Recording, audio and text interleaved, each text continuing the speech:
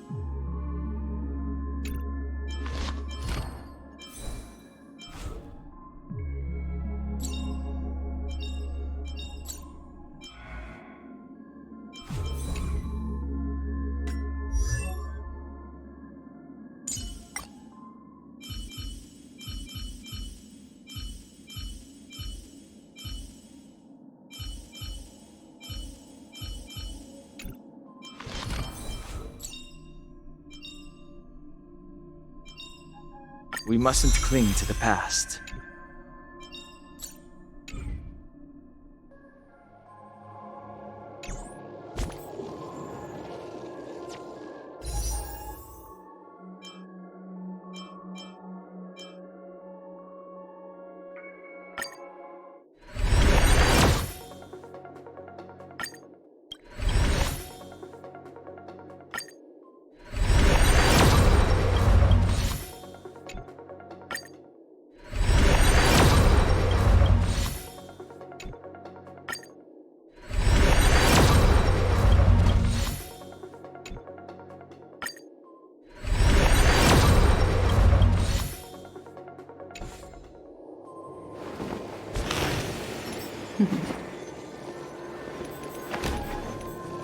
Discard your...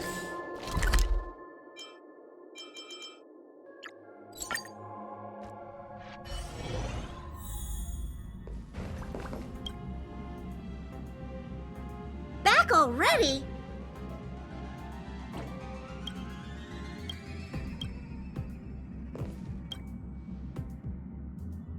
Back already?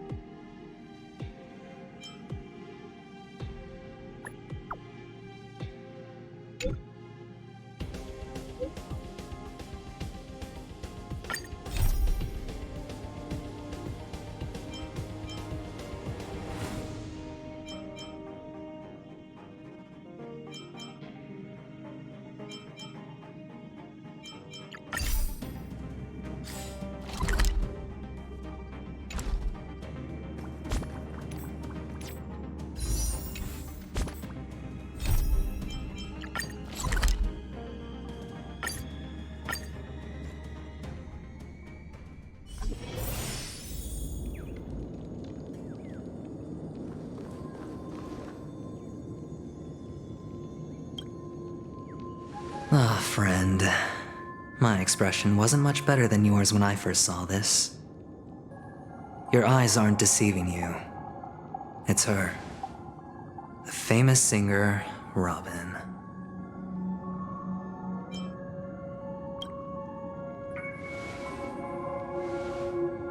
Well, first of all, can I just say that this had nothing to do with me?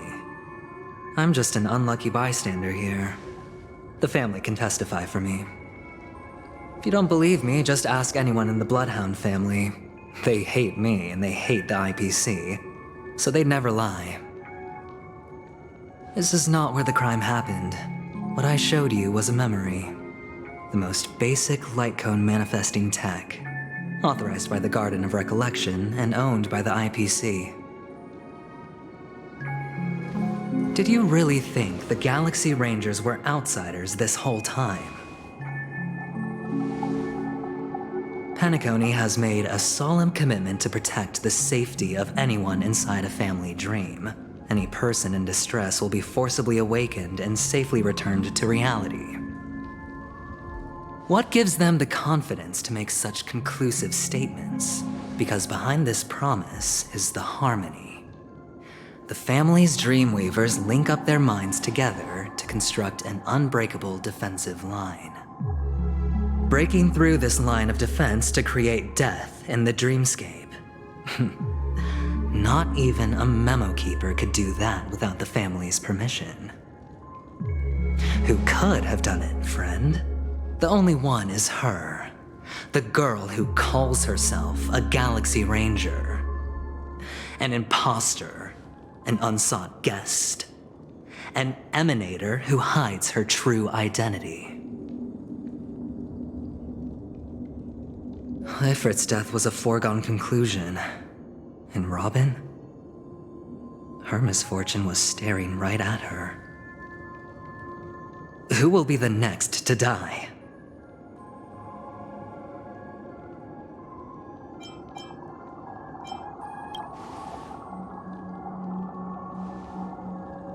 It's fine. Listen to your gut. Building trust always takes time, and I'm willing to wait. I just hope you realize that wherever that legacy is concerned, covert plans are already underway throughout Penacony. Everyone's got their own agenda. Careful you don't get stuck on the wrong side. If I were you, I'd keep my distance from Acheron. After all, any schemes out in the open are always going to be better than a monster in the shadows, right? Who's to say there isn't an even deeper conspiracy lurking beneath the surface? Memo Keeper, I think our little deal is finished. Aventurine is telling the truth. This memory is a real one, and there's no sign of any distortion grafting on. The IPC is not the Garden, and there are real limits to what they can actually do. But you know all this. Friend, let's not beat around the bush here. The thing is, I want to reach out personally to team up with the Astral Express. I told you I'm just not interested in scrambling for the legacy. I just came to Penacony for work. I'm here to retrieve some lost property for the IPC, if you catch my drift. I'm talking ownership of this frontier prison. This has all become a bad debt thanks to the cancer of all worlds.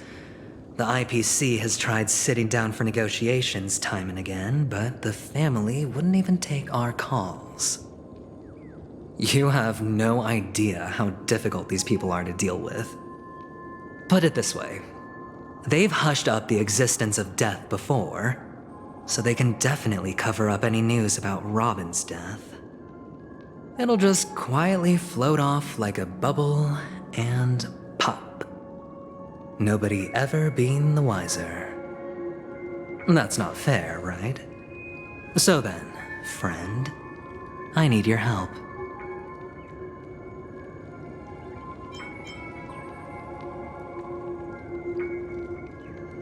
That's fine. I'm not forcing you. But I'm really not asking for much, so why don't you at least hear me out, okay? I have but only one goal. The family's front door is like a high wall, and to tear the whole thing down, I'll have to dig out a few chunks first. Once I find a weak point, the IPC will have plenty of means. Now we have our chance. So long as we can get to the truth behind her death, we can have justice for Robin. While also gaining a valuable bargaining chip for bringing the family to the table. Truly a once-in-a-blue-moon opportunity. I've been investigating and making lots of friends all over Penacony precisely for this very moment.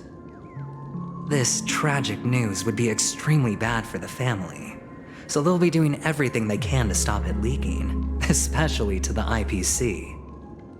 But I trust that there are still a few factions that remain exceptions. And that's why I need you all. The reputation of the Astral Express precedes you. And the Harmony will give you the fairest of appraisals. You get to find out really what happened and seek justice. And I get to put it toward completing my mission for the IPC. It's what you call a win-win situation.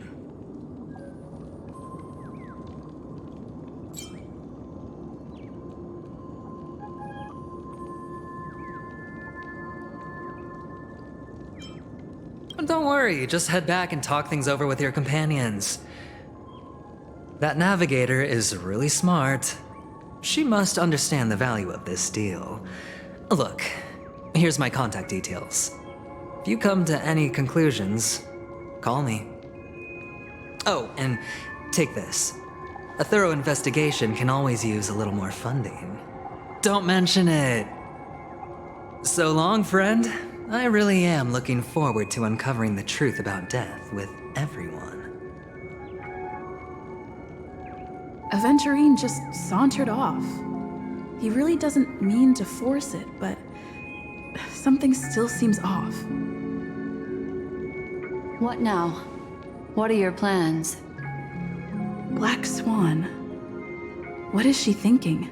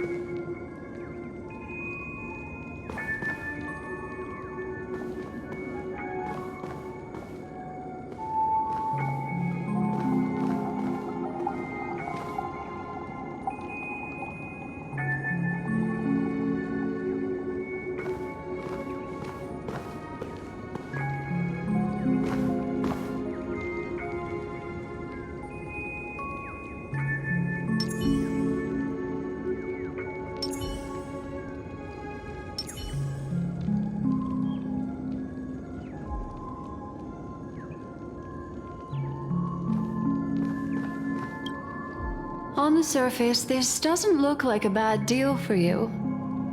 But Aventurine is a shrewd merchant whose scheme won't just be as simple as it appears to be. He doesn't know about Miss Firefly yet, but judging by your reaction, he may have noticed something going on and deliberately shifted topics to the truth of death to try and pull you in line with his way of thinking. That's quick thinking and very sound logic. Aventurine is no fool, and working with him definitely has its dangers.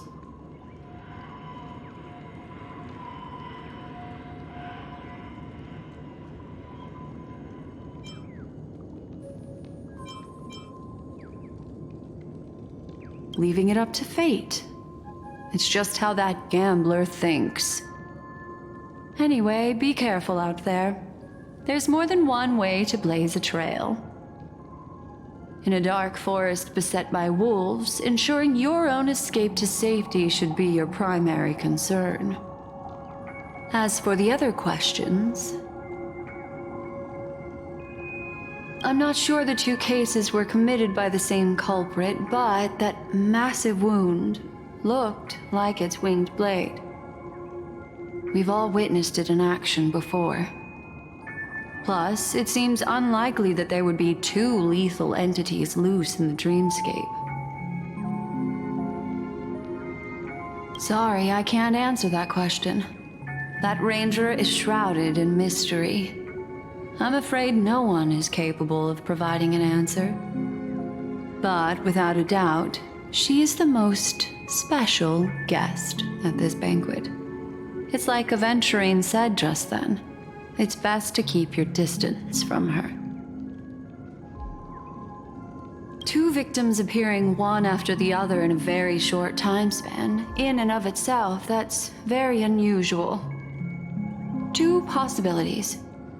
The collapse of Penacony's dreamscape has started speeding up, making death extremely agitated and weakening the family's protections.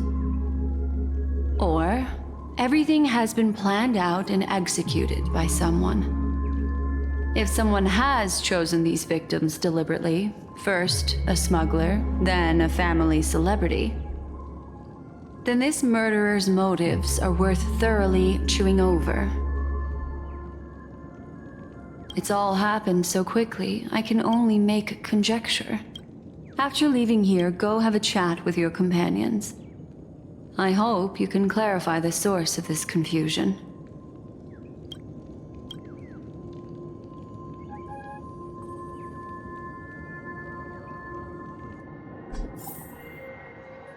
Come, this way. It's a short walk. Don't get lost.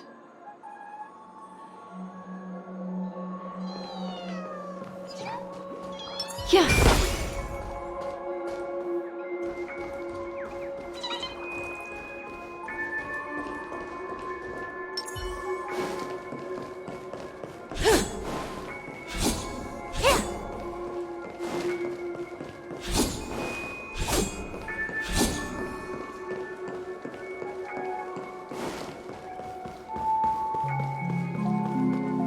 This way.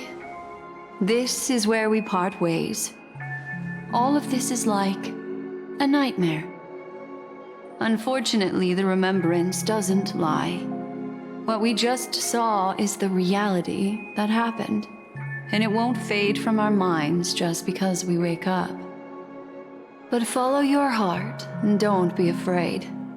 We all walk through this world casting shadows of different lengths, and ultimately, all we leave behind are precious memories. Hold on just a sec.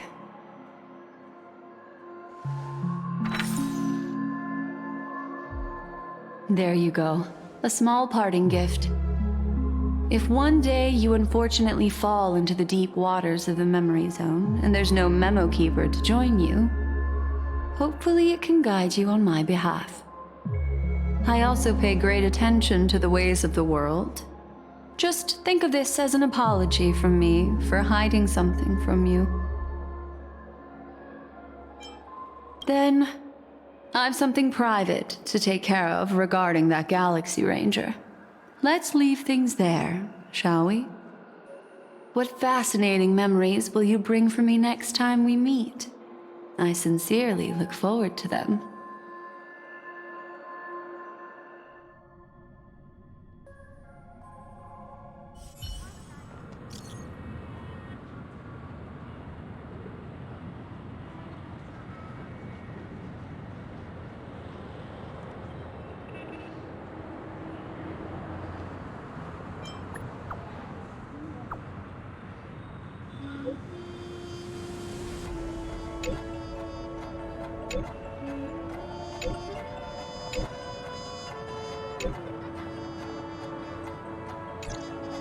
A family rep.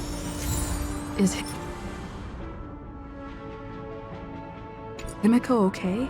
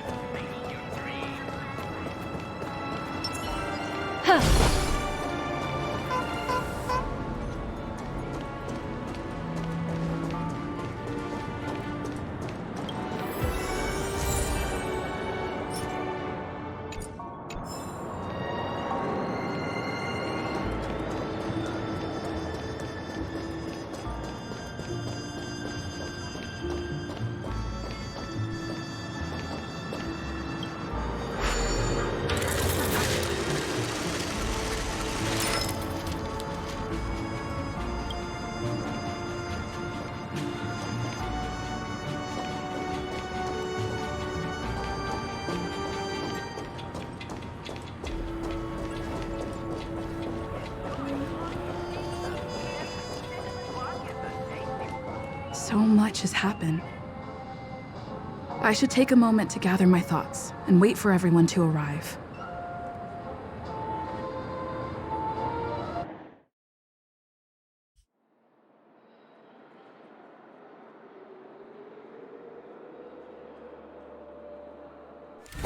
Better unsheath that blade now, Ranger.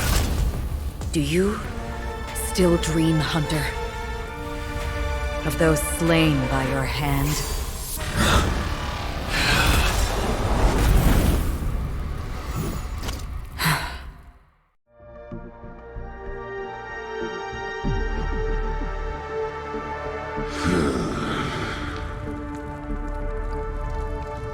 It appears the outcome has already been determined. You're still alive, as are you. You still have room to make a choice. Leave the music box behind, and then go. Choice. The bloody trail of the destruction leaves no room for hesitation. The Taurus Fire Demon. Even if you sacrifice your life for that Eon, you won't get special treatment. Ranger, you tread the narrow path of the hunt. You could never understand. We come from the fire, and are born bathed in fire. We spread, burn, and destroy, until all the kindling has burned out and we leave only ashes on the ground. Burning forms the entire life of a fire demon, from the beginning to the end. We are born to die, just to put into practice a profile of another universal truth. All things are created for the destruction. Your companions don't seem to think so. They fight for your chance at survival. They are my children, and just as I was, they are flames that have yet to burn wide hot. They're still young, and I don't believe them. But my flames are faint, and time is running out. Can you see the planet of festivities in the distance? I plan to bring Purgatory with me there, and before that, I must surpass you. Why? Because on the path they have forged, you have traveled farther than I have. Emanator.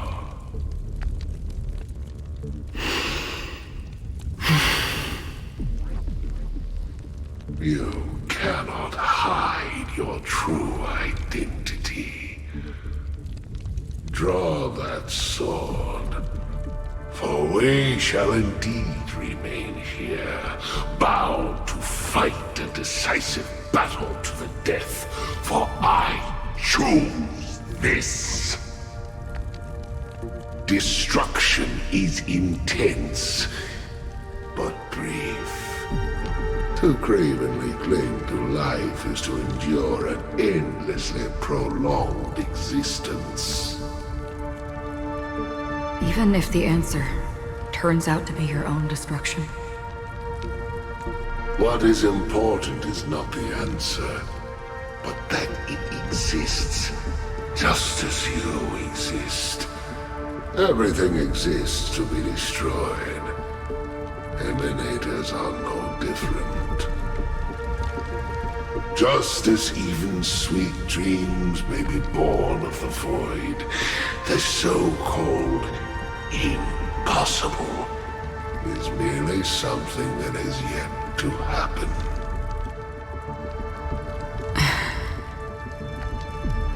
All right. I accept. You shall witness the most brilliant and intense fire in existence. May this flame illuminate the farthest reaches of your bottomless dream. A bottomless dream. Yes, that's right. But you've made one small mistake. This blade remains in its scabbard not out of pity or scorn. It's a personal secret that I don't want to disclose, but perhaps out of reciprocity.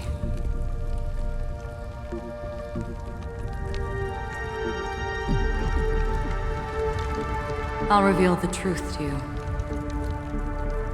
The hunt is not the path I truly follow. May death be the end of your boundless dream, guiding you back to the waking world.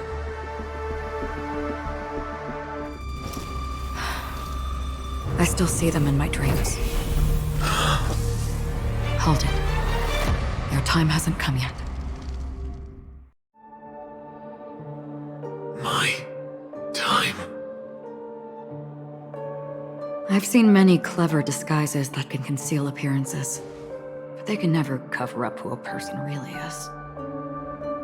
And you're no different. You had no desire to kill the Trailblazer. You only did what you did to drive me and the Memo Keeper away, but why?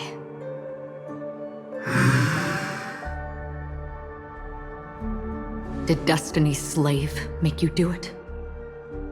You know, Elio. I thought this is just the kind of thing that'd get written into your script. My script has always been brief. Other than that, anything beyond that is unnecessary. He knows my nature. There is but a single destiny from which no one can escape. And until then, I hold the privilege of choice. However, you appear to be ignorant of this, so it's time for me to inquire. Who exactly are you? Not your enemy, perhaps. That's not what I asked. I don't deserve your curiosity. Loners wandering the cosmos always have their secrets. Take me. I'm wanted by the IPC, so it's little wonder that I know something about the Stellaron Hunters. That's all. Maybe I can help. What reason would you have for doing that? I tend to forget things. Which is why, rather than memories, I'm accustomed to using my emotions to capture what I normally wouldn't otherwise. So, I know who is inside that cold armor. How about it? Ready to take off that armor and sit down for a talk? It's not yet time. I don't need help, but I can give you a suggestion that would make things better for you and me. If your goal is the Watchmaker's legacy, then go look into the family.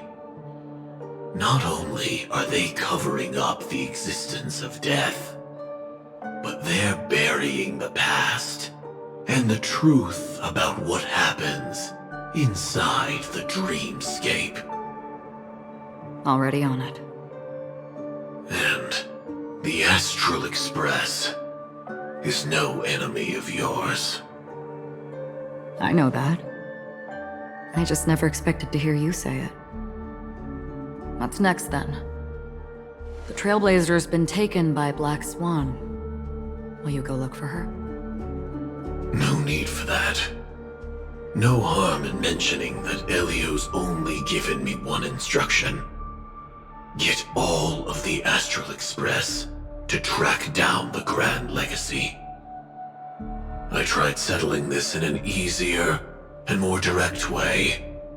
But as you can see, here I am, confronting you. I failed. Can't ever go against the script.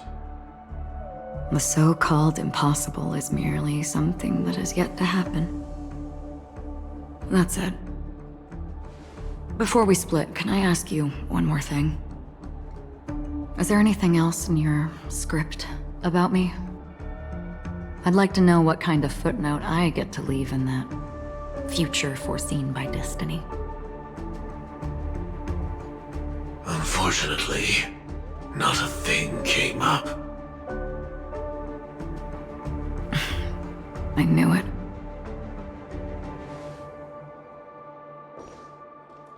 Hang on. I don't. Don't. What? Your first question was, do you still have dreams about everyone who died because of you? I don't. Never have. I was born without the ability to dream. I live for this cold, harsh reality. For a little light, and to burn, to keep on burning, until I turn to ash. So, I really envy you. Is that so? Then you're already living in the waking world.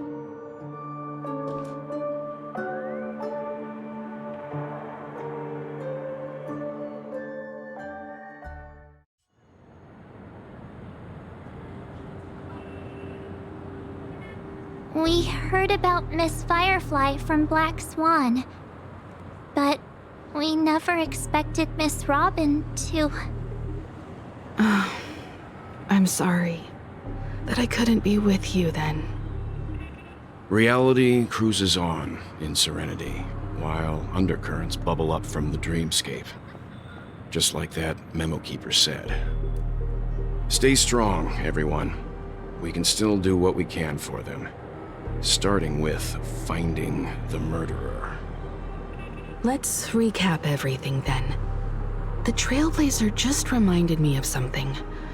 March, do you remember what that family rep who negotiated with us said? Indeed, we trust that the Nameless has nothing to do with this, and we also beg each of you to help assist the family in verifying the identity of the deceased. That's how it was put, in reference to Miss Firefly. Looking back, he seemed a little evasive at the time, and he also failed to mention anything about the earlier murder, too. The family's planning on covering up all news about Miss Robin's death. If news gets out, Penacony's going to turn into a bloodbath. But the murder that followed closely after was obviously beyond their anticipation. The family had to try and turn things to their advantage by bringing in reinforcements from outside. The Charmony Festival is nearly here. They must be snowed under.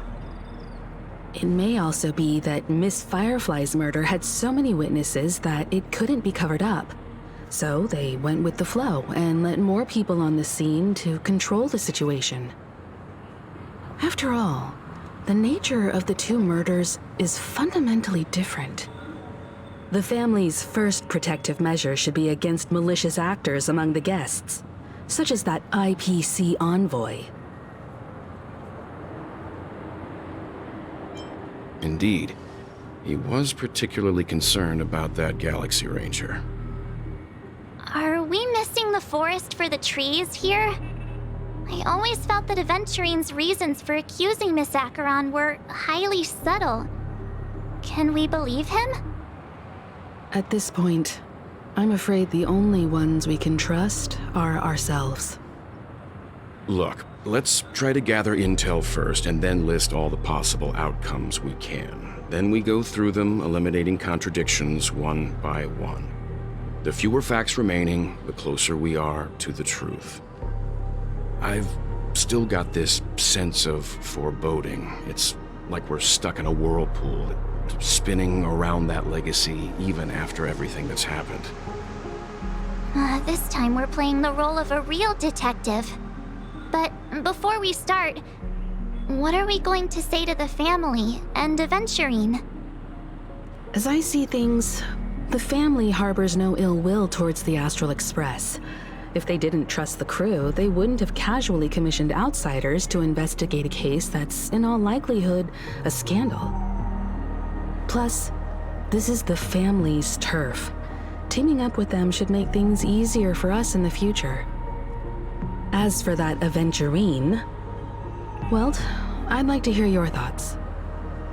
He's complex.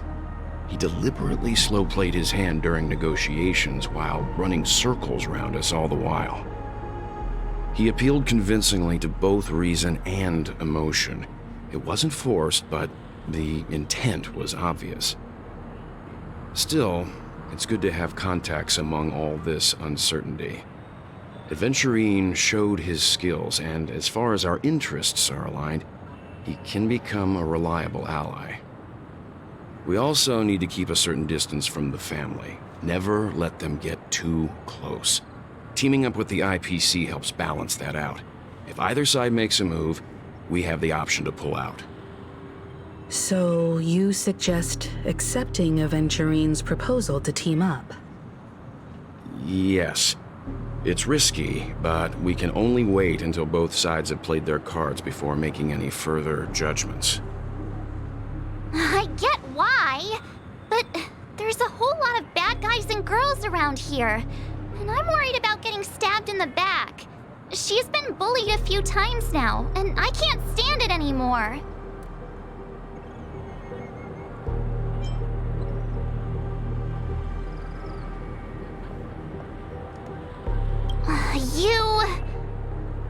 No, I can't accept this. Forget about it.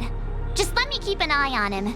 If that doesn't work, we can just turn the tables and use him instead. Then, could you please reply to Aventurine? Everyone, take this time to put together your thoughts.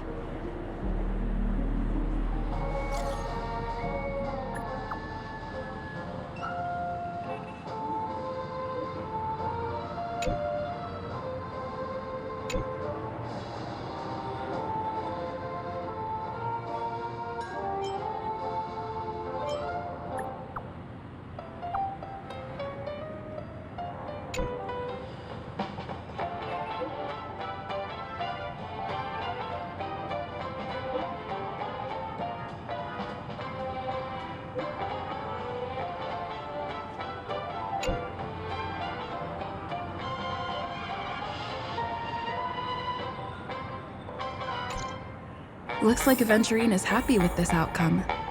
Let's tell everyone about it.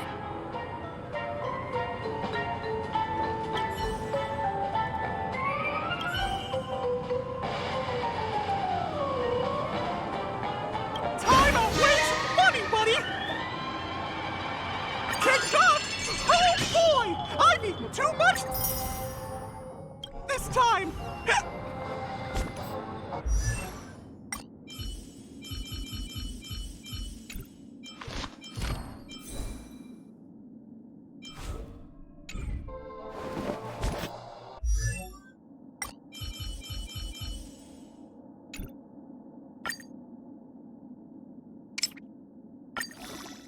The distant vistas are hazy, but must surely hold beauty.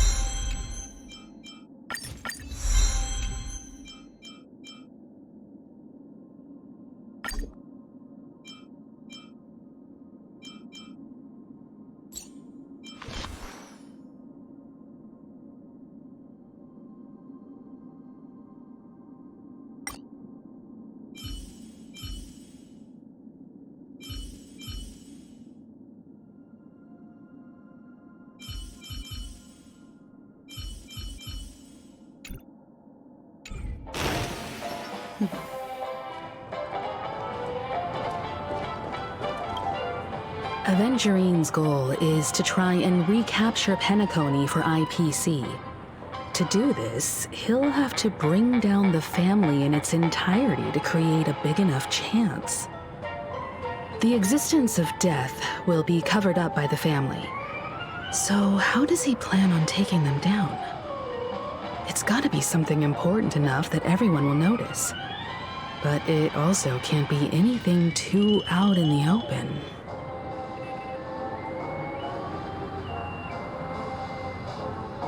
An attack on the hotel guests? Unlikely.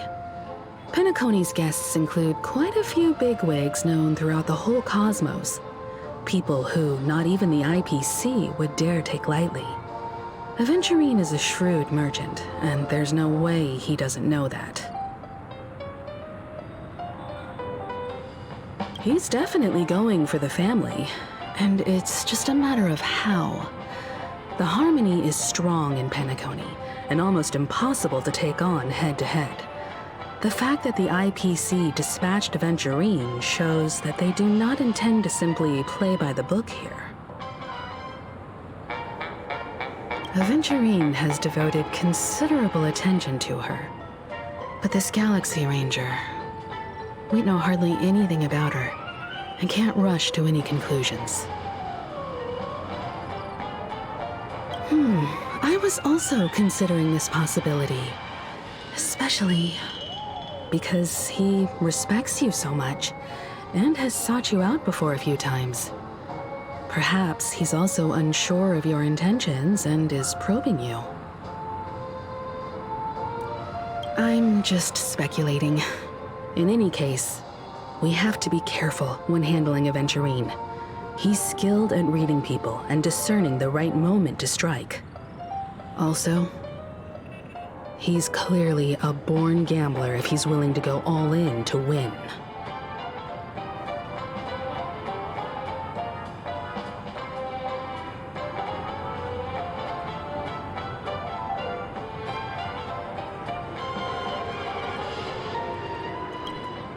Aventurine said something that concerns me. He accused that Galaxy Ranger of killing Robin without any evidence whatsoever, but said nothing about her connection to that memory zone meme or why he was stalking you. It was a groundless accusation, which only serves to make him seem more suspicious.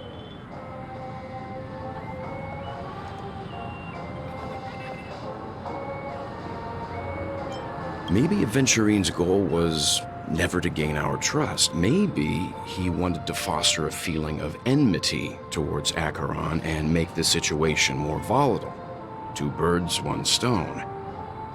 However, I asked Dan Heng back on the Express to confirm that story about the Annihilation Gang and the lost messages.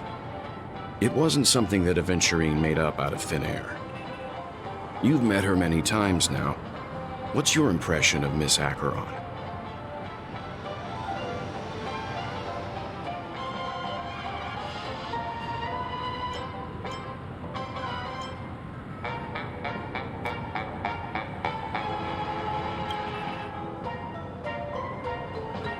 That fits the stereotype of a Galaxy Ranger to a T. They're eccentric, unpredictable, and fond of being alone. No wonder she's a suspect.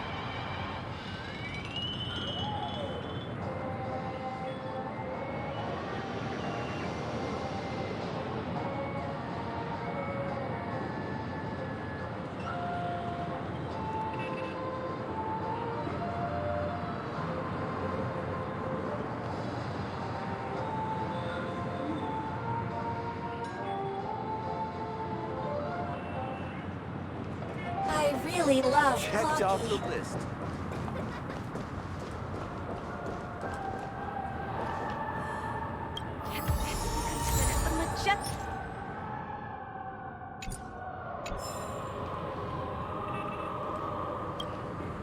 I hope it's not too soon to bring it up, but I feel like Miss Robin isn't actually dead, but that she's still alive and well. Somewhere. That everything's just some horrible prank. Because aren't we supposed to be inside a dream? How could someone die in a beautiful dreamscape like this? Shouldn't only good things happen here? Whenever I see the Grand Theater, I just can't stop all these thoughts from flooding my head.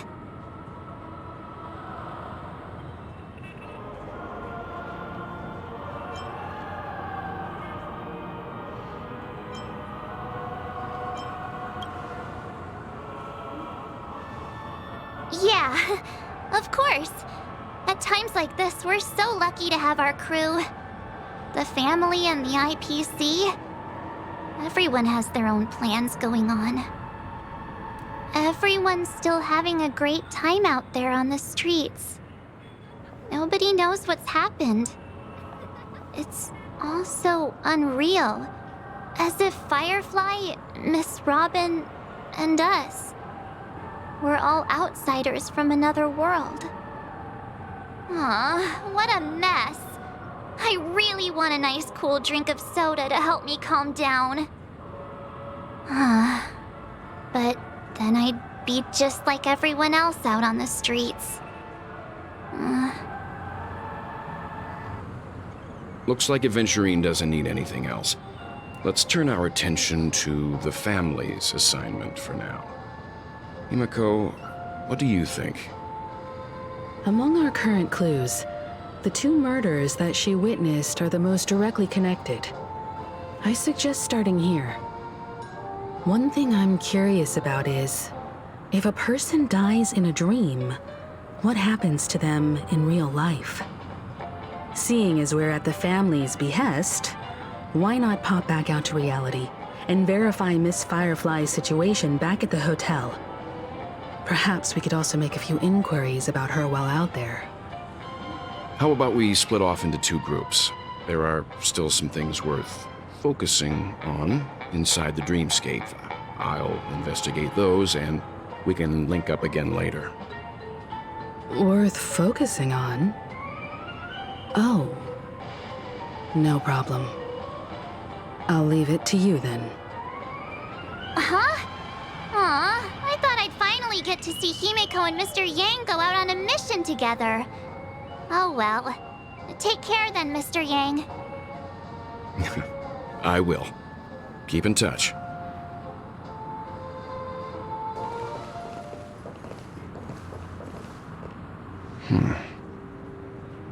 Honored guest, could you come out for a second?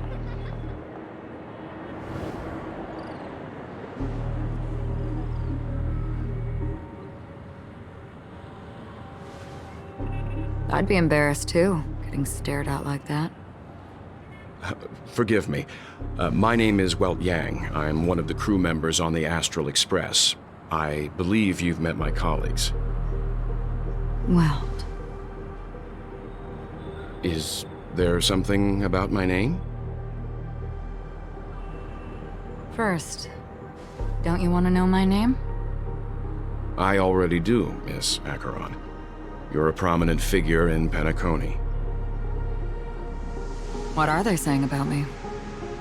Some claim that you're the real culprit behind these murders, that the Annihilation Gang's tragic fate at the banquet was a result of your blade, and that you're now attempting to unleash another bloodbath on Penacony. The Annihilation Gang? Ifrit of Everflame Mansion. Tragic fate. That Duke turned his dying body to flames and sacrificed his life as a martyr. He was a determined and heroic pathstrider. Not even a villain should be disparaged like this. And what's more, there were plenty of suspects invited. Do they really think that a blade is more dangerous than that black hole you're wielding? Keen intuition. Not even the family managed to point out the truth behind this cane. So you must surely know, Miss Acheron, that peering into a black hole is not a wise move. As a potential threat, your knowledge of us has reached uncomfortable depths. Reveal your true identity and intentions. Otherwise, brace yourself for gravitational disintegration. That shouldn't be necessary. But if it makes the Nameless feel less defensive, I'll be happy to abide. Believe it or not, Galaxy Ranger, Acheron, those are the names I go by to this very day. My trip to Penacony is solely to fulfill an old, final request. I'm here for the Watchmaker's legacy. And that's it. I think I've been honest enough.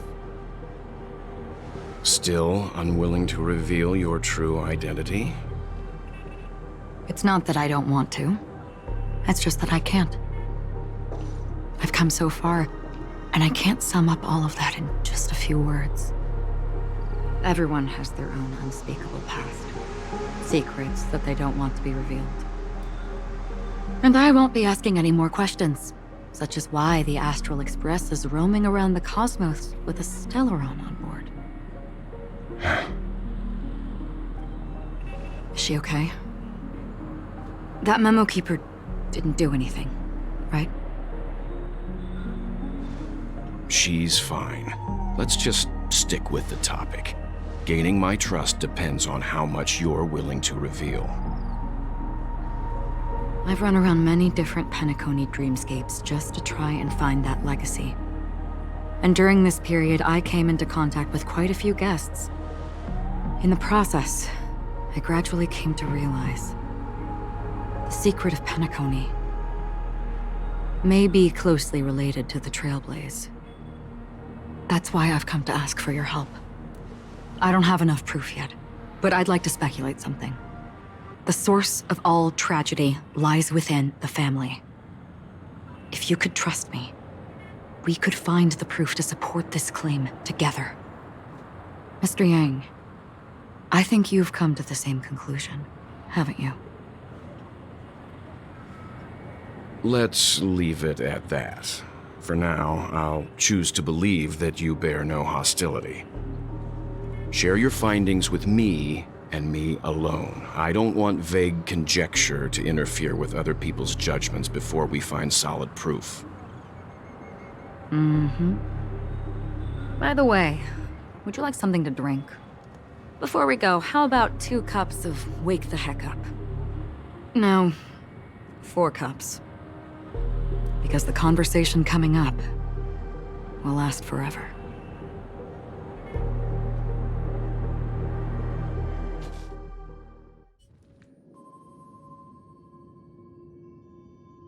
I've been watching her closely for a while now, and the first invitation was in the banquet hall of the hotel. She just sat in one corner, keeping silent, chugging down a couple cups of Wake the Heck Up. I told her it's a pungent, bitter beverage, not the taste of sweet dreams, only for people allergic to Soul Glad. And she said, Really? But I don't taste any difference at all between them.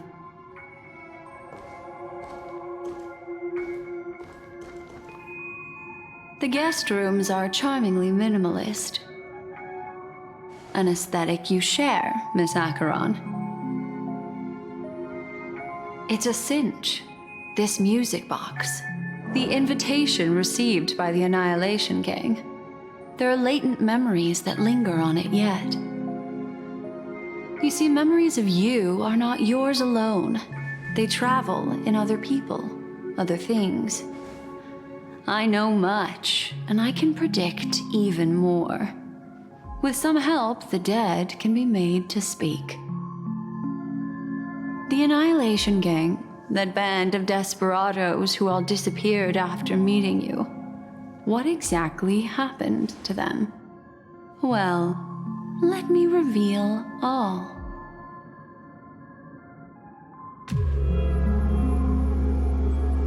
Gradation 12.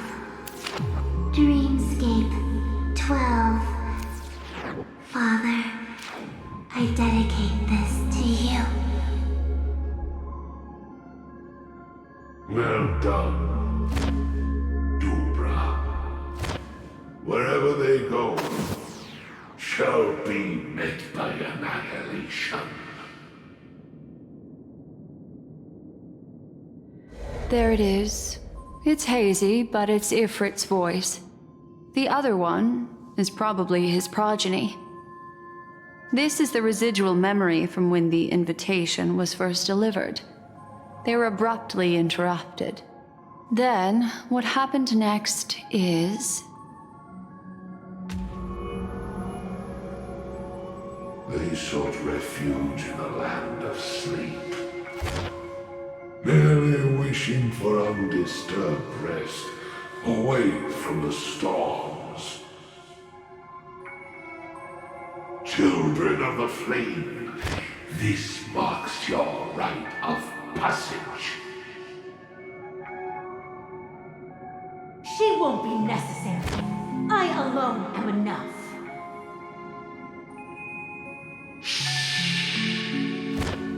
When have those on the path of destruction feared death? The Everflame Mansion has set out on a journey. Those poor people, they have no idea what lies in wait ahead of them. Memory recovery is going well, but slowly. She'll be here soon, and time is short. There's nobody else here, so there's no need to be delicate. In fact, I think I'd better go all out.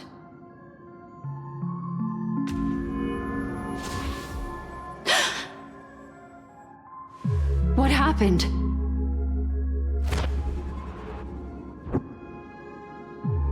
The memory after that is blank. How is that possible? This music box fell into Acheron's hands, and she brought it to Penacony. That's a fact, and that's how it should have gone. But along the way...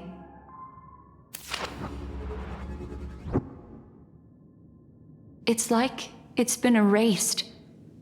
Who's done this?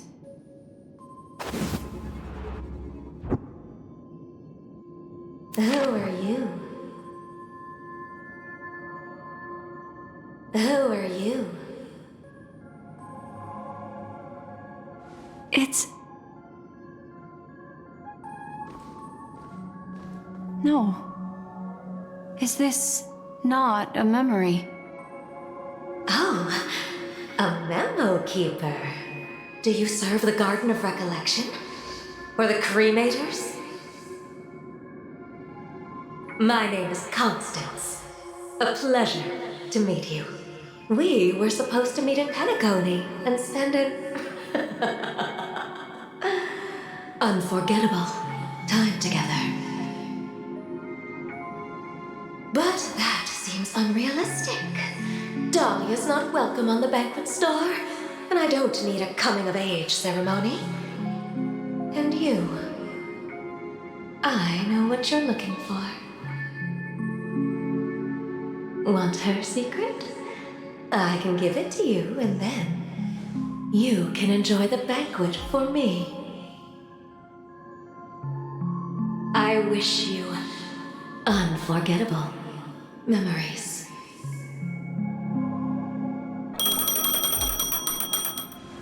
Oh.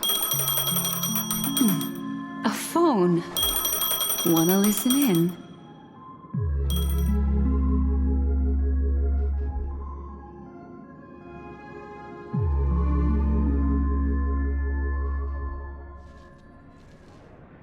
A few days ago, the IPC made an announcement. Under the watchful guidance of the Marketing Development Department, and in accordance with the Interstellar Peace Charter, the independent Sigonian sovereignty has hereby been established, and shall take a legislative seat at the Interstellar Congress. The formation of the Sigonian sovereignty is of great historical significance to the Sigonia system. This move puts an end to the planet's long and bloody history, turning the sensational Kataka-Abjin extinction event into a distant memory. Sigonia 4 is located in an unclaimed zone at the intersection of the Denise, Prothean, and Dorneau star clusters. The planet's surface environment is known for being extremely harsh, constantly faced with the threat of impact from small-scale celestial objects.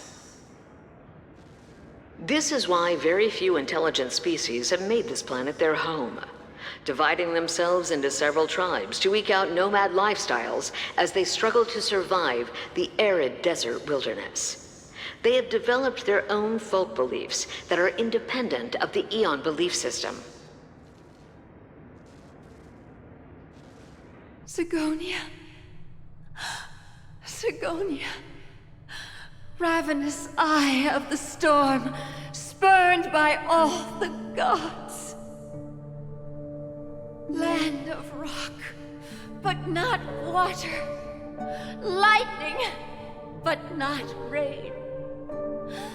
Blood, but not tears. You beat us with your falling stars. You lash us with wind and storm. You chew us up with the cracked earth.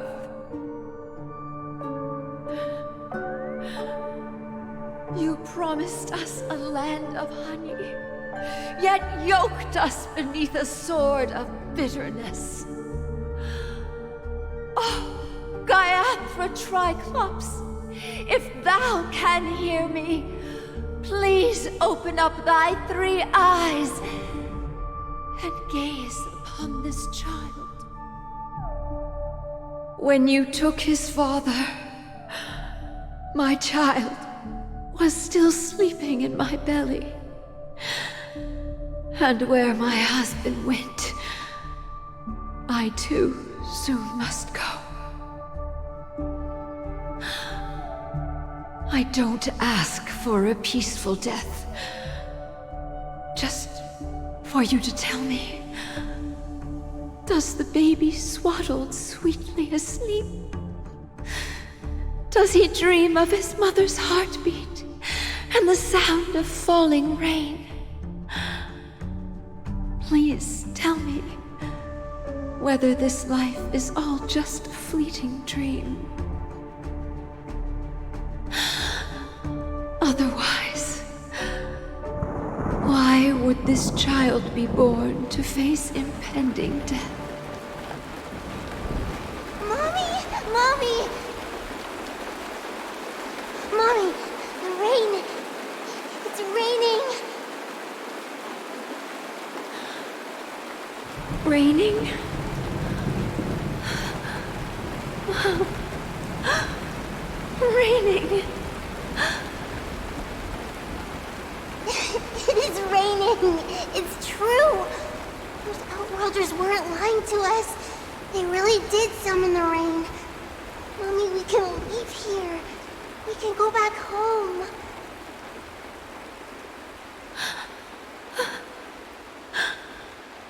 Back home.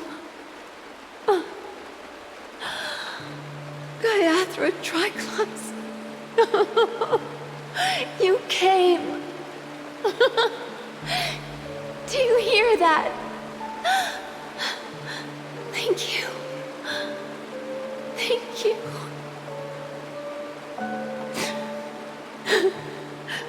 Darling, listen. This is the sound of rain.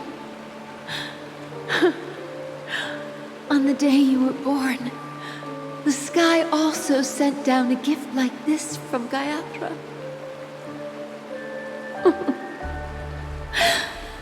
Such a lucky child. Such a blessed child. Just like your name. A gift from them to Avgen. My boy.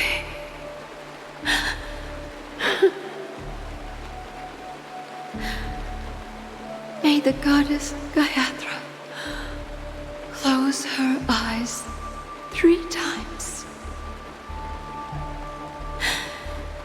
Keep your blood eternally pulsing. Let your journey forever peaceful. And your schemes forever concealed.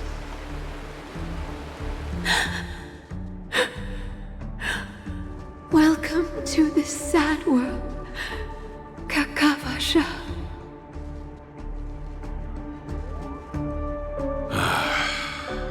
Time to wake up, gambler.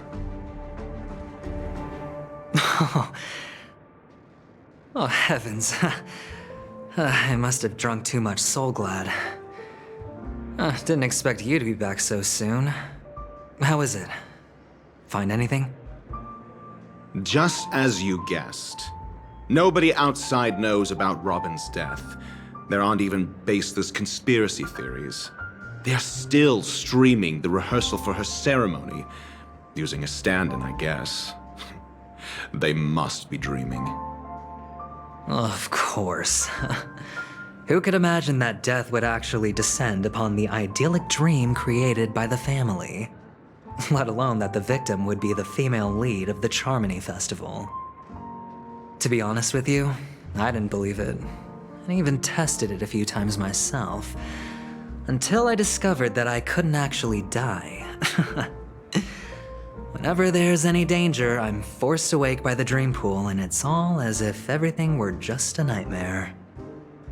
That's why I'm convinced that there are a few big secrets lurking behind the scenes. Then you must have heard about the Memory Zone meme. When I graciously deigned to establish connections with the Oak family on your behalf, they were quite in a pitiful state of disarray. Besides Robin, there was another body. I don't know the exact details, just that it was a stowaway. 2 murder cases? I told you something seemed off about the Nameless. Oh, she must have come across the other one. This murderer is a psycho. But I have to admit, the case should be easy to crack. We can leverage the family's malfeasance and let the IPC use this as a reason to intervene. It's just that their trickery runs deeper than I thought. Robin's stand-in was all ready to go. These 2 murders are definitely getting hushed up. What should we do? Let me think. It's too rare an opportunity to miss out on, so I gotta be careful. Incredible, gambler. Have you already exhausted your limited repertoire of tricks so soon? There are plenty of chips, but it'd be best to choose carefully. The most straightforward has to be Robin. Remember? That masked fool once told me to find a mute as a friend. Robin is what she calls the mute. She has lost her voice, and while most people can't pick up on it, you and I cannot mistake that sound. Not produced by any voice box, but rather by the resonance of the harmony. If that girl hadn't gone hoarse from singing practice, there'd only be one possibility. Something was up with the family. Or Robin herself. To get to the bottom of this, I tried every way I could to meet her. But she died. Right before my very eyes. A complete and utter loss. Incidentally, it seems to have resulted in your rather undignified arrival on the interrogation stand. There were eyewitnesses at the scene, and the family, in their graciousness, has tentatively accepted your alibi. However, for the foreseeable future, you shall, regrettably, find yourself under the vigilant watch of the hounds. Well, things aren't looking too optimistic, Doctor. I'm starting to break out in a cold sweat. Do you reckon there's still any chance of a comeback, given how things are? A probability? Yes, it exists, but it verges on the infinitesimal.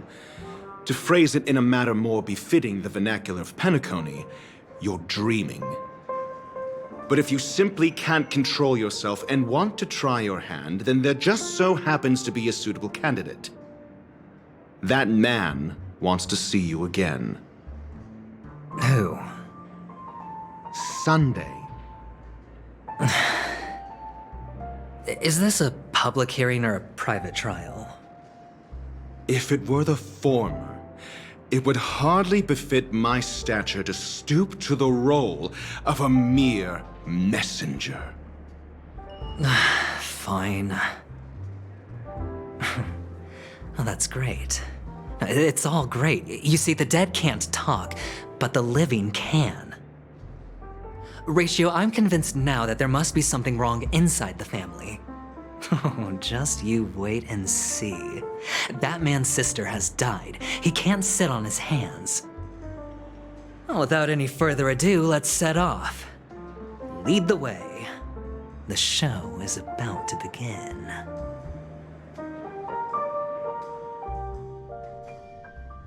We're here.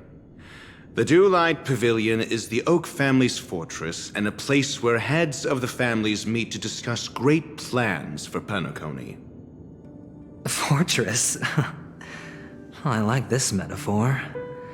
I dealt with the warlords of the Amanicus star system not long ago, and their synchronized orbital manor wasn't this heavily guarded.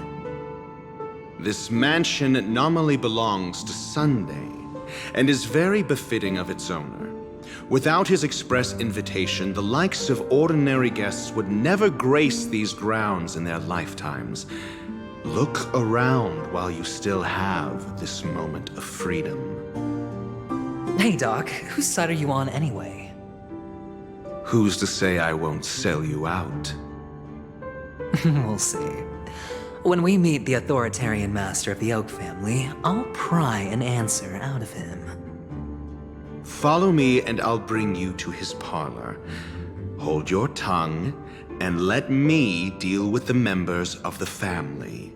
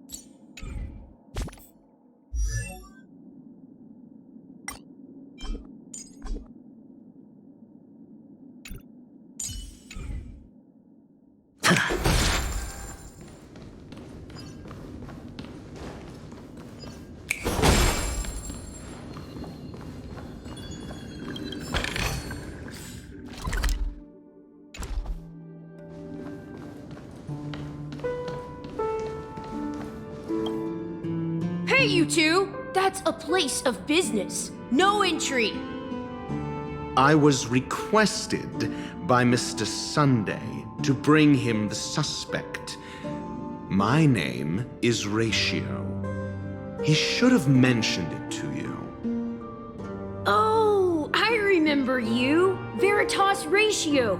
Your punch virtual particle clock is impressive. Excuse me? The one on your head. Of course, it's nothing compared to my full pocket dimensional annihilating power armor of the Mobile Knights. Right, and as I mentioned, that fantasy raiment of yours doesn't exist. That's because you can't see it. Like I say, only family can see the glory of the Mobile Knights. Ugh, enough. Get going. Don't keep Mr. Sunday waiting. It seems like the idiocy index here is no better than it is out there.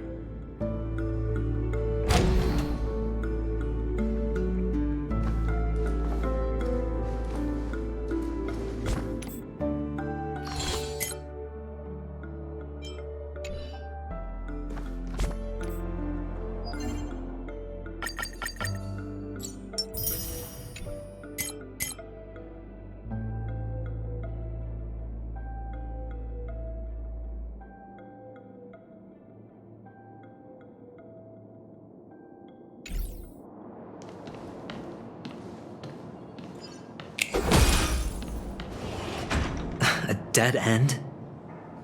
The door is shut tight. Looks like we're on our own. I mean, there isn't a door. How did you get in before? For security reasons, the family built the administrative site deep in the dreamscape, with the mechanisms hidden in these nightingale statues. The direction of the statues can be controlled. On the previous occasion, an attendant named Kona had gone to the side room to verify something before setting the statues in the correct positions. Well, maybe we should do the same. Let's go and take a look. Of course, we can also use brute force.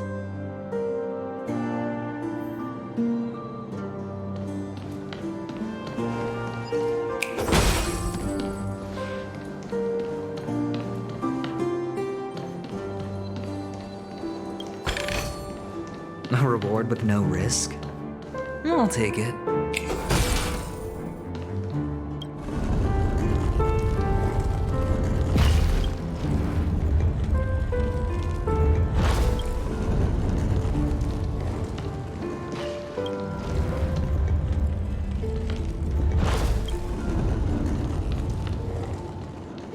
Solving a problem by brute force doesn't prove your intelligence.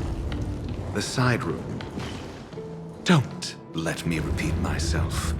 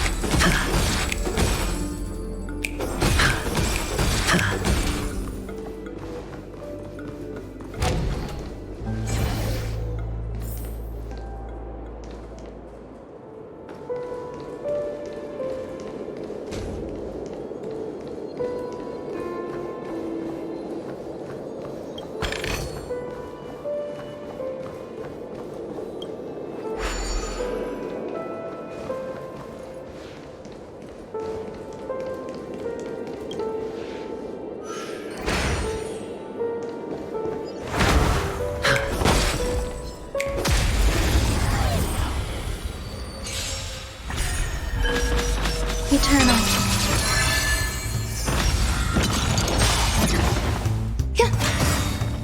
All will be swept away by the wind. Ill tidings manifest. Beneath the waters lies an endless abyss. The dead return! It's on me.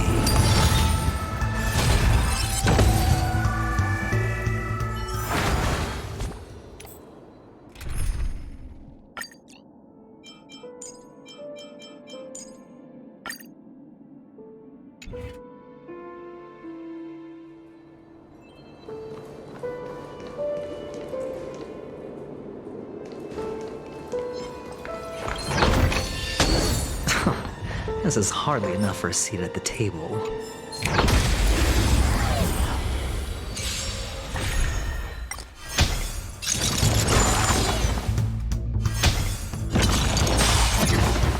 Existence is unity.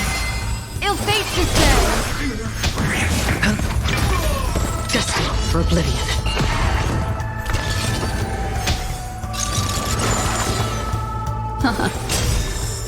I weep for the departed. It too shall fall.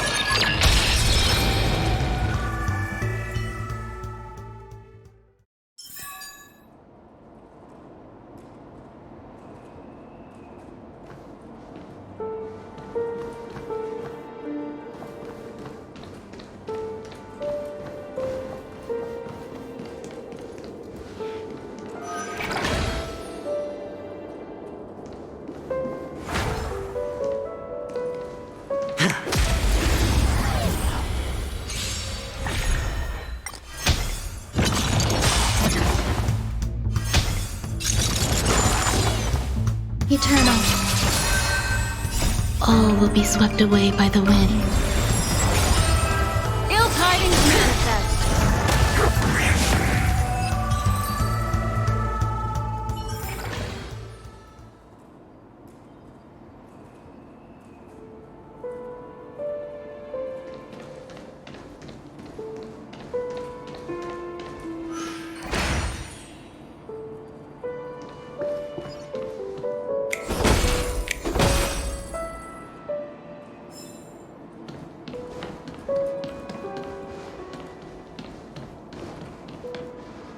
Six nightingales facing in different directions.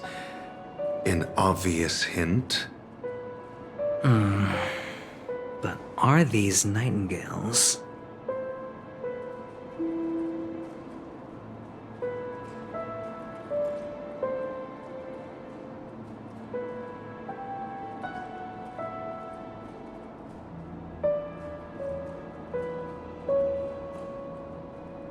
They are.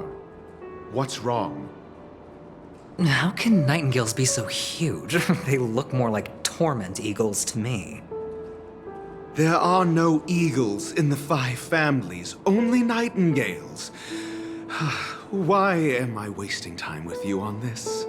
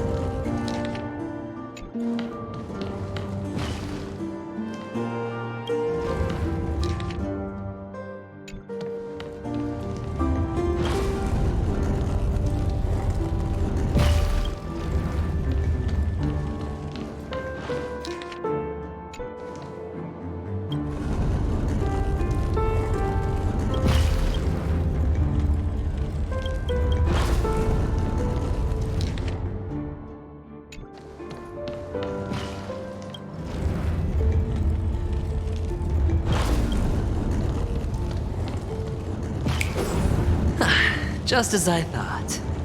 Here's the correct answer. A truly miraculous discovery. Perhaps I should offer you the chance to join the Genius Society. Really? Well, I thought you'd given up on that already. I was being sarcastic. Can't you tell?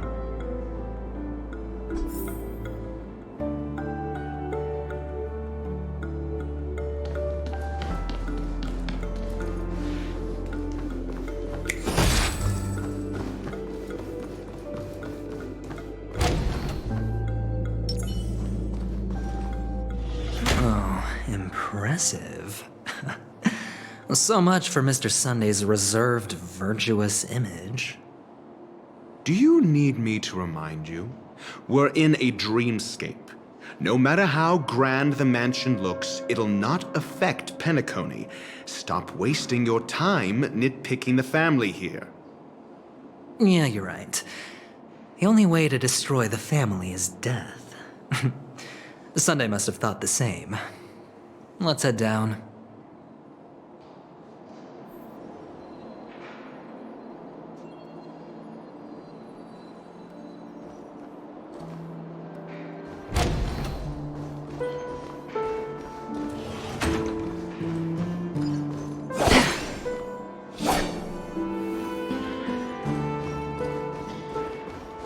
Stream forth, gleam's old blades.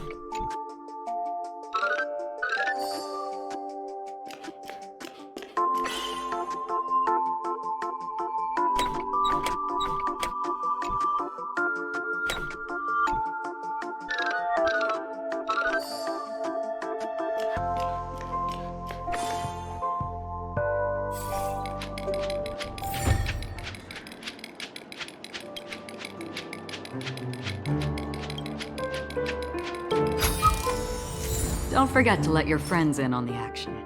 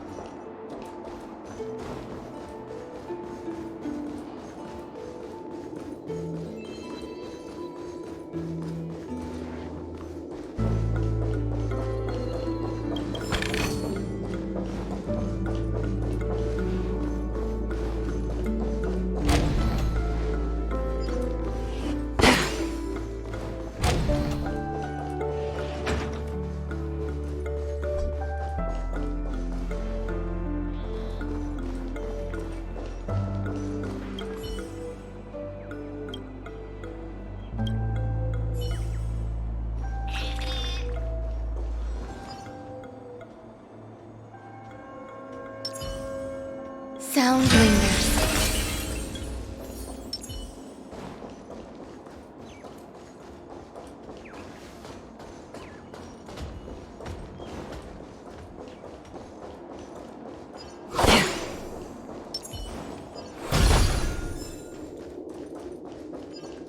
Yeah.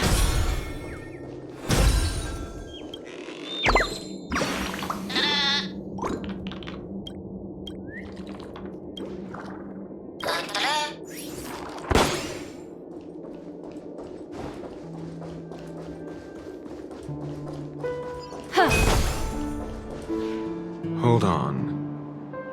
Huh? What's wrong? Are we heading the wrong way? No, but this door is locked. My friend? Did you really make an appointment with him? It's a trial. You got to prove your worth to Sunday before you can speak with him. If I'm not wrong, we need to find a way to open this door in the hall, or this place will be our prison. Oh, an escape room. My favorite.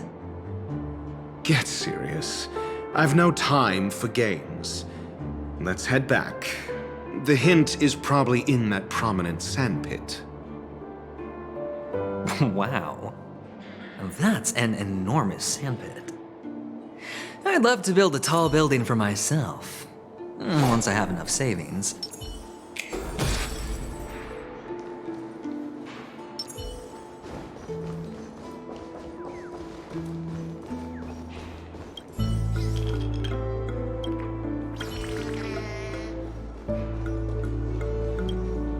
Oh, look. There's a noticeable gap in the model. I believe you're right. There wasn't a gap before. That man must have done it intentionally. Well, with your brilliant mind, you shouldn't have any trouble recalling what was here last time. Right, Doctor? Of course. Let's look around. When I see it, I will know it. Fine. Fine. Why do I feel that we're pursuing a degree in burglary now?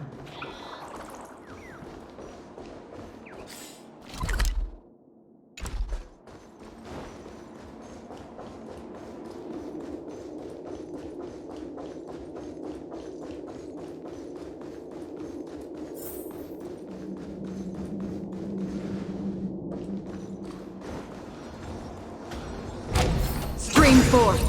Gleam.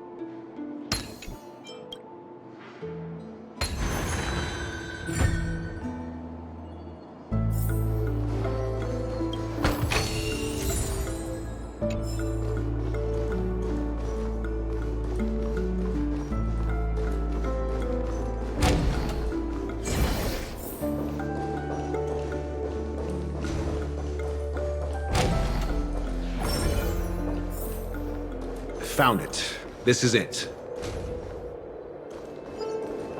Yeah.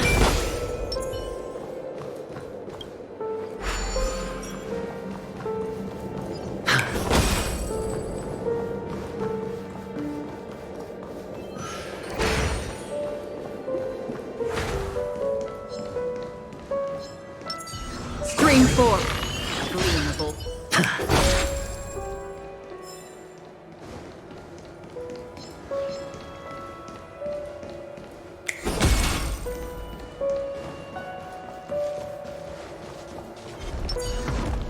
Stream 4. Gleanable blades.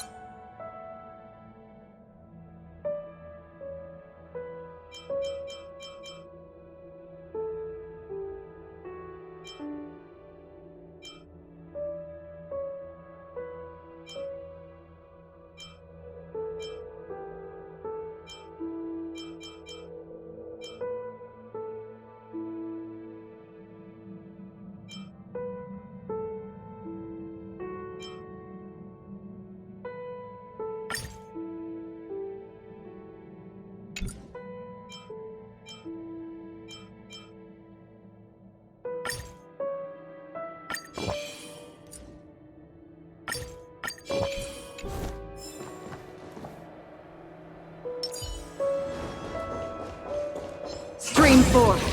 Gleanable blades.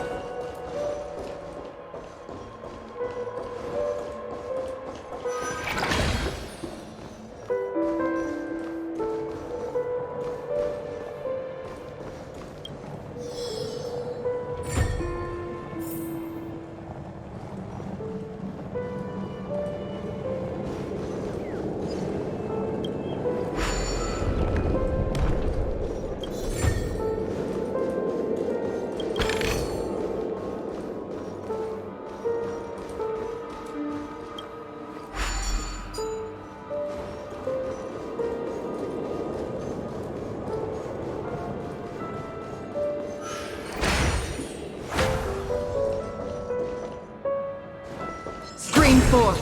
The gleanable blades.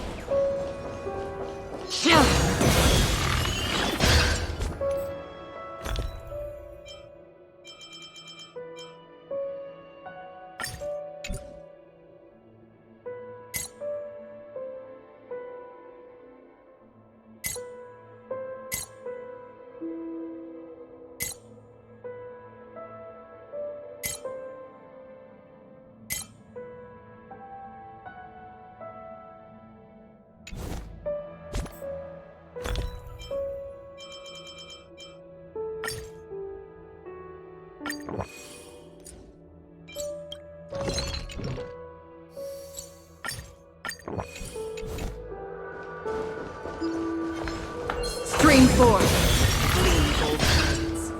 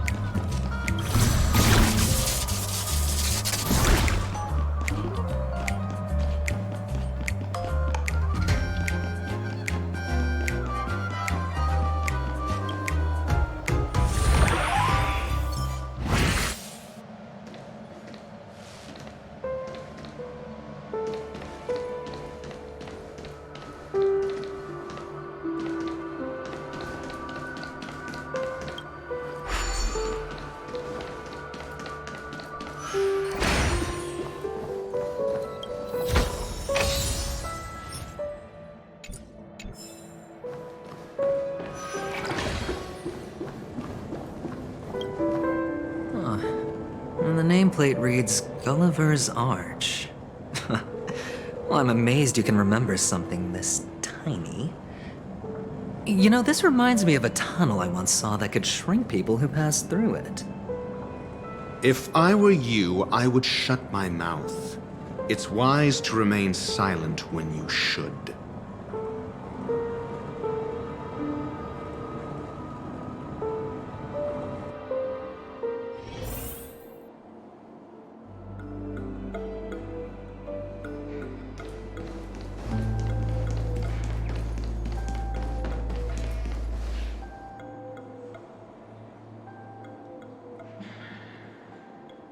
Oh, this reminds me of one of those building toys.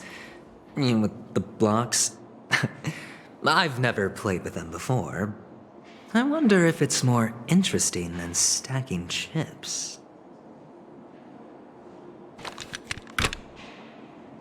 Oh, look. The gap is closed. And it fits perfectly. So, what's next?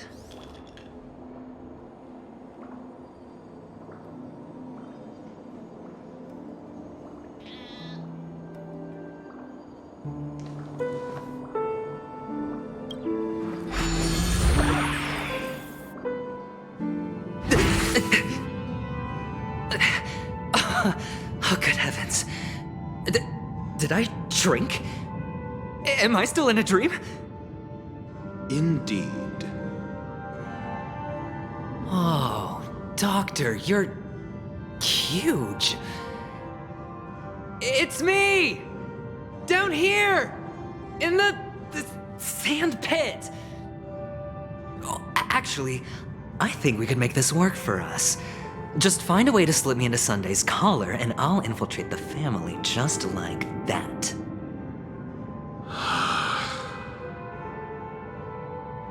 Oh, fine. I was just kidding. Let's find a way to open the door.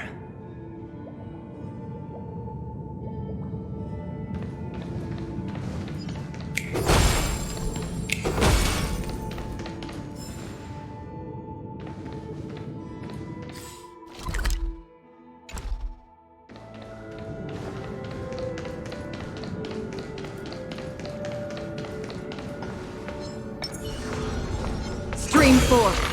Gleam's old blades.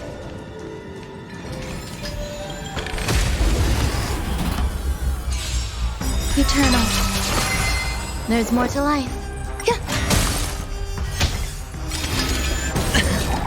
bust. Or maybe I'll take it all! All of it! Beneath the waters lies an endless abyss!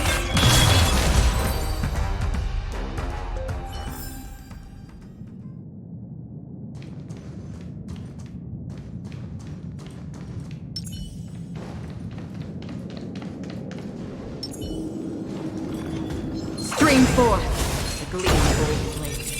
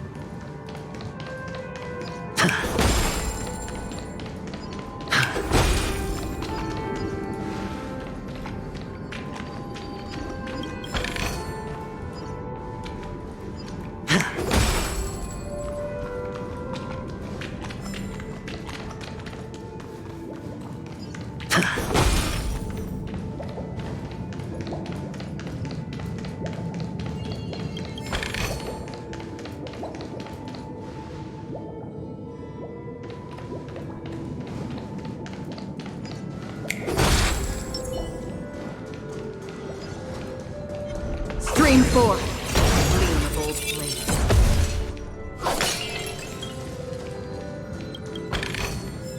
Don't forget to let your friends in on the action.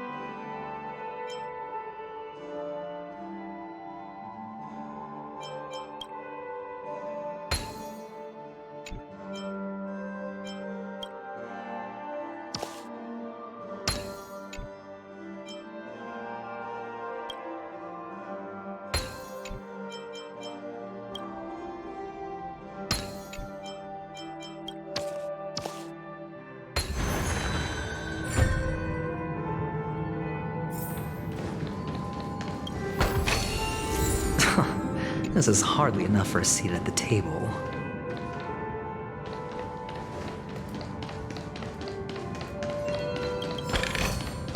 A reward with no risk? I'll take it.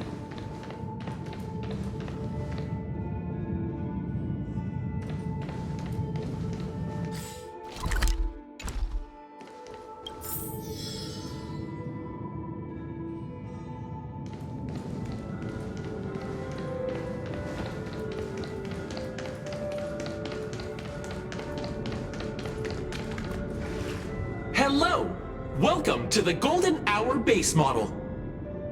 I am an Oak Soldier. I will be here to guide you through the tour of the base model. Happy to be of service. And tell me about the tour. Hello! Welcome to the Golden Hour base model. I am an Oak Soldier. I will be here to guide you through the tour of the base model.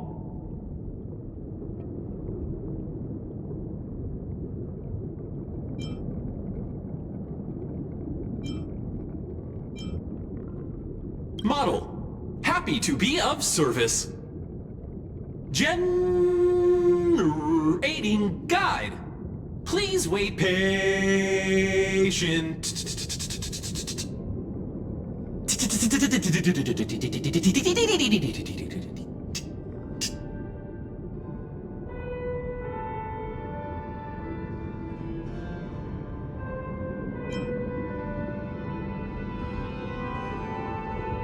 Found the nearest check-in spot. Please look behind me. A capsule machine model.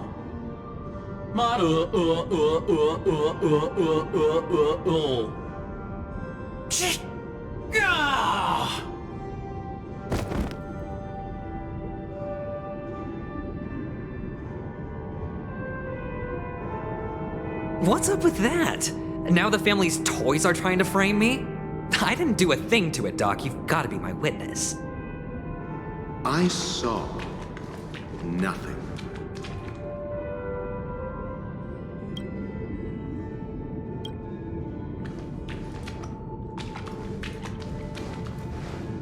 Oh, capsule machine. There's no mechanism on the floor. Could there be one at the top? Doctor, do me a favor.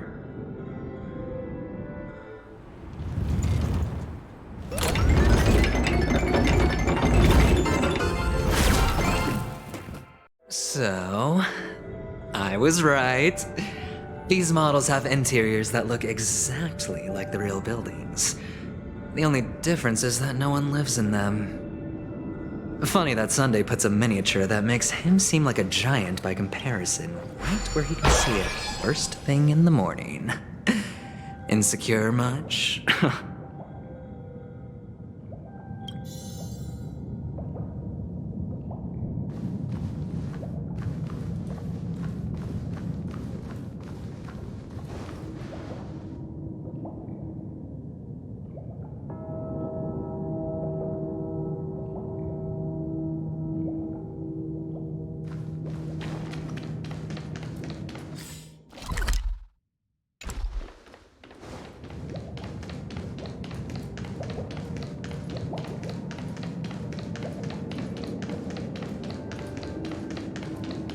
Oh, one of the fragments flew upstairs. I'll need to use the pinball machine to flick myself up there. But it's tough.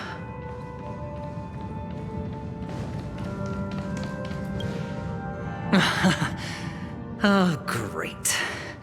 There's another pinball machine base here. And it's empty too. Doc! I'll need your brain power again. There's no need to yell, I can hear you. The pinball machine must be hidden somewhere in the hall, like the arch. Wait here, and I'll be back in a minute.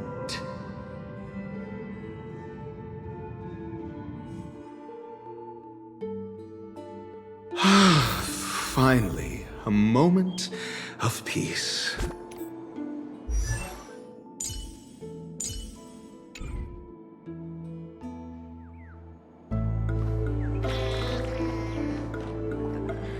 Doctor.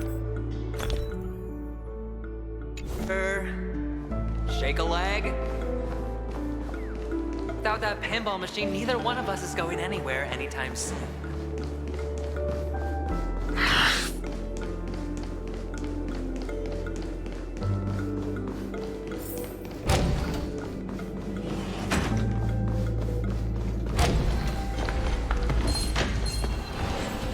For the fear of the mediocre.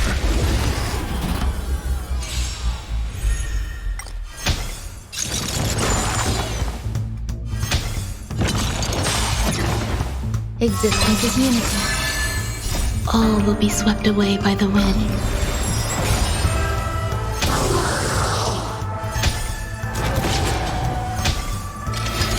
Mediocre. Ill tidings manifest. Beneath the waters lies an endless abyss.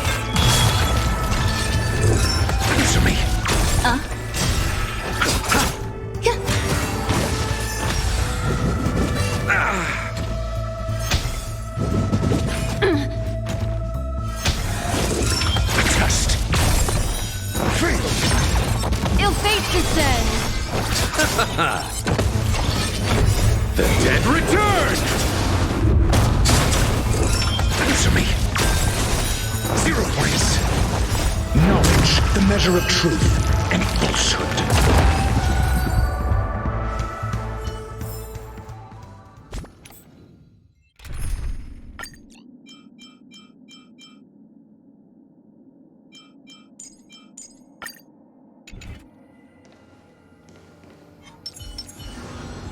Stream forth. Gleam of old blades. Don't forget to let your friends in on the action.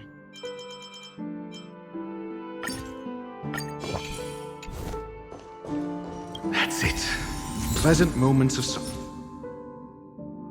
solitude are always fleeting.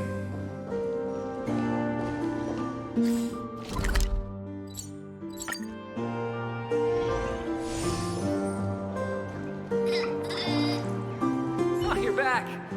Just place it here. Thank you.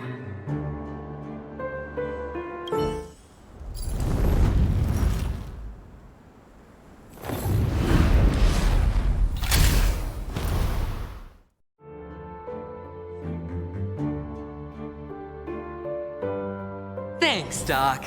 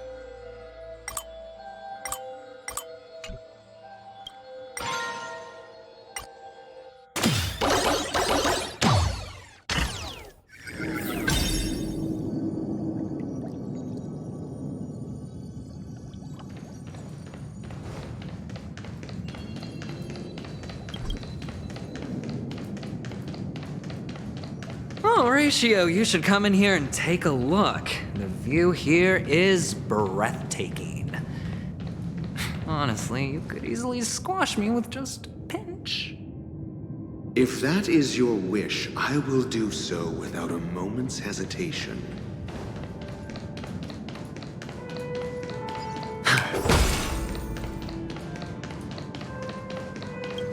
All done. Piece of cake.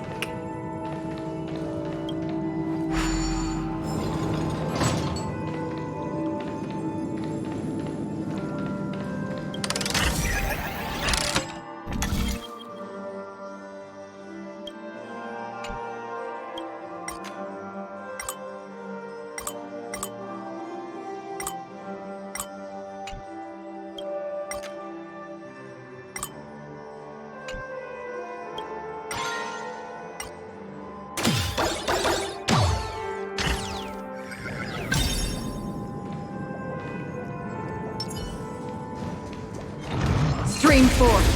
Gleam of old blades. Existence is unity. All will be swept away by the wind. Ill fate descends! Beneath the waters lies an endless abyss!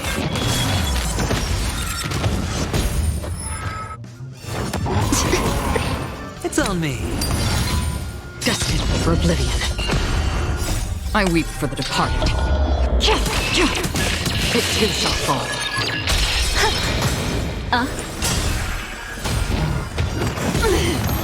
All of it. Still waters of oblivion. Ill tidings manifest! Destined for oblivion. I weep for the departed. It too shall fall. Eternal. All will be swept away by the wind. Ill fate descends. Beneath the waters lies an endless abyss. Bust? Or maybe I'll take it all!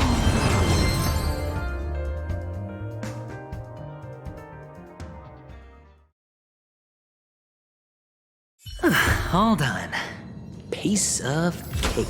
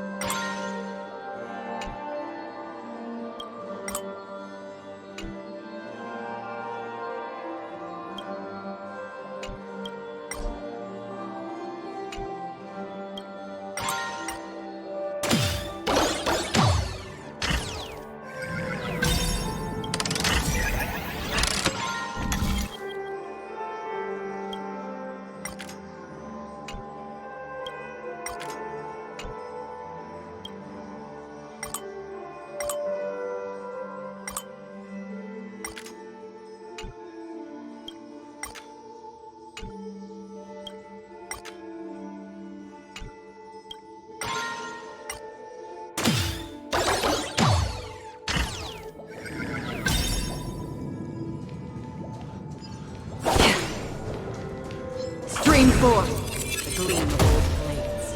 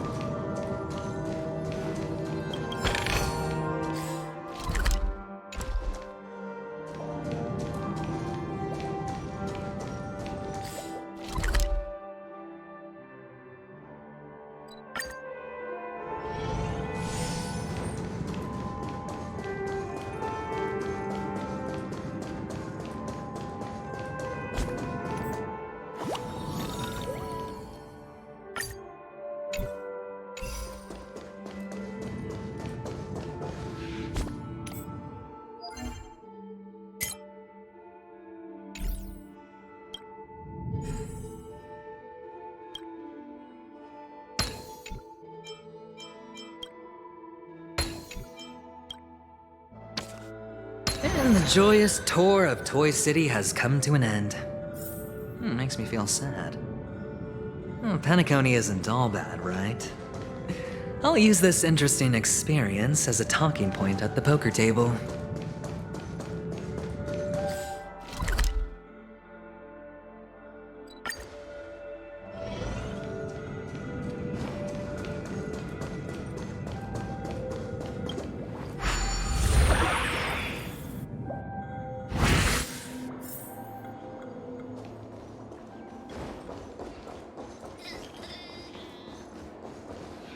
It's a pity you made it out of the sandpit alive. Sunday is just beyond this door. From my limited understanding, he's not someone easily handled. Are you prepared? Yeah. Only I believe he's the one who should be prepared to face me. Tell me about your plan. I don't have a plan. I'll just play it by ear. There are only two kinds of bargaining chips when dealing with people. Benefit or fear. Looks like sincerity isn't in your dictionary. Am I not sincere enough? There's no need to emphasize it. We've got to make good use of death. That man's sister is dead. He won't be able to turn a blind eye, and that's fear. And I'll help him find the murderer. He can't do it due to his status and position, but I can. And that's benefit.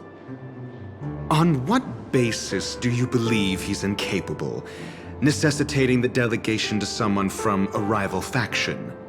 The IPC? Simple. Because that murderer could very well be a traitor hiding inside the family. Do you mean the Galaxy Ranger whom you accused previously?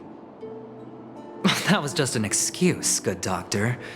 There's something wrong with that woman, and we need someone who can keep her in check.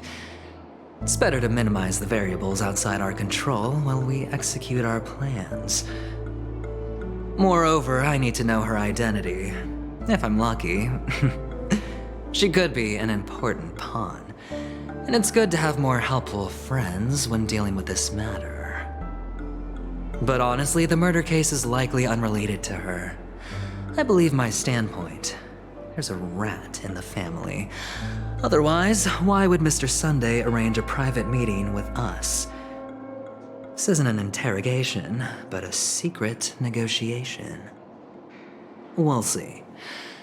Using Robin's death as a bargaining chip, I'll win back my freedom and power.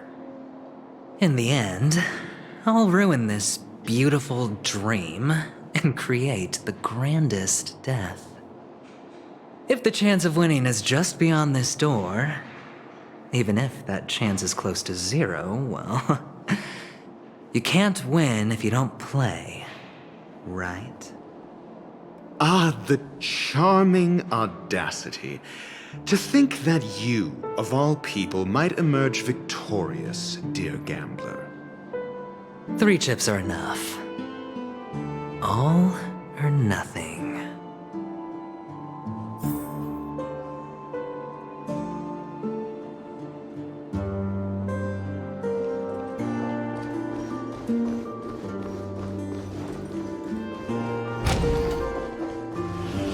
It seems my puzzles are too effortless for you, IPC Ambassador.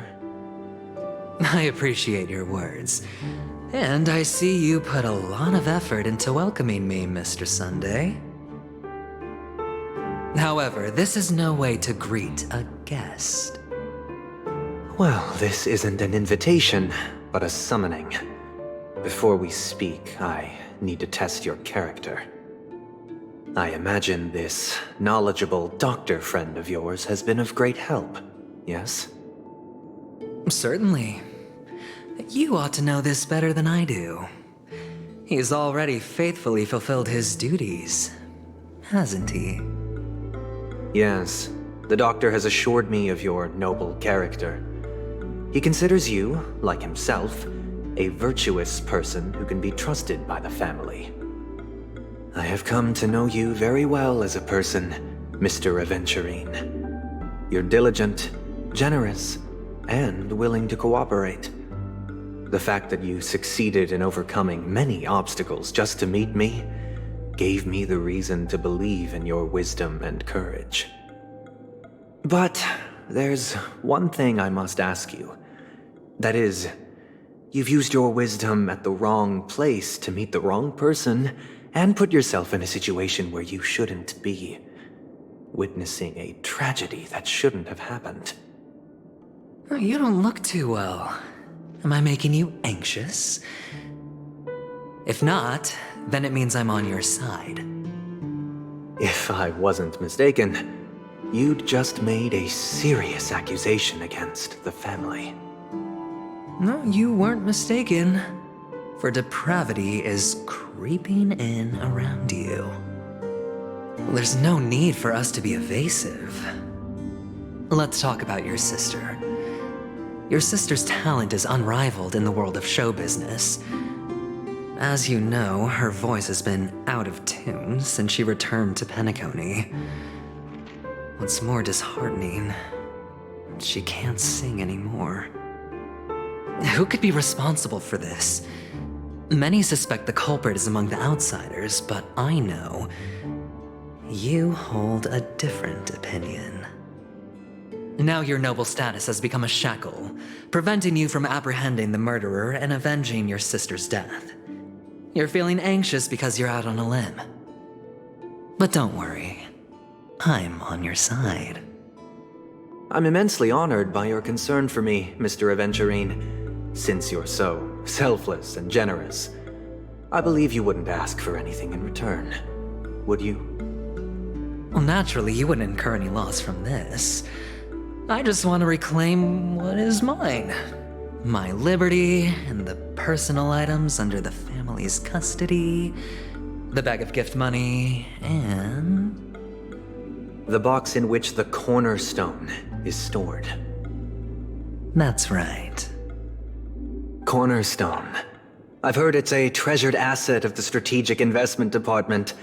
A sacred stone that seals the Preservation Emanator, granting significant power, and every liquidation specialist holds one.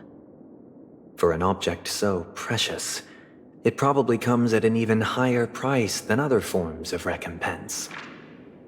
Well, I'm sure you're aware of the high level of risk I'll be undertaking to bring the truth to light. Mr. Aventurine, when you're out and about, do you always make adjustments to your appearance? Your tie should be on the center line. Your shirt must not protrude from your vest. Your trouser creases should be perfectly straight, and always aligned with the tips of your shoes. Of course. But I don't, because it's not appropriate to do so in public. You should make sure everything is presentable and in order before leaving the house. I'm not the kind that takes risks. The cornerstone must be in the custody of the family. No room for negotiation? Please, don't let me turn you down twice. Sure. The gift money is good enough. I suppose you wouldn't mind that. After all, a merchant can't function without a bargaining chip. You compromised quicker than I thought. Unfortunately, it's a gambler that needs a bargaining chip, not a merchant. I can give you your gift money, but before that, I want you to tell me.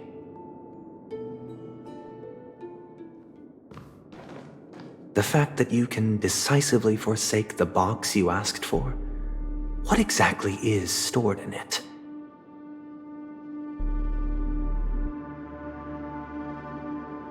Oh, triple-faced soul, please sear his tongue and palms with a hot iron, so that he will not be able to fabricate lies and make false vows. What have you done? Under the light of the harmony, all wickedness is revealed.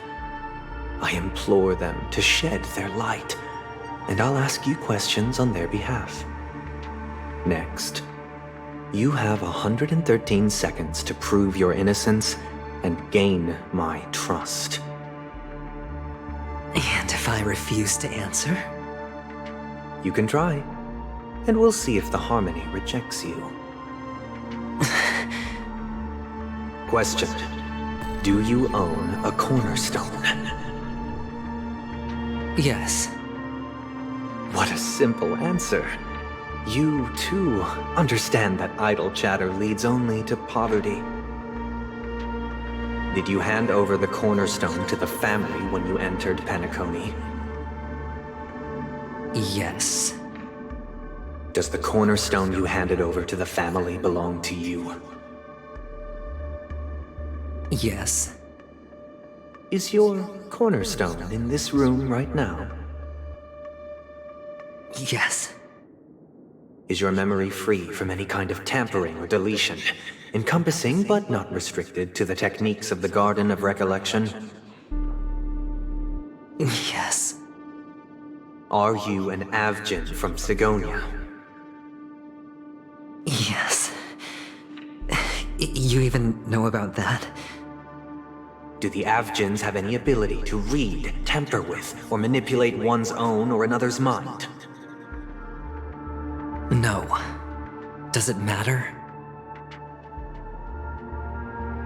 Do you love your family more than yourself? Yes. All the Avgins were killed in a massacre. Am I right? No. Are you your clan's sole survivor?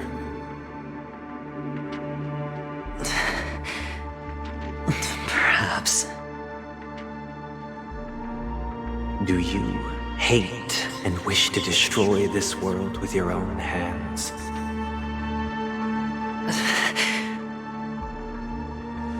I don't know. Interesting. Now, the final question. Can you swear that at this very moment, the Aventurine Stone is safe and sound in this box?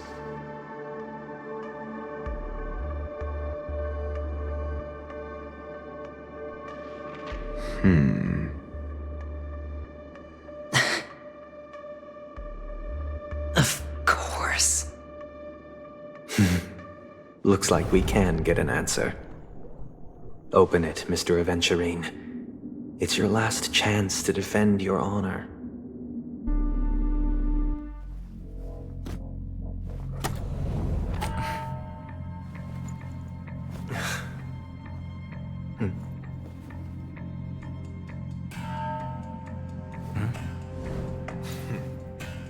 Please.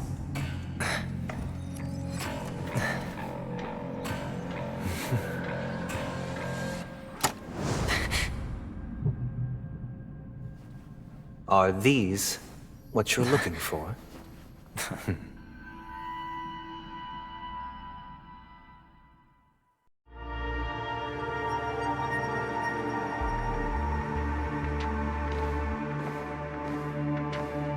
Since you came as promised, learned doctor, does this mean that you are willing to take the side of the family in this farce?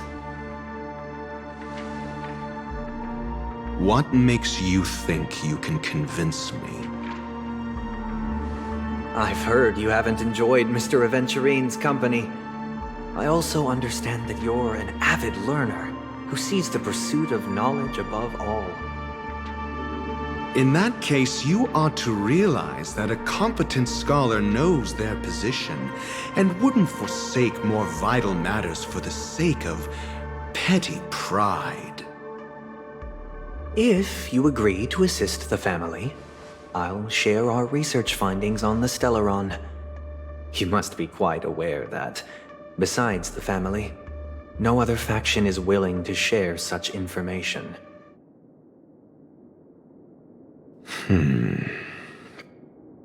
Cut to the chase. What do you need from me? I need Mr. Aventurine's comprehensive plan. Haven't you confiscated his cornerstone? You can't expect a featherless bird to take flight. But I've also heard the 10 elites in the Strategic Investment Department have united, progressing together in the interests of the IPC. You'll have to speak more clearly than that. The cornerstone, which Mr. Aventurine surrendered. Was it really his? You question whether he would entrust you with someone else's cornerstone. The 10 Stonehearts aren't as united as you think. Cornerstones are significantly more precious to them than their very own lives. But you know that he's a crazed gambler. The more vocal he is about it, the more cautious I must be. I never imagined someone would share his way of thinking. Honestly, you should see a shrink. Bring it. The box containing the cornerstone is unique, and only IPC senior staff and related members can access it. But I happen to be among them.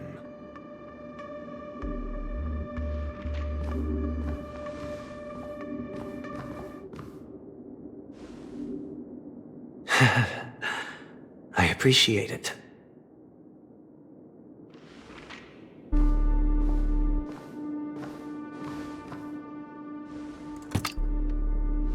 Unfortunately, your guess is correct.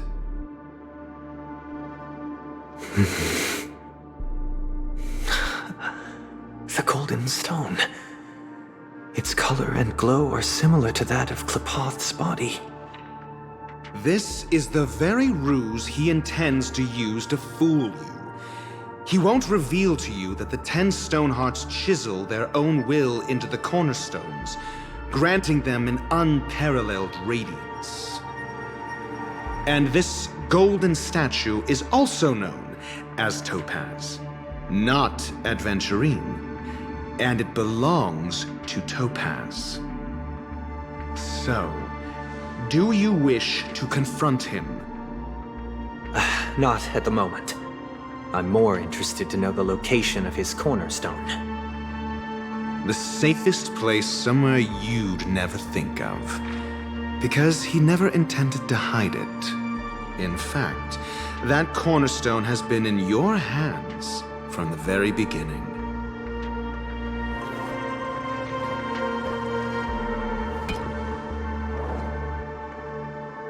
I see. This bag. Mixing a cornerstone, more precious than life itself, with a bunch of worthless jewels, disguised as a gift of money waiting to be confiscated, is indeed in line with Mr. Aventurine's style. Then he makes up some trivial excuse, downplaying the matter, and requests the gift money. This is a gamble, one he's all too familiar with, betting on your single misstep, leading to a total loss. Learned doctor, I am grateful for your help. The family will surely reward a righteous person like you. As for the villain, I hope he retreats in humiliation. It was all thanks to your friend with a keen eye that I could add a blot of utter failure to your storied career. Ratio, you wretch. Finally shown your true colors, huh? Oh, and just to remind you, you currently only have 17 system hours left to live. Treasure your remaining time, and savor the delectable aftertaste of defeat. You might as well explain yourself a little more clearly. What I performed on you just now was the Harmony's consecration. You were to show allegiance beneath the illumination of their grace. Yet you acted willfully, uttering nothing but falsehoods, transforming the consecration into a trial. I genuinely see no reason to absolve you from it. Is this what the Harmony represents? Is it built upon constraint and coercion? You misunderstand, Mr. Aventurine. Punishment is meant for the irreverent, but I have seen your resilient spirit, and thus I offer you the possibility of a new beginning. Throughout these 17 system hours, you will be unable to escape the dreamscape, or contact any of your companions. You only have 2 paths before you, and it all depends on whether you can complete my test within the time limit. Should you succeed, you will be able to coalesce into the harmony and be with your family. If you fail, you will suffer the wrath of the eternal Centurion and fall into an abyss of doom. Sounds like I'm gonna end up the same either way. I indeed do need a servant to help me uncover the evil hidden in the family from an external perspective. I will purge the evil from the inside and bring the real culprits to justice within 17 system hours. When the time comes, compare your findings with mine. If both our findings align, or if you can provide me more insights, then they will truly be able to grant you mercy and honesty. Shameless hypocrites. You took everything from me and still demand the truth? That isn't fair. Your carnival reeks with the stench of cash. Nothing is achievable without it. This is meant to be an act of personal virtue, not requiring the family's support. Your bag is over there. Do as you please. I believe you can trade this bag of worthless jewels for everything you need. That's what gamblers excel at, isn't it? Off you go, Mr. Aventurine. You are free. I will wait here for your good news.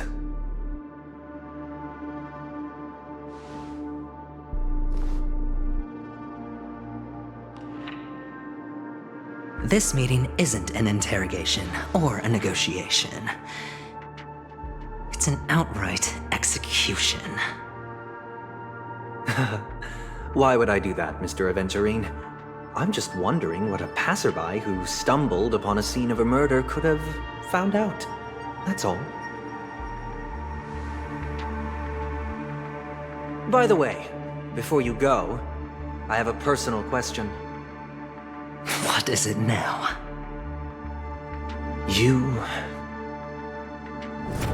Do you truly wish to bring about the destruction of this world?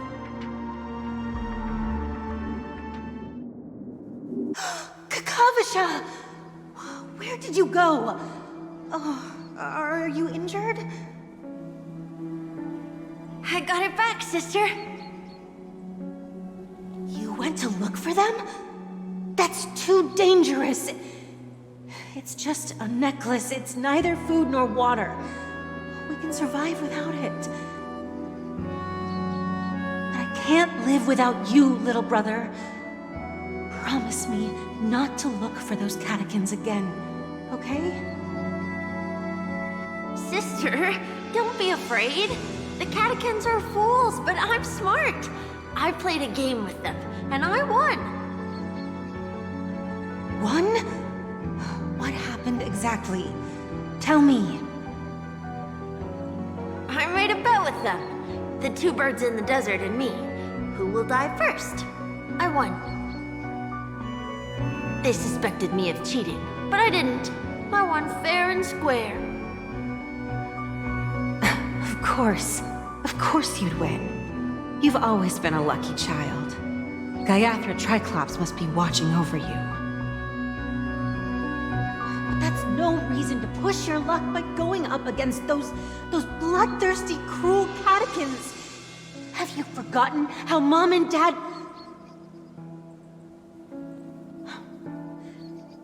Look, this is just a necklace. But Kakavasha, you are my only family.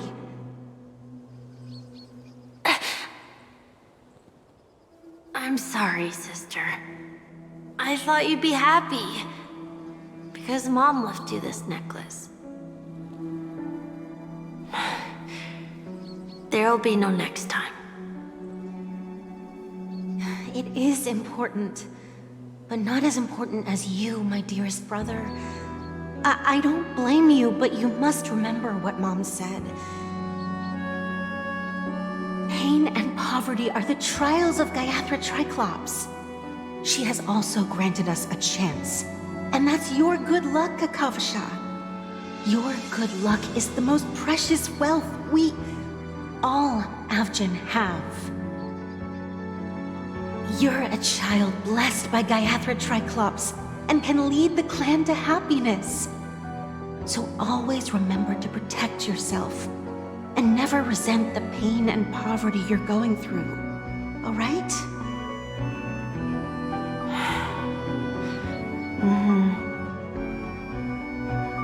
Listen to me and swear to Gayathra Triclops.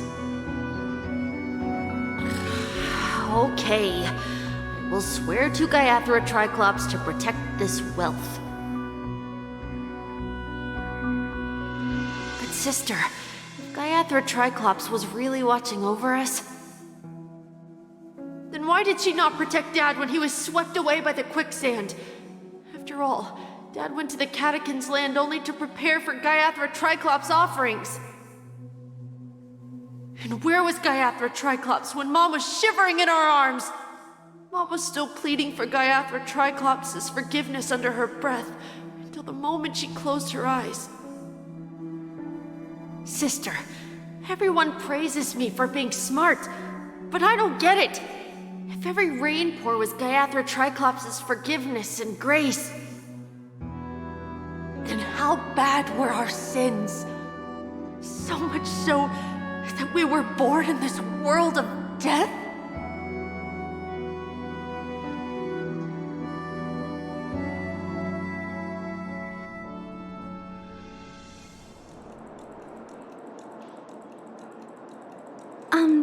Excuse me. I can't seem to find any information on this artist in the Iris family archives. The photo you provided also doesn't show any matches. Just as I thought.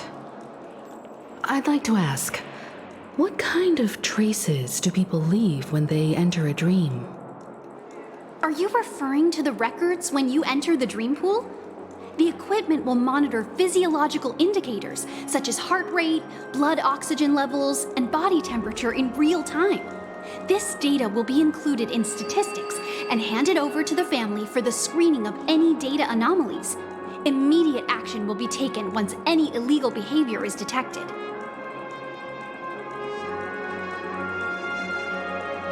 I apologize. The hotel does not have access. This information is managed by the Bloodhound family. We can only gain access if there's a problem. Looks like nothing can be found here. At least we know who to look for next. We can ask the Bloodhound family for information. Thank you for your assistance, Miss Allie. By the way, is Miss Robin doing fine? We are looking forward to her performance. Fine? What does that mean? Is there something wrong with Miss Robin? The preparations for the Charmony Festival have been proceeding smoothly, so I guess things are pretty good. I believe she will be able to put on a spectacular show for all of you. I'm sure. Sure enough, no one knows about Miss Robin. I'm not surprised. But that Miss Firefly is truly mysterious. There's no information on her in the hotel system. Even if she's a stowaway, she should have a disguised identity after entering the planet. She's also in the running for the legacy. How is she going to sneak into the dreamscape unnoticed? Is there any other way to enter a dream? Besides the hotel room's dream pool?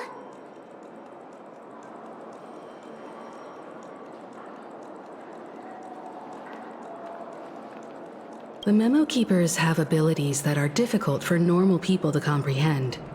In the memory zone of Penacony, they thrive effortlessly, a fact proven to us by Black Swan. The hacker girl from the Stellaron Hunters used extraordinary means to unlock the Dreamscape Hotel's seal. According to the scene witnessed by her, it is likely that they are behind Miss Firefly's case. The Garden of Recollection and the Stellaron Hunters. Both are possible, but what about the IPC? Since they want Penacony all for themselves, they're bound to have a plan. Who are you guys? The Bravo team has arrived at their designated position, ready to execute armed evacuation operation. Boss, get moving! Armed evacuation? Boss, are you drunk? What do you know? It's more efficient this way. Just don't let the director find out. Act first, report later. Understood? Help! Help me! I spent all my year-end bonus on the snowball! I don't want my name on the department's major disciplinary notice! Hey, check it out! That voice. Could it be the IPC workers from Bellabog? To all guests, the IPC will be conducting special operations within the hotel. Please follow the staff in charge of evacuation to the designated safe zones, or compulsory measures will be enforced. I'll request a beating for you lot! You've been told not to drink during work hours. Take him back to the hotel room. I'll organize a meeting later to properly go over how this incident report should be written. Miss Topaz? I never thought I'd run into you on Penacony. Long time no see, Astral Express crew. Aventurine has told me a lot about your happenings. Huh?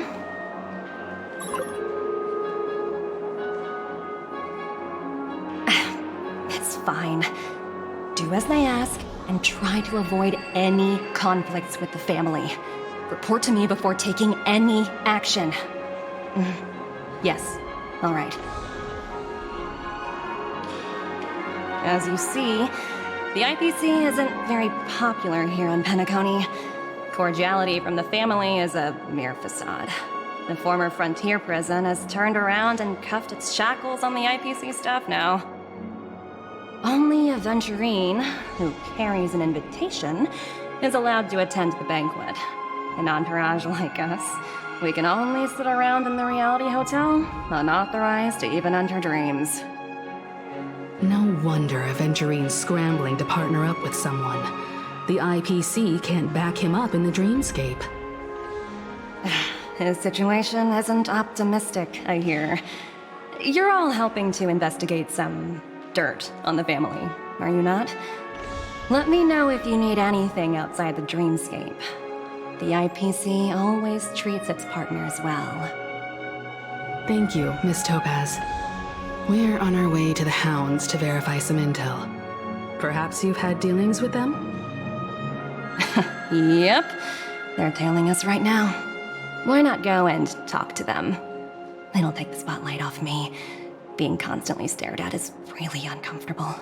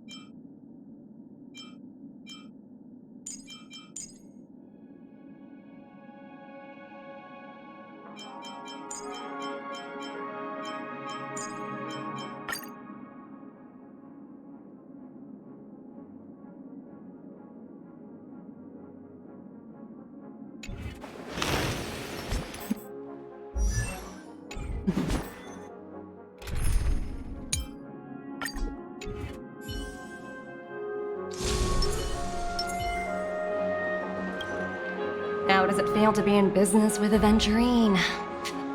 I bet you're not used to it. That's just his style. All or nothing is his mantra. He's always cozying up to his clients while egging them on to undertake some dangerous assignment with him. But everyone has their merits, so I won't comment further. Venturine's luck has always been good. He's always closed all his cases without a hitch, and basically never lost a gamble. Which is why, on the issue of retaking Penacony, I'm watching with keen interest.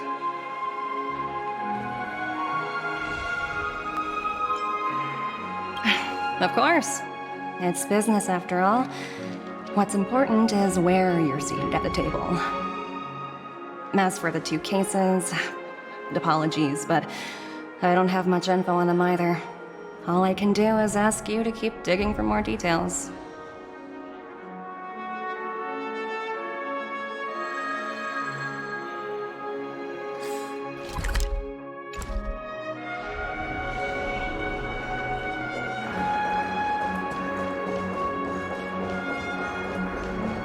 You can actually book a stay on credit, and the interest is surprisingly low.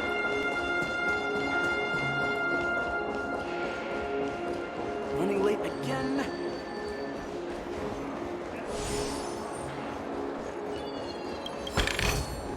Seek, and you will find. Why is it detecting life forms inside the luggage?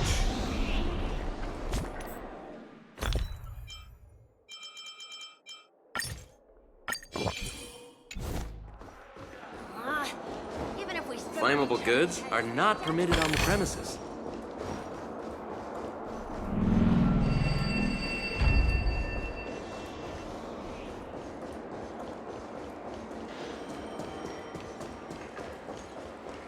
Face recognition. I'm a little clock tick. Don't forget to let your friends in on the action.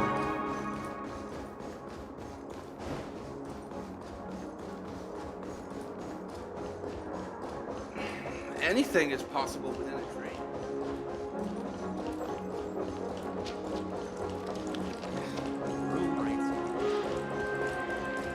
Ooh, this dream's quite crowded. Fancy a dreamscape sightseeing shopping tour? I'll never get enough sleep at this rate.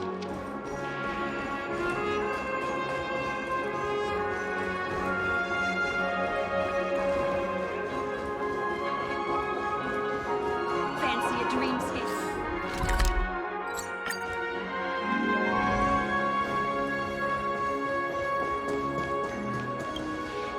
We're carrying out our captain's orders.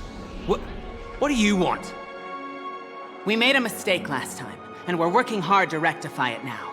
We don't have time for anything else. Surveilling the IPC executive Topaz, ensuring that she stays put at the Reverie Hotel during her time on Penacony. We've got the right one this time. So that's it. They were the pair who were after Firefly at the time.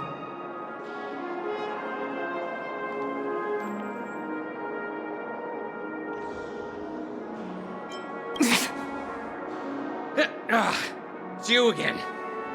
Back for more trouble? We're not afraid of you this time.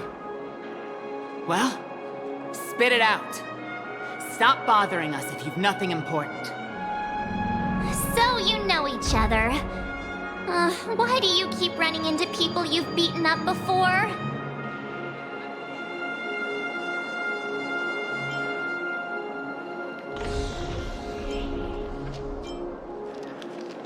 That's right. We're investigating a murder for the family. May we access the hotel's dream pool entry records? Well... Hey! The security officer instructed everyone to shut their traps before he returned from Dream's Edge. What murder? You'd better stop spouting nonsense. Yeah, that's right. We have nothing to report. Please leave. Looks like they're not going to cooperate. But they did at least tell us that the captain is at Dream's Edge. Why don't we just look for the security officer then? It's probably Gallagher, the one she mentioned, right?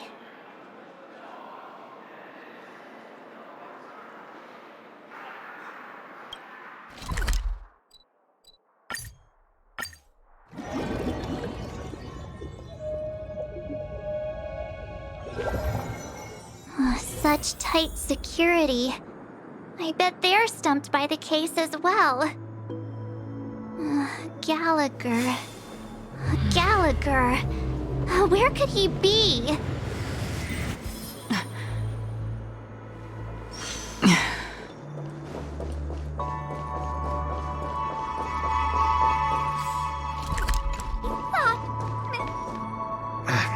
Apologies. The Bloodhound family is running an investigation up ahead. No unauthorized personnel allowed. Hold on a minute. I think I've seen you before. The gray-haired one. How much trouble have you stirred up exactly on Penacony?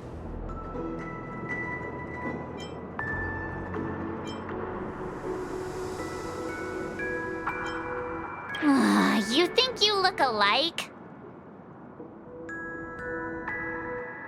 Wait, are you for real? Not possible. It was you the last time, yelling about some clockwork friendship while beating me up with that silver-haired girl.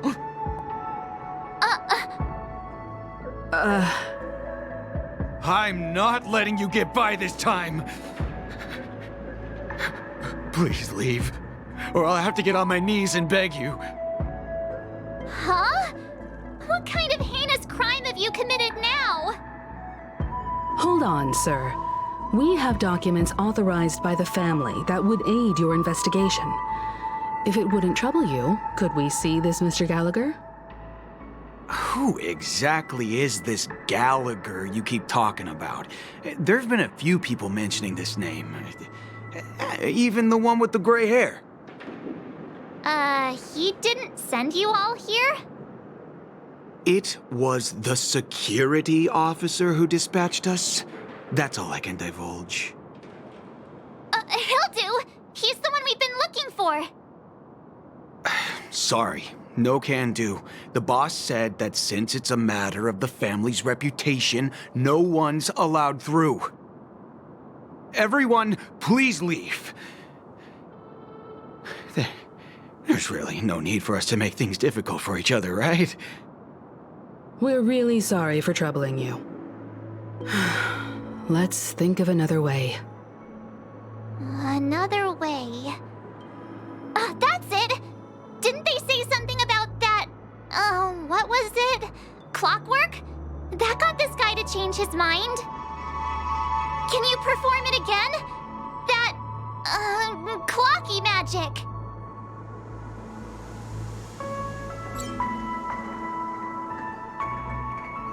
It's not bad if we're resolving a misunderstanding. Please?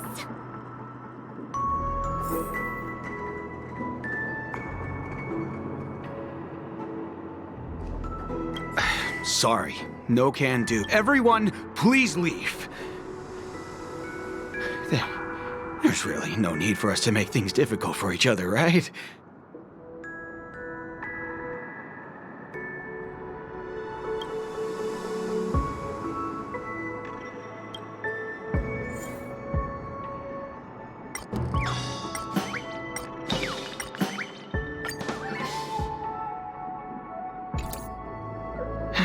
Let me see what time it is now. Whoa! It's this time already! What? Time to clock out! And no one's gonna stop me.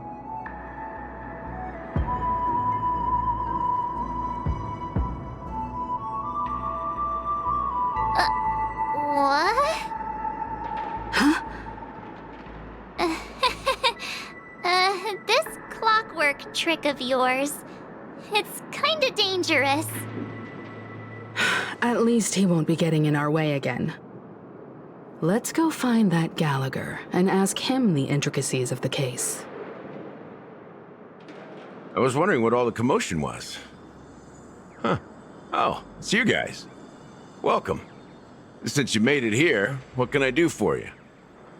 Hello, Mr. Gallagher, sir. Judging from your tone, it sounds like you were expecting us. Miss Himiko, you're too polite. There's no need to call me sir. Mr. Gallagher, You even know my name. Of course I do. You folks are from the legendary Astral Express, and honorable guests of the Watchmaker. I had an encounter with this lady in the Golden Hour. I remember that little silver-haired girl was there too. I'm sorry for what happened to that kid.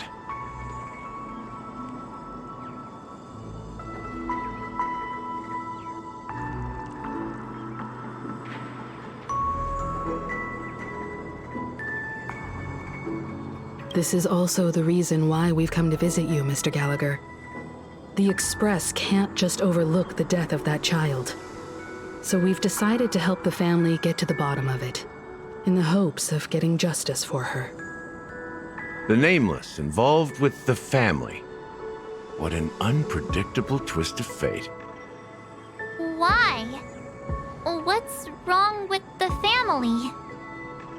It's nothing. On Penacony, everyone loves the family. No matter how much one resists the beautiful dream, when the time comes, they too will find it hard to let go. Who wants to leave a warm nest? Just idiots, little kids, and inebriated fools. Mr. Gallagher seems to be getting at something. Well, you got it wrong. I'm not.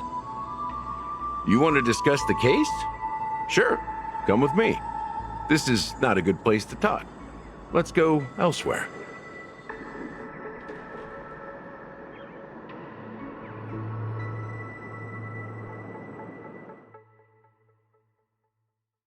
Even after that chilling tragedy, this dream is still running effortlessly. Other than the family of the Harmony, it's hard to imagine any other power in the universe that could sustain a building of such magnitude. The family itself is a huge, perfect building, like a living idol. Each member of the family sees themselves as a piece of the divine puzzle, revolving around a singular core and a shared ideal. Under their command, they loyally fulfill their roles, offering themselves while also receiving sustenance in return. Interesting analogy.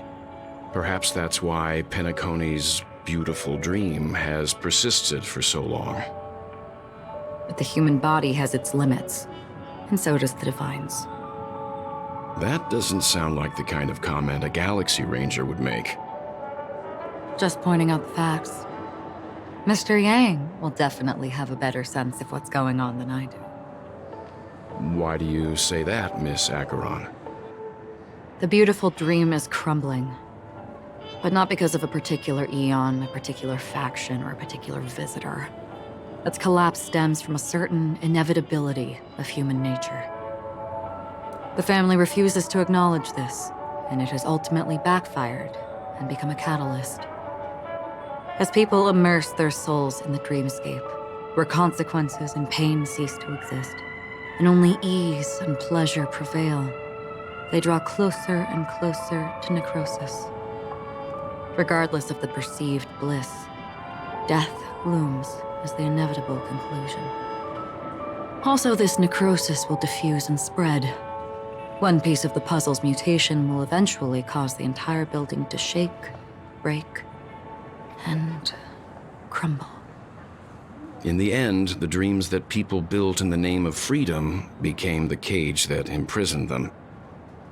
I'm sure you've gained a lot from this trip, Miss Acheron. Are you willing to share your findings with me? Of course. That's if I remember.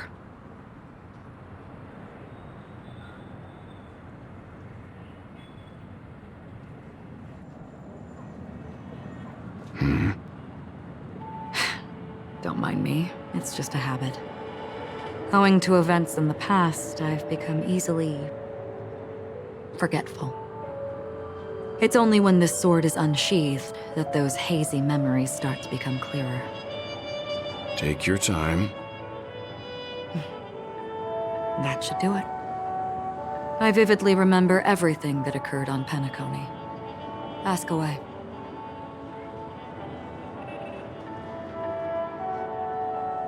The moment of daybreak. I've heard that's where the Dawn Factory, which processes the foundation of the dreamscape, is located. Behind the dreamscape's song and dance stand many imagination factories. Workers create all kinds of whimsical works day in and day out in their dreams. Then they return to reality and sleep on a narrow bed in a room. A far cry from luxury. They say it will suffice.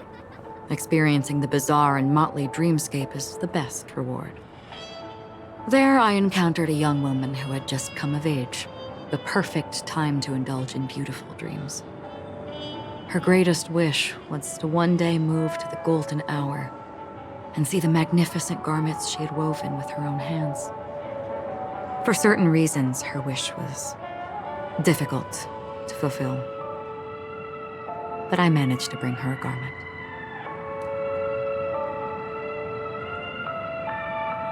Gilded Hour. It's said to be Penacony's currency center. Yes. It is a fortress-like financial city, the economic heart of the dreamscape. The Pepeshi people of the Alfalfa family are there to keep it running, sending blood that is made from money everywhere on Penacony. Everyone there is exquisitely dressed and always in a hurry. The greatest wish of the local Pepeshi people is for their future generations to work in the Gilded Hour. I've never met anyone who is willing to talk. I could only stand at the crossroads, watching crowds of people hurrying like the wind through the jungle of steel, only to deposit the alfalfa credits that they'd earned into the bank's vault. I don't know if they would open the vault's door, but before I left, I witnessed a well-dressed Pepeshi person plummet from the sky, while those around him continued on their way, unfazed.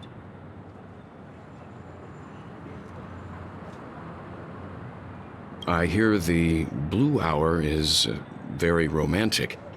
Do you have any tales to share? Perhaps Mr. Yang has heard.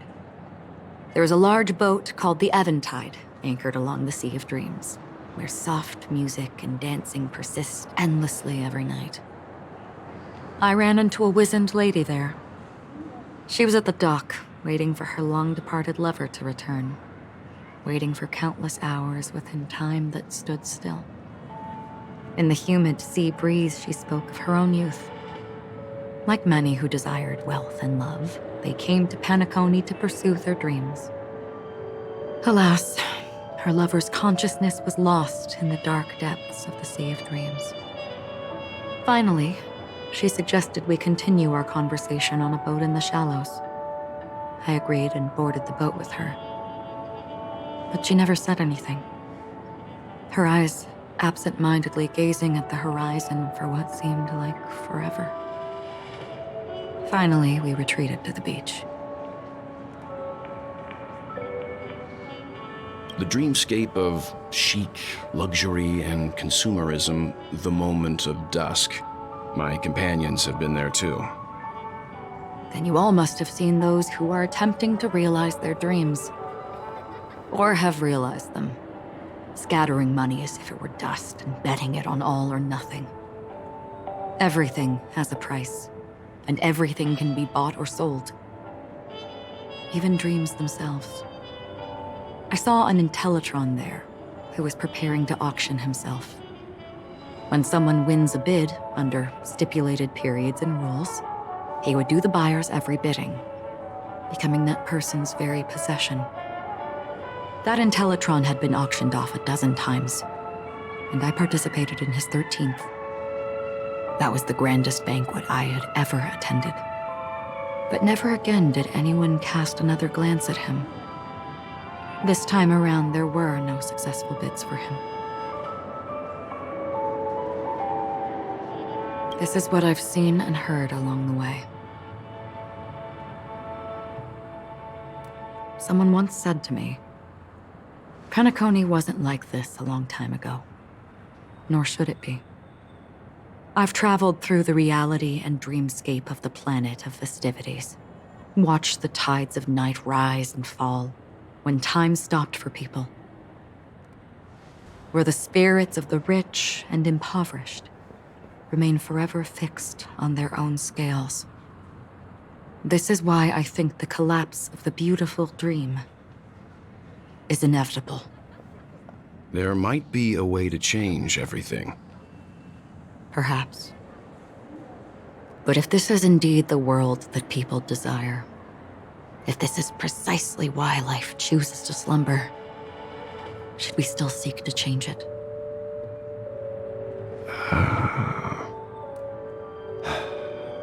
Miss Acheron, now it's my turn to share a story with you. There was a man from my homeland who, at a time when the world was grappling with deep, unhealable pain, made a choice. He wove together the dreams of everyone in the world, linking people's dreamscapes, and shouldered this burden himself. From this, he created a giant, a spiritual atom. And since that moment, the giant stood between heaven and earth, becoming the pillar of the world's existence. As a price, those who found it hard to move forward, who could not advance, forever lost their future. They slumbered in a dream, devoid of disaster and pain, living out their days peacefully in the man's created utopia. And it is because of the wishes of those people who wished not to awaken that this spiritual atom became unbreakable. And yet, you stand here right now, which also means that man failed. Because people must always move towards the future. Even if human weaknesses make them pause when they truly cannot move forward, humanity will eventually seek a way to save itself. And that man, he was never a failure. Like everyone in that world, he etched the possibilities of human nature into his heart. He was the sun chaser of legend, soaring towards the sky and embracing his final victory with his fall. He ascended to heights uncharted, only to come face to face with the sun, a place not visited by anyone before.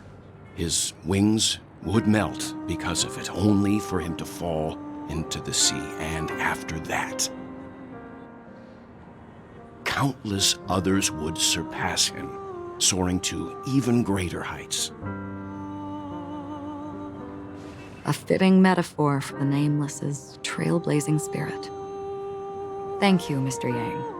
I know what you wish to confirm. The universe has innumerable similar, yet different worlds. In these worlds, there are innumerable people who look alike, yet don't. I, too, have embarked on journeys, encountering old friends with familiar faces on different worlds, witnessing their destinies follow paths similar to mine. So I will tell you, even if not completely similar, the story you just told, it overlaps with my past. And within that abyssal dream, I ended that man's life. Alone.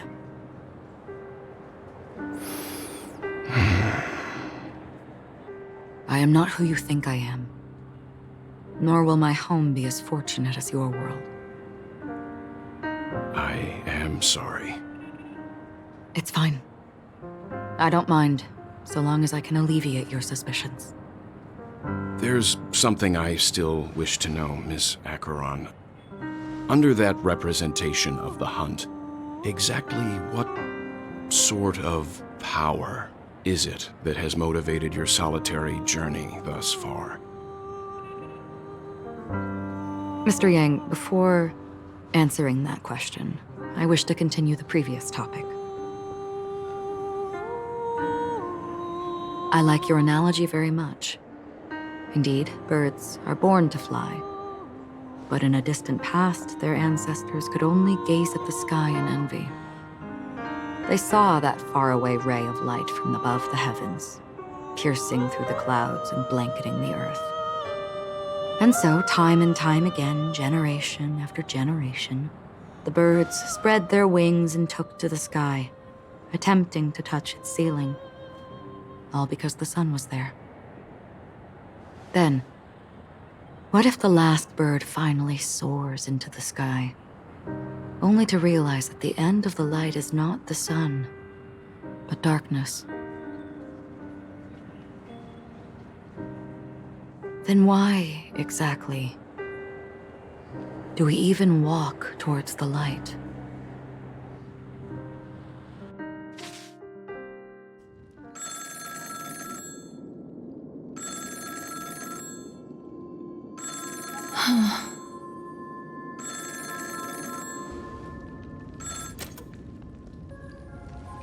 Long time no see. Having fun on Penacony? Acheron? This voice, it's not Constance. Could it be her companion? Though I don't know exactly what you are, or what you're up to, my bullets will find you.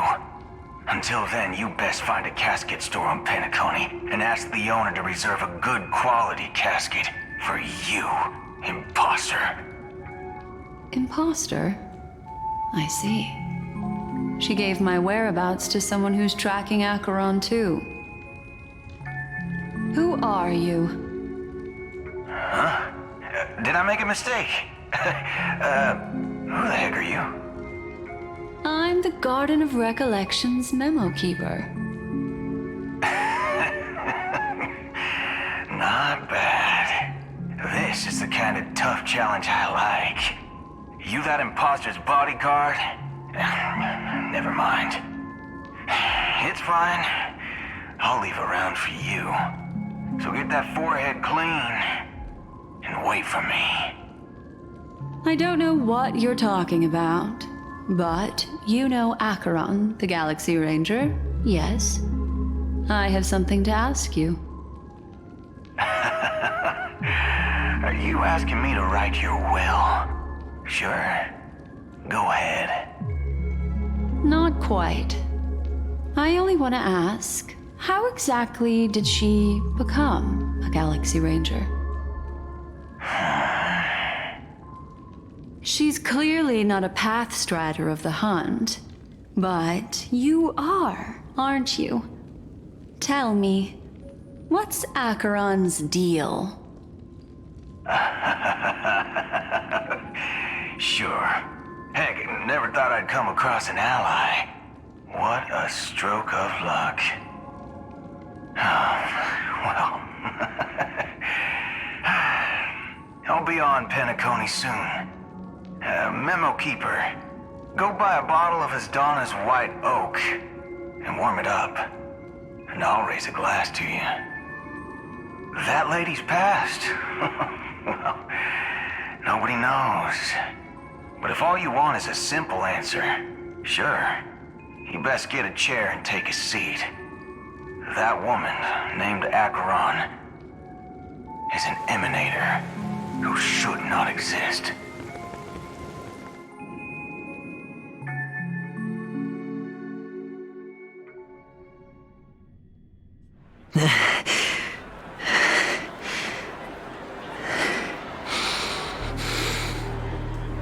You look pale. Or is that also part of your act?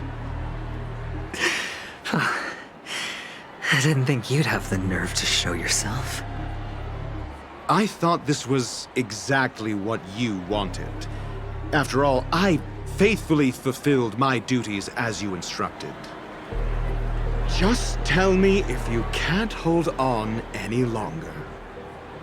So, the genius of the Council of Mundanites wants to be my Undertaker now. My, what an honor. Yes, and I'm pretty sure the people at the Strategic Investment Department would love to be notified of your death in due time. But let's not forget, you won't be seeing them, because I'm the manager of this task. Great. Then tell your people that Aventurine is ready to go in 17 system hours. Oh, you've got a lot of nerve. How exactly do you plan on completing your task while your hands are tied by the Harmony? Well, my conversation with Sunday convinced me that there's a traitor in the family, and that they hold the secrets of Penacony. So, I took the opportunity to set everything in motion. I even managed to recover the gift money. Things haven't gone this smoothly since I walked through the doors of the Reverie. Now I'm only one step away from victory. Let's just wait and see. Sounds like a very elaborate way of saying that you failed. That's all I can say. Have you forgotten, Doctor? You betrayed me. Go. Do what you must. I look forward to the sight of the IPC fleet surrounding Penacony. You've achieved what you desired, haven't you?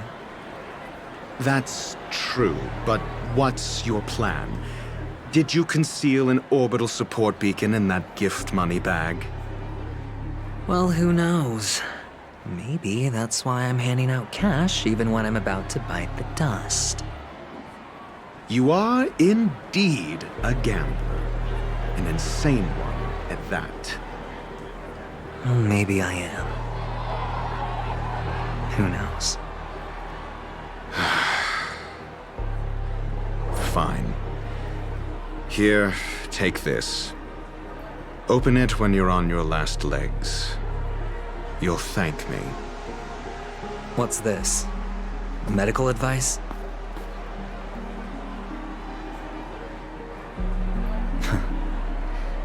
You catch on pretty fast, Doctor.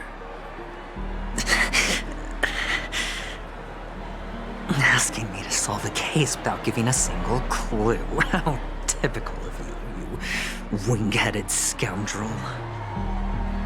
But the way you're all on edge about that stowaway, it's just as I guessed it would be. As for now, let the rain of wealth from the IPC fall evenly on everyone.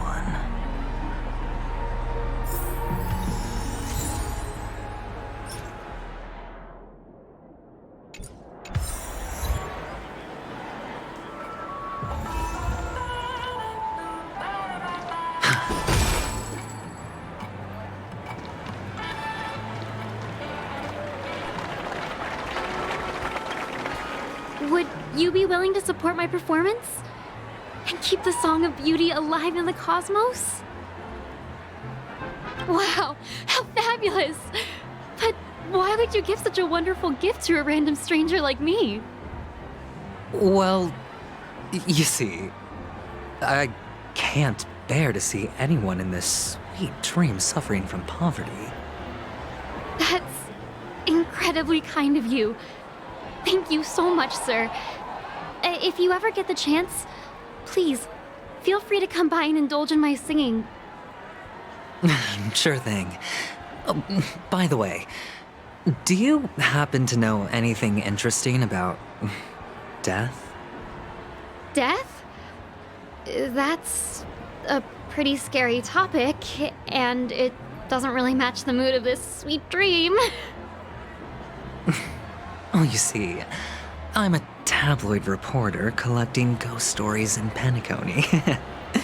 As you know, the more chilling the stories, the more attention they get.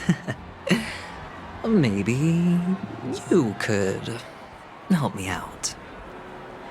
Well, if you're up for some gossip, it's not about death, but there have been some rumors about a guest at the Reality Hotel who fell into a deep sleep and didn't wake up. It was like they were in some sort of coma. Nobody knows what caused it, but luckily the customer eventually regained consciousness. Well, all customers are under the protection of the family, after all. Thank you. This will make for a very juicy headline. May Shibe protect us. Unexplained coma. That's actually what happens to your body if your brain dies in a dream. But unfortunately, the customer ended up waking up in the end.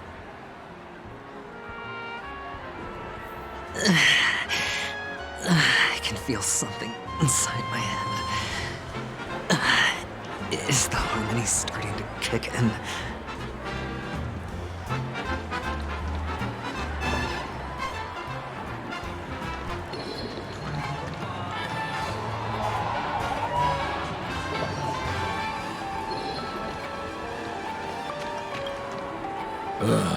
The world has truly lost its way.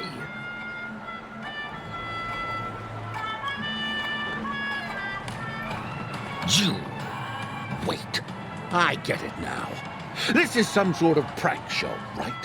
You must have some cameras set up around here to film yourself doing good deeds, right? You youngsters are always looking for a quick way to get an audience. But you know what? A truly great show never comes easy. A great show will start soon, old man. But before that, I need to ask you something. Do you know where I can find death in this dream? Ah, I see. Another fearless youngster looking for death, huh? Well, let me give you a piece of advice. Don't think you're the first one who's ever thought of that idea. Death? Not even remotely innovative. I bought it from Dr. Edward. He claimed it was some exclusive fancy schmancy stuff. Now, but what a disappointment. The effects were awful. First, some monster covered in eyes stabs you in the gut. And then all you see are blurry glimpses of buildings and lights. Oh, the sky was spinning so fast it almost made me puke. Is that all? Yeah, what else can you expect? Don't put too much stock in the Penacony movie industry. They even call this junk groundbreaking art. Can you believe it? What a joke. Well, I'll leave you be then. I hope you have a wonderful day. A monster covered in eyes. That sounds like the Memory Zone meme. But buildings and lights... I don't think those have anything to do with death. Well, that whole dream bubble was probably created using rumors and gossip.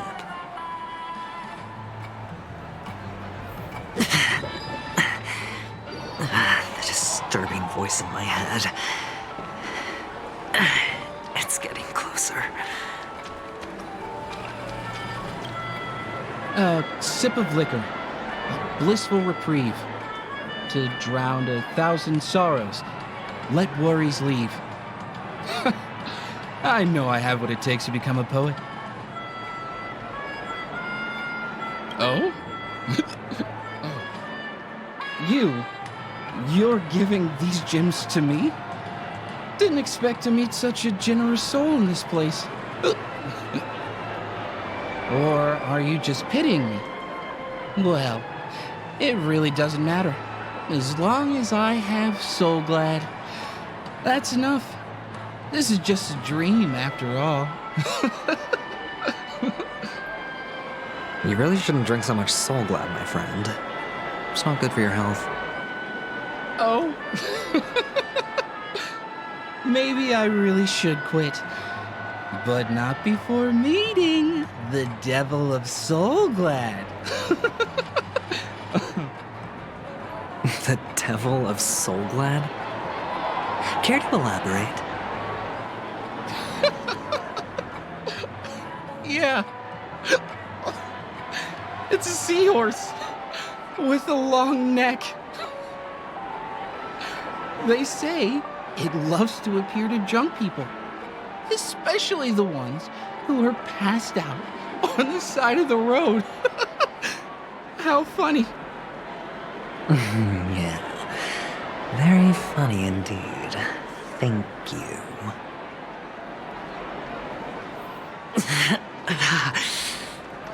Does everyone have to go through so much torment before joining the family? Darn it. Now I just want to dig out my brain and use it as evidence.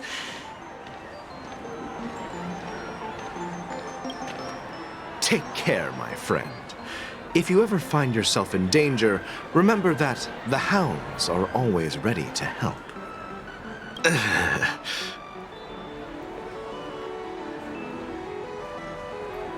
You don't look good, my friend. If you need assistance, I can contact the hotel and have them wake you up forcefully. That won't be necessary. I have some business to attend to. But thank you all the same. All right, then. If you ever need help, don't hesitate to reach out to us hounds. Well, actually, I do need a favor. As the most outstanding hound in Penacony, have you come across any stowaways recently? Stowaways? How could there be stowaways in Penacony? We've never had anything like that before. All right. Good luck with your work, then. Ugh, what was I even thinking? Family would never share intel with the IPC.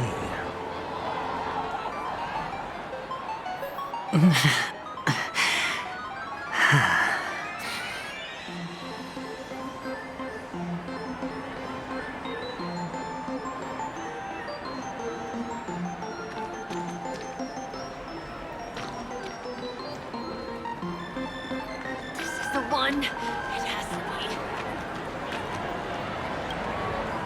be. You want to talk to me? Sure, but nothing too sensitive, okay? Huh. Wealthy people have fancy ways to enjoy this dream. But to be honest, I've never seen anyone who gives out money to others like you. So, are you trying to be the prince from the tale, handing out his gold leaf garment and melting his lead heart in the fire? I'm flattered. I'm no prince, and I just thought these gems would help you speak. So, as an investigative reporter, maybe you've heard something about death? Another curious soul. I see. Well, that was actually the topic I was most into when I entered the industry. But my boss shut it down. How did your boss talk you out of it?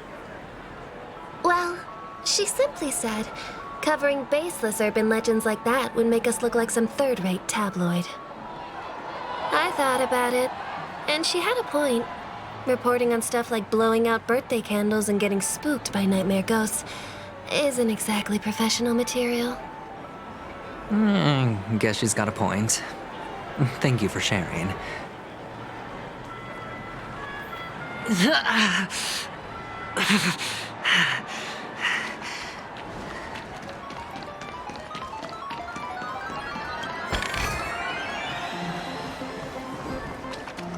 one. It has to be.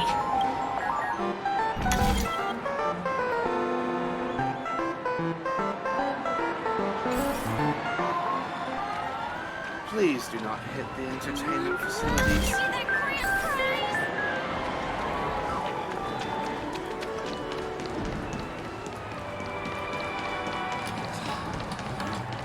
First time playing.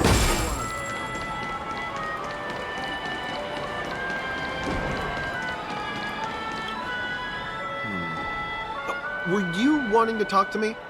Sorry, I thought you were checking out something behind me. Is this a gift? For me? Are you sure this isn't some kind of mistake? Yes, it's for you. Just take it. Is this for real? Someone is actually giving me a gift. Not for my parents, but for me. Thank you. Thank you so much. No, it's not much. I just want to ask you something. I knew it. What's on your mind? Are you trying to ask about my father or my mother? Neither. I just Wanted to know if you've ever heard about death in the dreamscape? Oh, you sound just like my father. Always warning me about danger, even in dreams. He's an Intellitron, so his dream entry methods are different from us organics. Can't count on him to protect me if something does go haywire. Funny, right now I'm still under his protection. How ironic. Hey, stay positive. Gold will always shine one day, right? The Devil of Soulglad, Dangers in the Dream, and Nightmare Ghosts. Well, surely death is a popular topic in this sweet dream granted by the family. Well, I've collected a bunch of rumors, but no you...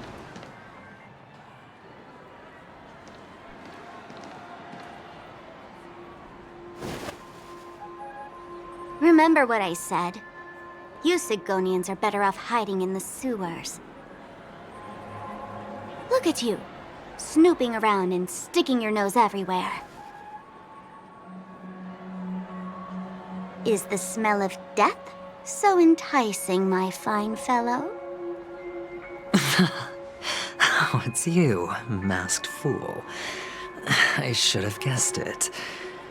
You're the imposter who appeared on TV after Robin's death, right? I heard you got caught by the family. I gave you a clear clue. Befriend a mute. Simple and straightforward, you know? And what did you do? You messed it up and ended up as their prisoner. I told you to make friends with a mute, not become one yourself. You really let me down. What do you mean? You know better than I do. Who watched the little songbird that couldn't sing perish right before their eyes? You did, Blondie. No, I mean... What did you mean by becoming one myself? Well, it means you'll soon end up like her, unable to speak ever again.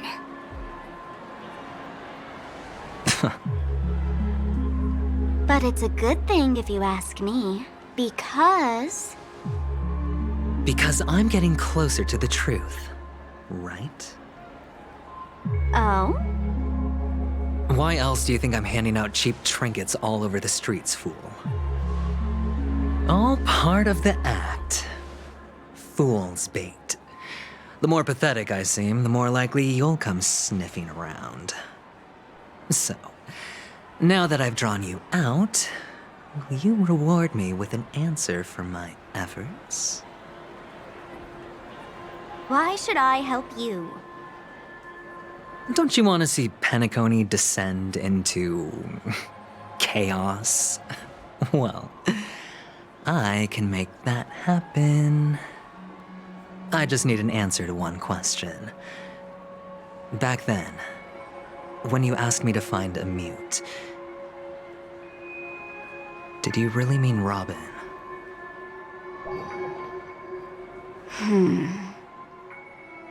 And what if I say no? Then I'll thank you. Oh, the word no has never sounded so pleasing. Well done. I admit I underestimated you, but what difference would it make? Let me tell you something. There were 2 mutes, but one is dead now, and the other, though he's still in Penacony, I'm afraid you'll never find him again.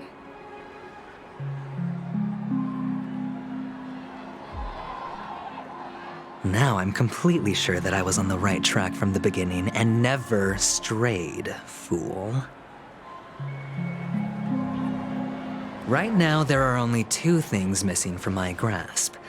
The meaning behind the truth, and the means to expose it. How impressive. That's quite a fancy way of saying I haven't learned anything so far. Not exactly. I've gathered enough clues to prove its existence. and that's enough for me. As for the answers to my questions, I'll find them within 16 system hours. Oh, really? Only 16 system hours? Well, let me lend you a hand. Here you go. This is my precious, mutually assured destruction button, and I have one just like it. When either of us presses it, the other and the whole of Penacony will go up in smoke. If you're really so desperate for the IPC to take over Penacony, blowing up the chessboard isn't a bad idea. Start from scratch. That's where the IPC excels, right?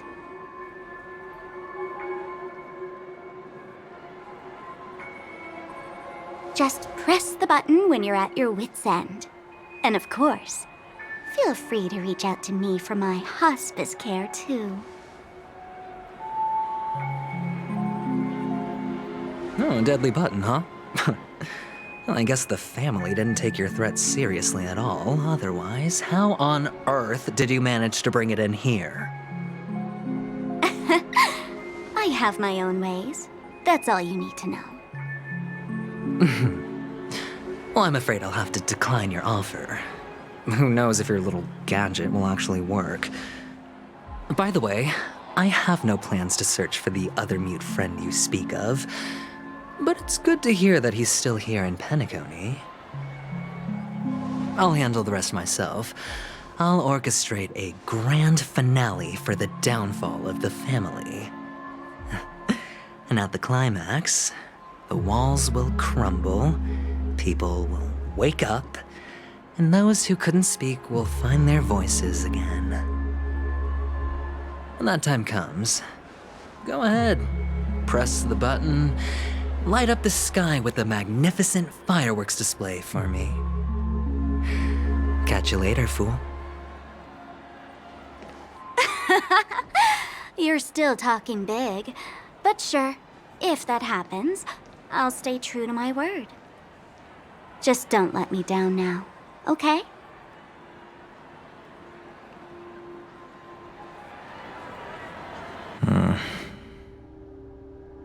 So, number 35. You're back. Like your new lucky charm? Can a commodity code really be considered a lucky charm? Silence! I didn't give you permission to speak, you Sigonian hound.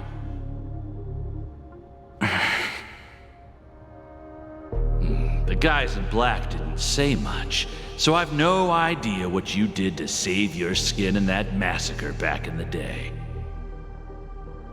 But I figured you must have had good luck, so I bought you. From now on, you and your good luck are my assets. Are we clear? Your first task is simple. In addition to you, I've purchased 34 other slaves. Go and play a game with them. You came out alive after 2 days. It proves that you are the real deal. You're insane. Testing out if you're a good product. Aren't you worried that the money you spent on me will go to waste? I've got stacks on stacks, Blondie. The slave market is never short of self-righteous brats like you. But you look good, and that's why many customers are betting their fortunes on a scrawny brat like you. So go along now, and don't let your master down.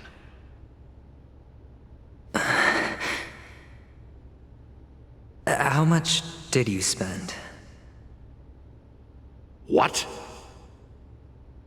My price. How much did you pay for me? Huh. You really want to know? Well, it was 60 tanba. No more, no less. I'll take my chances. 30 tanba. If I come back alive, you'll give me 30 tanba. Deal? Are you trying to strike a bet with me? Oh, you've got some guts. Yeah, sorry, but that won't do. Don't forget your place, slave. You're not qualified to be at the table. You're just a chip. A life thrown away in someone else's hands.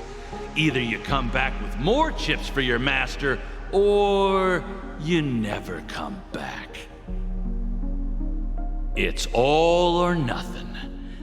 Don't embarrass me, my lucky hound.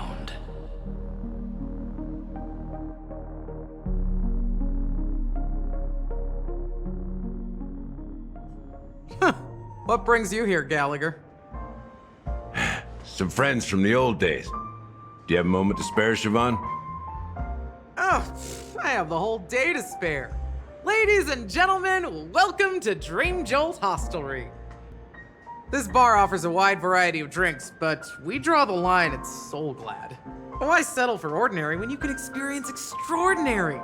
We're dedicated to serving up nothing but pure joy and laughter. What would you like to drink? I'll whip it up for you. Oh, look! A lady as cool as Serval!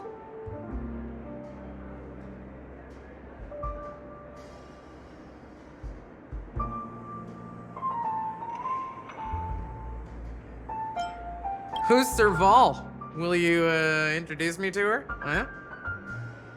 Oops. She's heard us. Just spare them, my esteemed bartender. I'll take over the bar today. I'm getting up there in age, and I need some practice before I forget the skills that used to put food on my table. Where did you stash the ingredients? They're all under the counter. Since our guests have traveled from afar, shouldn't you whip up some special drinks? That's exactly what I had in mind. Hey, my friends, do me a favor. Go around the bar and bring me any ingredients you fancy. The discussion might take quite some time, so I'll prepare some customized, non-alcoholic drinks for you. In the bar? But aren't all the ingredients right there on the counter? Why, we're in a dream, my lovely lady. You can help yourself to anything if you wish for it. Comfort, hunger, confusion, or even boredom. It's all within reach, right at your fingertips. Oh, did you hear that? She just called me my lovely lady. Even in reality, mixing drinks is more than just throwing ingredients together.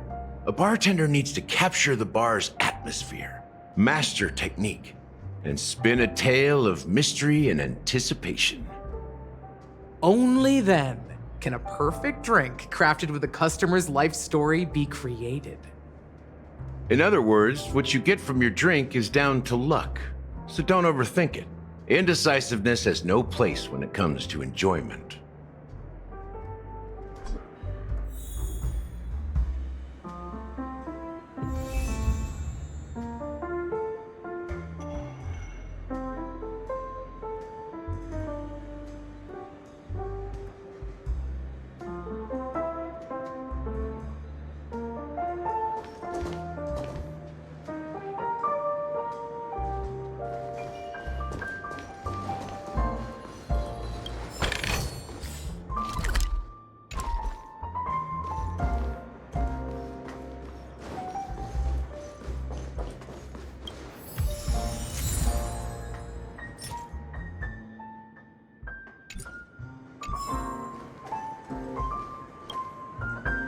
Hey, look at all these chips scattered everywhere.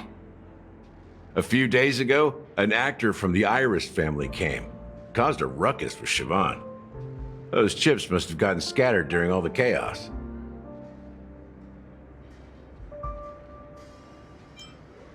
That's a clever metaphor. That being said, opening a bar in this place, filled with monsters, is quite a feat. Siobhan must have a lot of tricks up her sleeve, right? You'll have to ask her yourself to find out. But I have a feeling she won't budge unless you impress her with an incredible drink.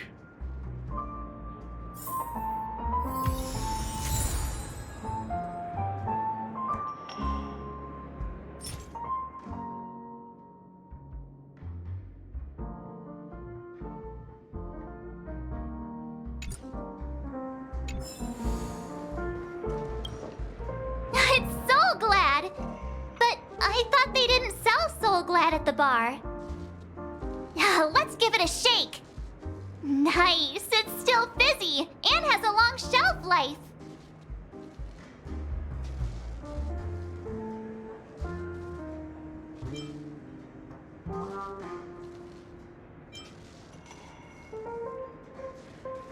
Uh-huh. Let's just leave it here for a while, and it'll be alright, right? Why don't they sell Soul Glad in this bar? Did something happen? It's all about the bartender's pride. It wouldn't make sense for customers to come here and order drinks they can find anywhere else. That's the mindset I use when I brew my coffee. You're right, Himeko. That's quite a stash. Not sure if it's enough. Stay out of my way. I'm looking for Siobhan.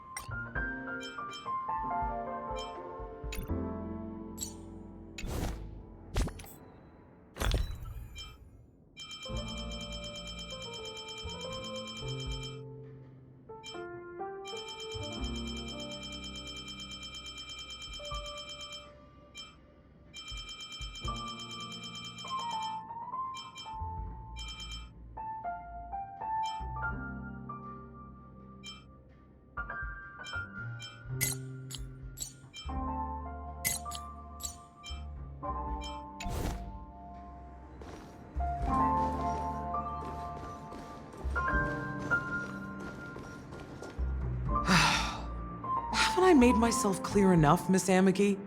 The Dream Jolt hostelry only welcomes guests who want to enjoy a drink to their heart's content.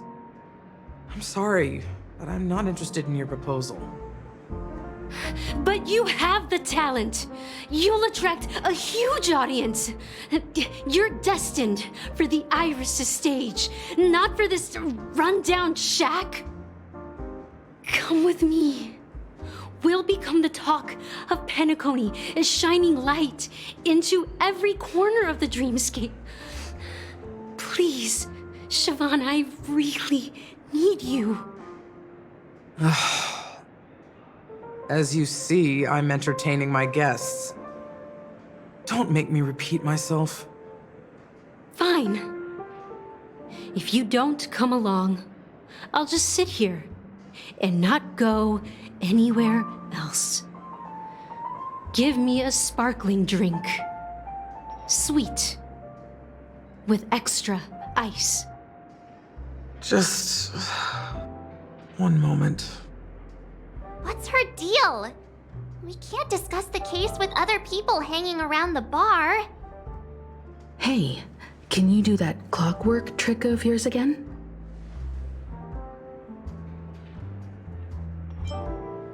Time is running out. We need to hurry. Yeah, I'm counting on you.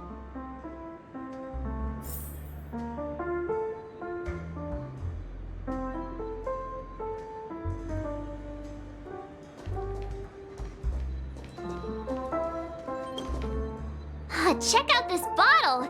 The liquid inside looks beautiful! And the label reads... Dream Syrup. Thick. I don't see an expiration date, but the production date is... half an amber era ago? Ugh, drinking this stuff can't lead to anything good. That's for sure.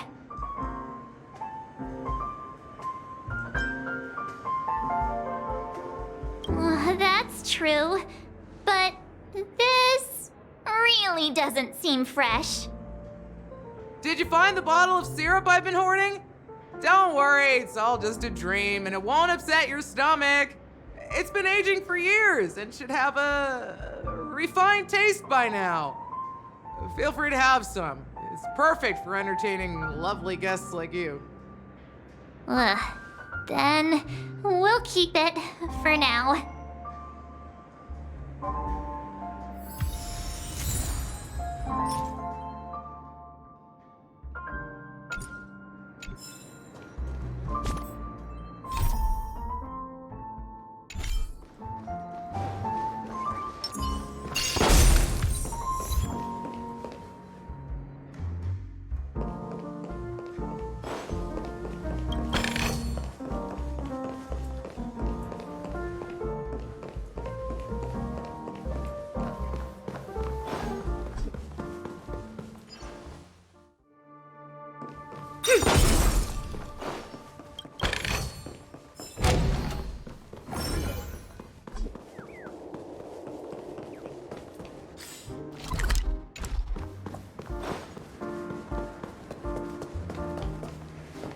You're one of Siobhan's guests, right? What can I do for you? If you're here to convince me to leave, please stop it. I'll never leave until she accepts my proposal. I just don't get why she won't leave this place. This rundown shack with no customers whatsoever.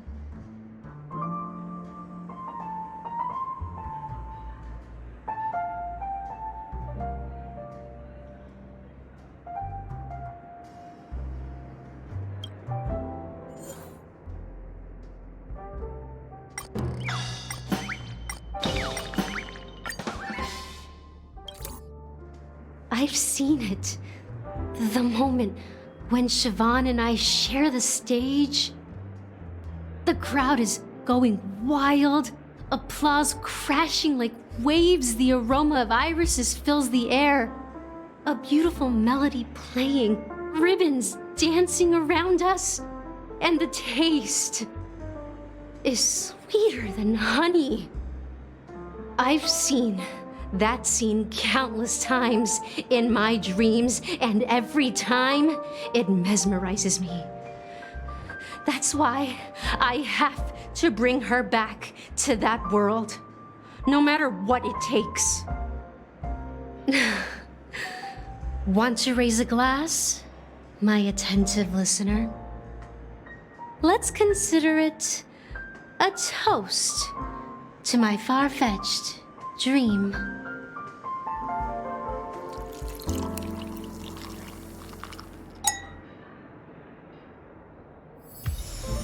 She's still not leaving.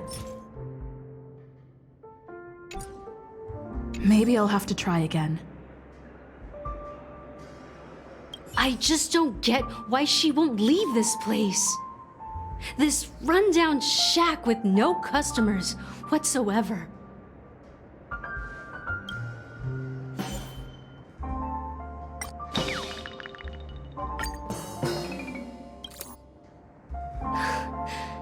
It's ridiculous, right?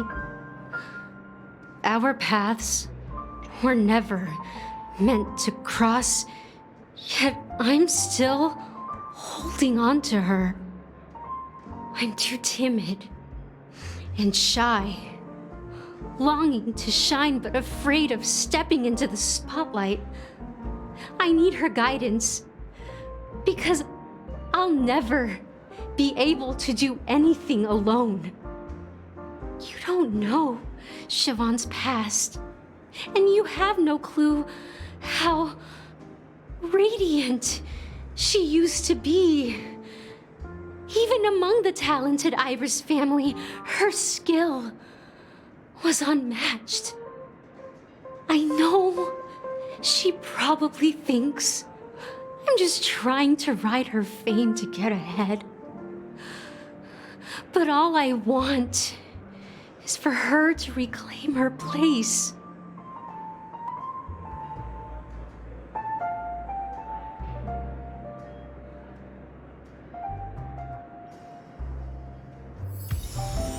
She's still not leaving.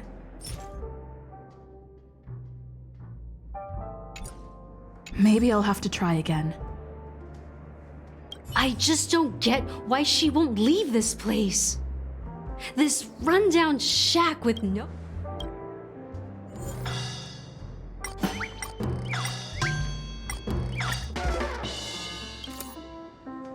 Those darn Iris jerks! They're the ones who forced Siobhan into hiding here, running this pesky bar. It's all their dirty scheming. I get it now. She's not leaving because she doesn't want to run into them again. I can help clear the way for her. I can do her a favor. I'll go back and write a letter to the Dream Master exposing the crimes committed by the Iris family. Siobhan will definitely appreciate it. Well, talking to you has got me feeling a bit down. My thoughts are swirling, making my mind clear, and bringing tears to my eyes. Maybe I should find a place to reflect on what Siobhan truly means to me. Here's the payment for the drinks. Please, pass it on to her. I'm leaving now. Amaki has left? That's good for her. Radiant dreams may be enticing, but they're nothing more than dreams. Her drink is on the house. Please keep the money. When you're ready, go to Gallagher. I can tell he's itching to show off his skills.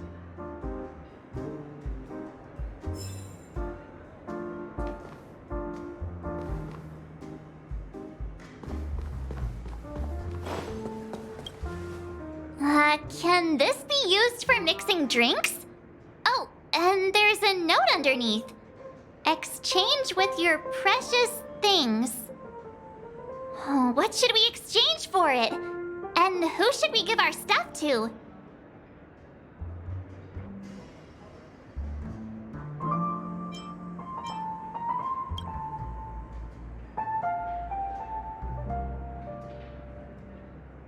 Hey, what are you doing? You can't just throw trash. No way. The words on the note are changing. Happiness is the dream of the humble.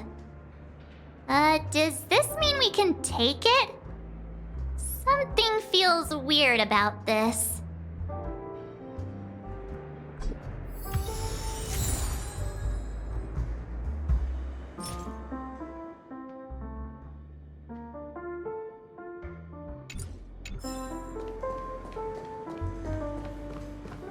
That being said, mixing a drink is way simpler than you'd imagine.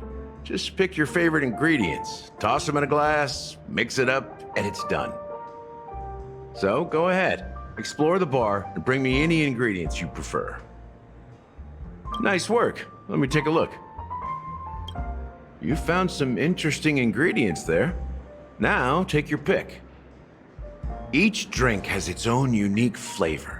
And the base ingredient sets the tone for the initial taste and the lingering aftertaste. So, which one would you like to use as the base?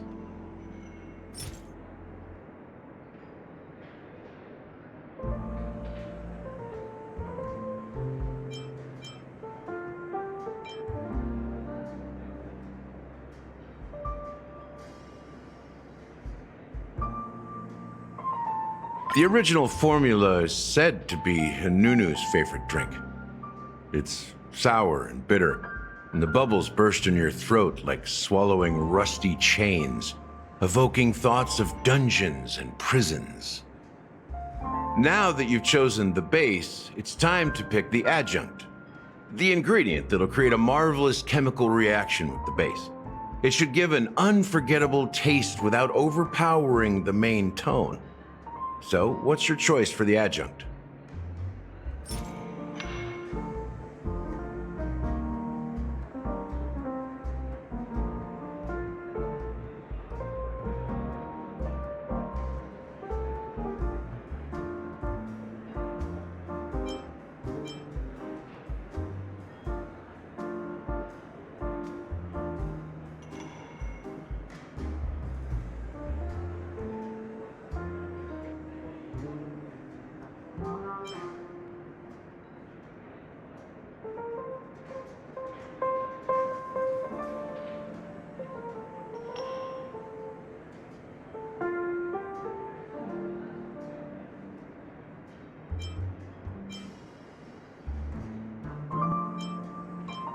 Bright future. A taste that's been a long time coming. I'll never forget the flavor that danced on my tongue as Mikhail whisked me through the dreamscape wilderness. Those were haunting times. Too beautiful to be real. Mikhail. Almost there. Let's pick a decoration. Which style do you prefer? Anything you need, I've got it.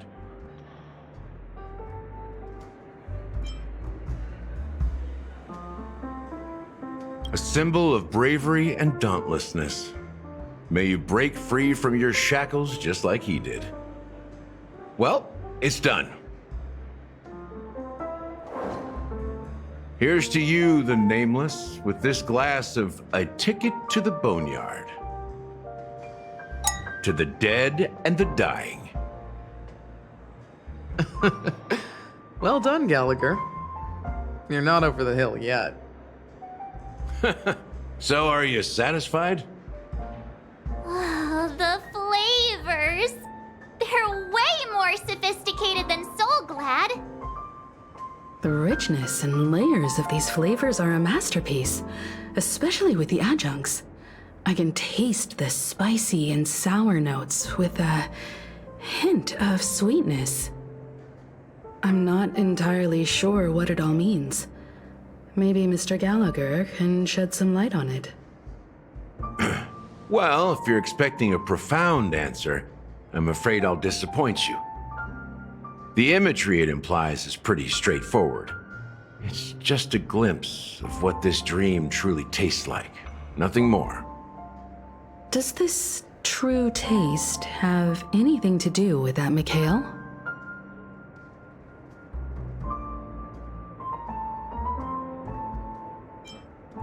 Yeah, that name does sound familiar. When you got knocked out by that masked fool girl, I think I heard someone calling that name. Do you remember? I was right about you. You guys seem to know quite a bit, and now there's no reason to hide anything from you anymore. Let's dig deeper into the case, and of course, I'll tell you a story about Mikhail. All right, let's start with what we know based on the clues the family has. It seems that Firefly isn't a local or an invited guest. In other words, she's a stowaway. She managed to fool me at first. My age must be getting the best of me. But here on the planet of festivities, stowaways are a common sight.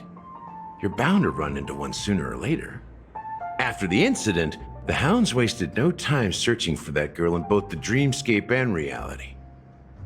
But here's the thing. We only received bad news, and the trickiest kind at that.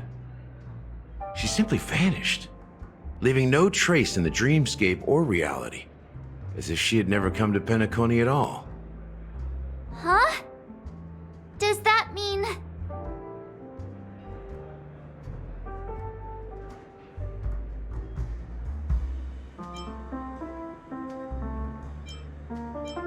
Different? Are you suggesting that girl wasn't actually killed? Come on, aren't you a witness in this case?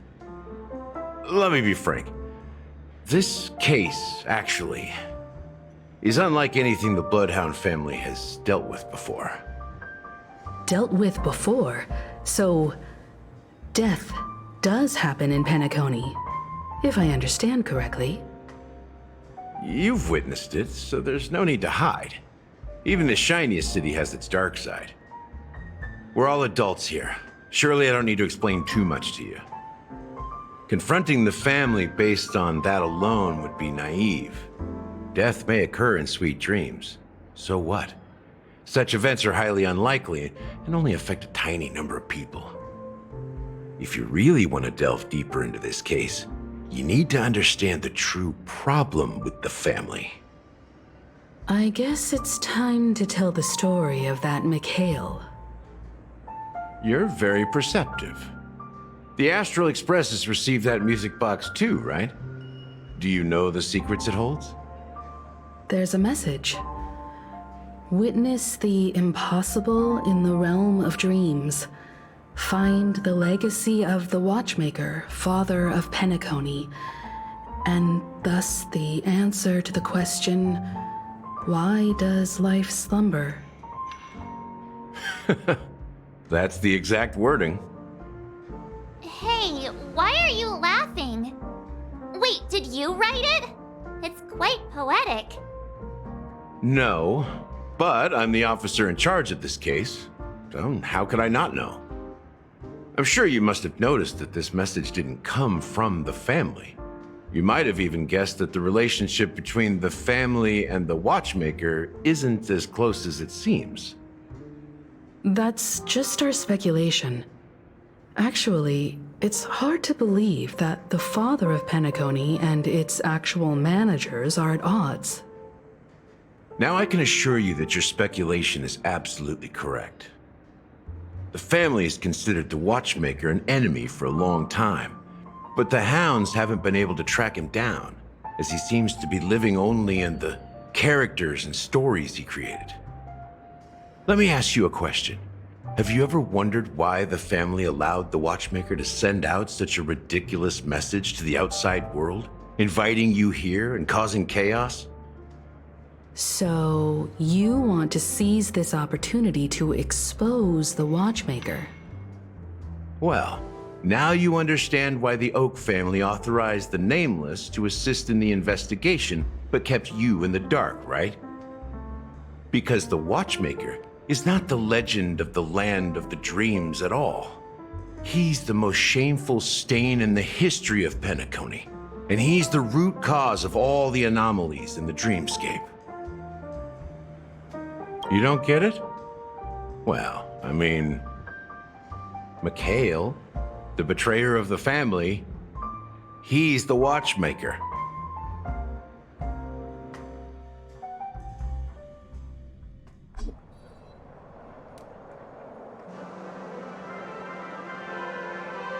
Here we are, Clock Studios theme park, the most popular entertainment center in Penacony. Wait, aren't we supposed to be discussing the watchmaker? I would have expected you to take us to maybe a library or an archive room of sorts. But an amusement park? The culture of a city reflects its history in the most authentic way. To you, it's a fun place. But to me, it's a prison for the planet's past. You know that Penacony used to be the IPC's prison planet, right? All the prisoners were brought here, helping the Garden of Recollection salvage the leaking memoria from the macrovoid. The prolonged exposure to high concentrations of memoria caused a unique phenomenon. The dreams of countless prisoners intersected and overlapped, and people started meeting each other in their dreams, living lives that were almost identical to reality. But everything has a price, and sweet dreams are no exception. In the end, the dream world was unable to alleviate the suffering of prisoners in reality. One of the prisoners broke free from the IPC's shackles and fought for freedom. He is Hanu, the great leader of Dreamville, the great peacemaker, and the faithful companion of the underdogs.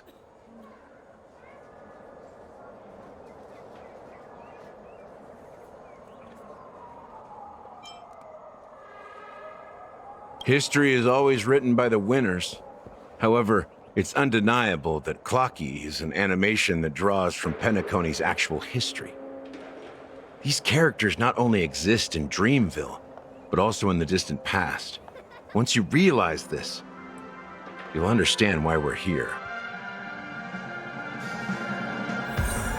There are so many members of the Bloodhound family around here. They just received a lockdown order, supposedly from Sunday himself. Who knows what it's for?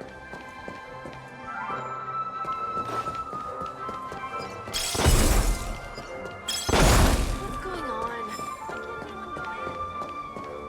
on? My friend.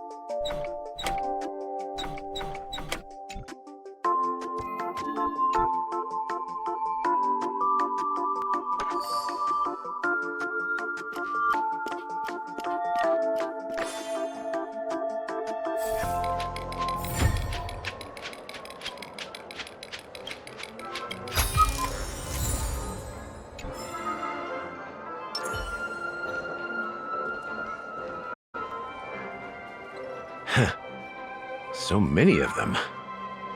I've never seen anything like this, even when they're tracking down suspects.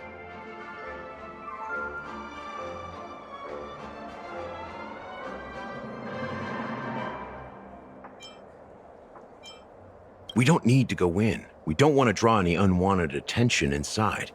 We can just talk here. Let's find a quiet spot and continue our conversation. View here is great, right? We can see everything from here, including Clocky. If all the characters in the animation are based on characters in reality, then Clocky's counterpart is definitely the Watchmaker.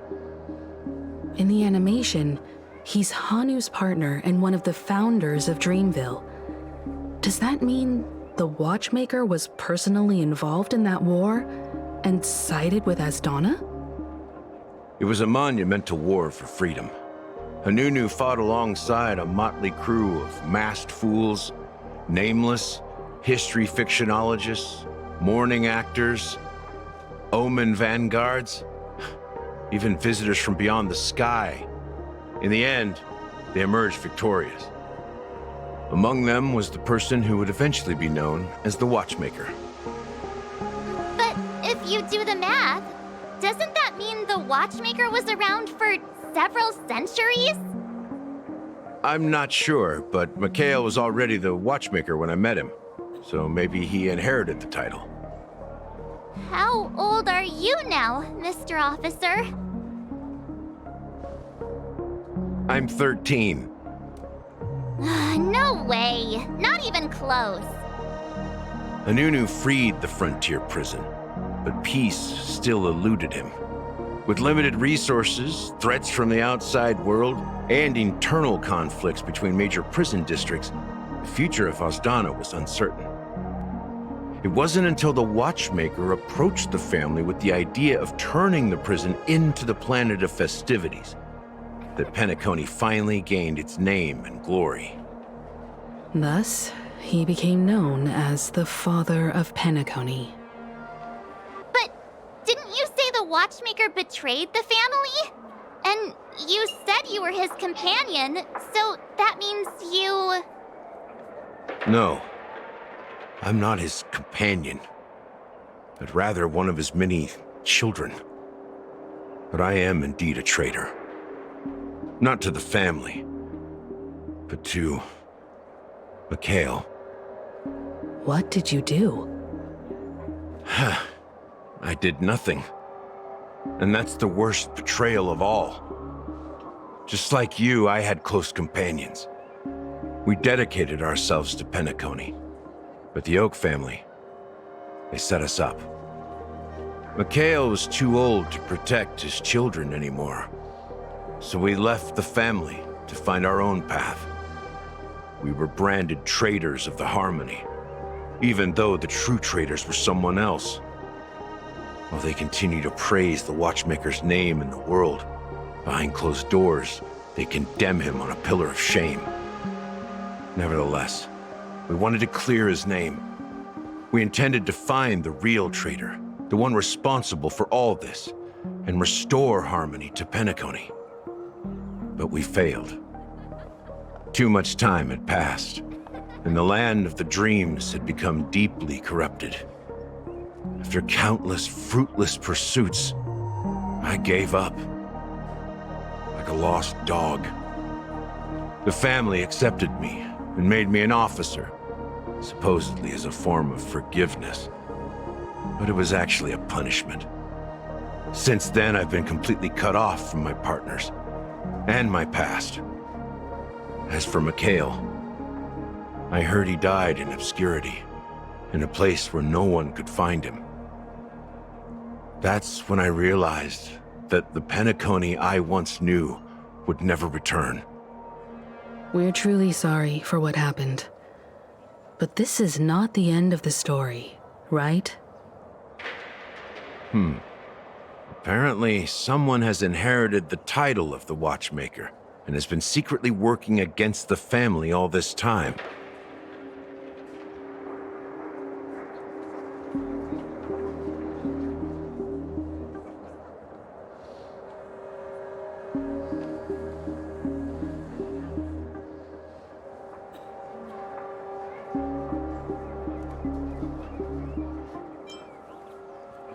Well, that's one way to look at it.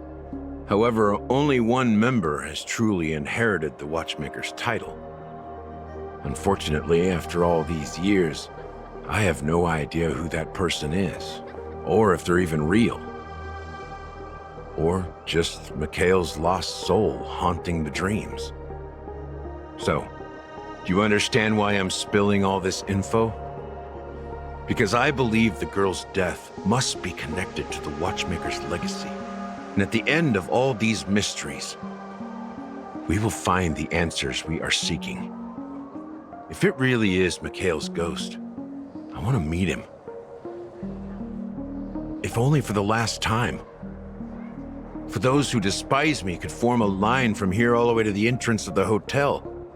But those willing to look me in the eye and hear me out? Let's just say, there won't be many. I've told you all I know is a sign of gratitude. Thank you for listening to this old dog. Bark and all. Something just happened at the theme park. Now if you'll excuse me, good luck to all of you. How ironic. What's so different between the stowaways projected by Penacony today and the dream seekers once hailed as pioneers several Amber eras ago? Gallagher does have a troubled past, it seems. While Firefly's whereabouts remain a mystery, his stories shed light on our suspicions about the true identity of the Watchmaker, his connection to the family, and the power struggles hidden behind sweet dreams and death.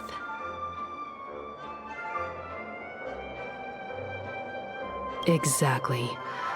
Gallagher suggests that the real traitor is someone else, probably within the Oak family.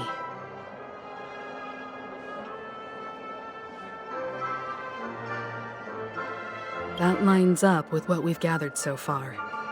Firefly got involved in this mess because of the legacy, and now we're sure that Aventurine's accusations against Acheron are baseless. You're really into Clocky, huh? He's just a fictional character, not a real person. Speaking of which, that Clocky who only reveals himself to you is quite intriguing. It's a shame we've never met him since then.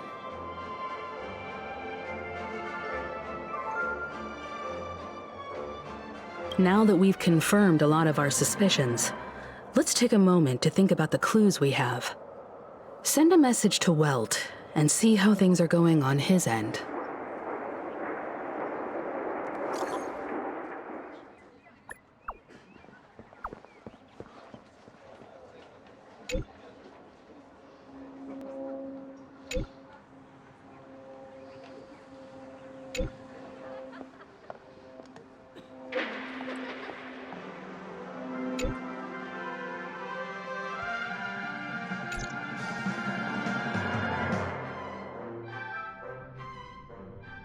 Are your companions worried about you?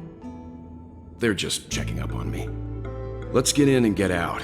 Seems they've made some progress. Looks like we're about to enter the depths of Dewlight Pavilion. It's been a smooth ride. Almost too smooth for a heavily guarded mansion. Let's see if there's anyone waiting to greet us.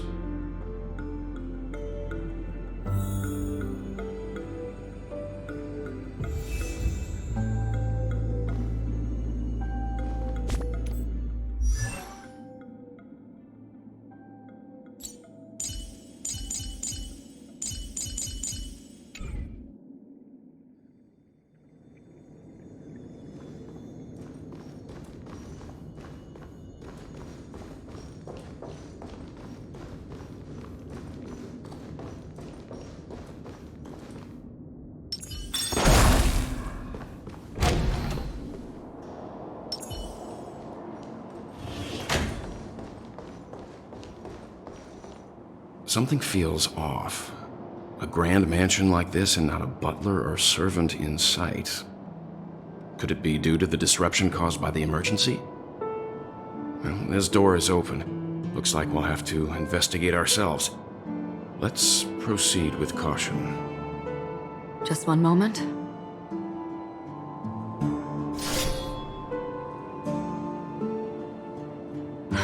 Light.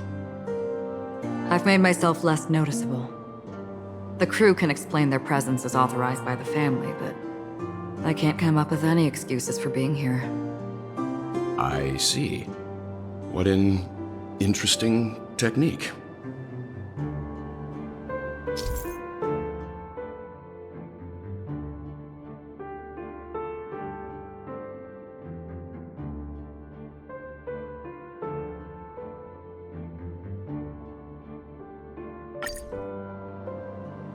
Stream forth. The gleam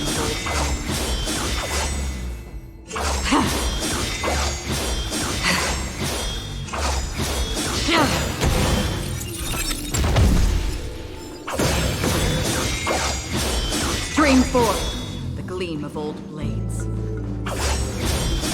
model in the sand pit. It's the golden one, isn't it? Maybe the heads of the family used that model for discussing important matters, and the footprints here are different from the rest. There are 2 sets of them.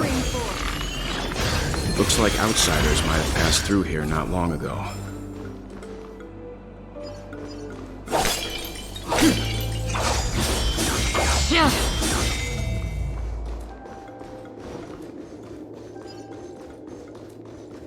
Stream forth. The gleam of old blades.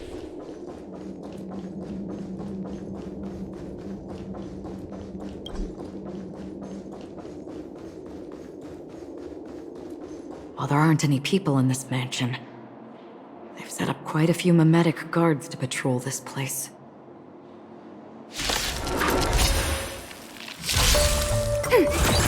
Ill tidings manifest. I weep for the departed. It too shall fall. How familiar. Net markers activated. Time for a good old counterattack. Together as one. On the still waters of oblivion.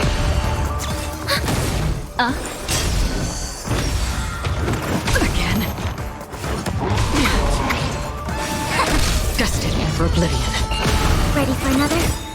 Net markers activated. Time for a good old counterattack. I weep for the departed. It too shall fall.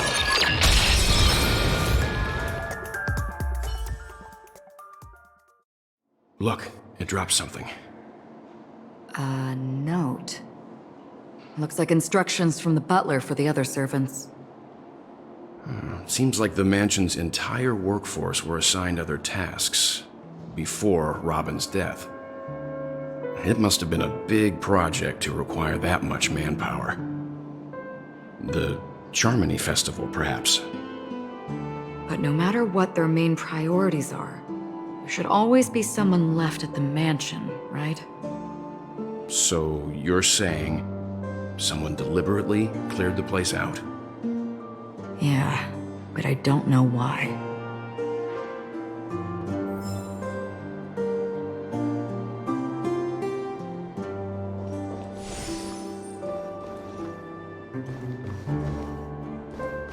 Stream forth, the gleam of old blades.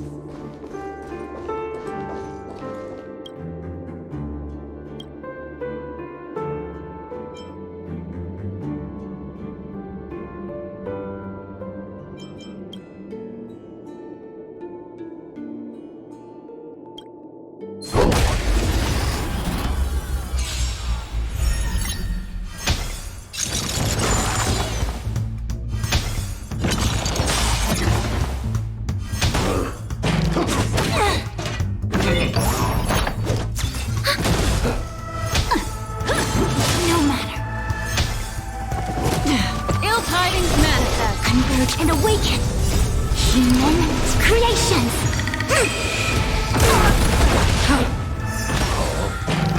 Mind your manners. I weep for the departed. It too shall fall. Ill fate descends. Beneath the waters lies an endless abyss.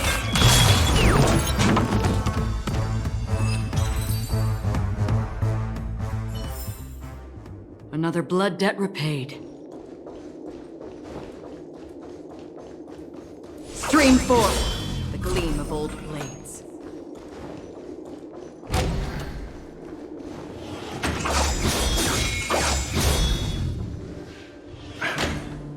No one here either. Since no one's around to entertain us, let's make ourselves at home. Stay close to me so that my white can cover you too.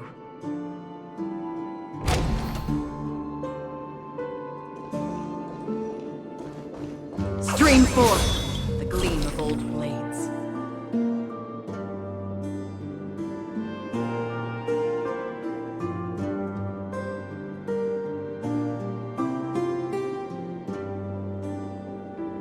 As soon as I and the rest of the crew arrived in Penacony, Mr. Sunday and Robin showed up to greet us. I remember hearing something unusual in her voice, and now... Robin believed it was because the harmony had been tampered with somehow. But as far as I know, there aren't many entities capable of interfering with the power of paths. Meaning... If there really is a traitor within the family, that person must hold a high position or possess unimaginable strength. That would explain why Mr. Sunday has been having such difficulty in catching the traitor. Seek, and you will find.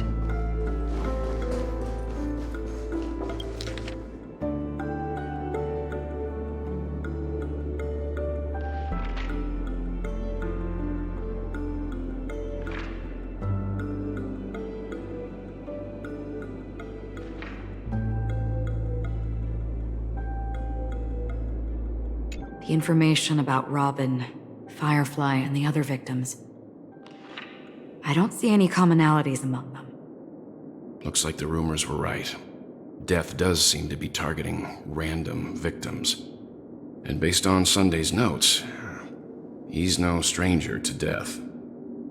He's just surprised that it has resurfaced.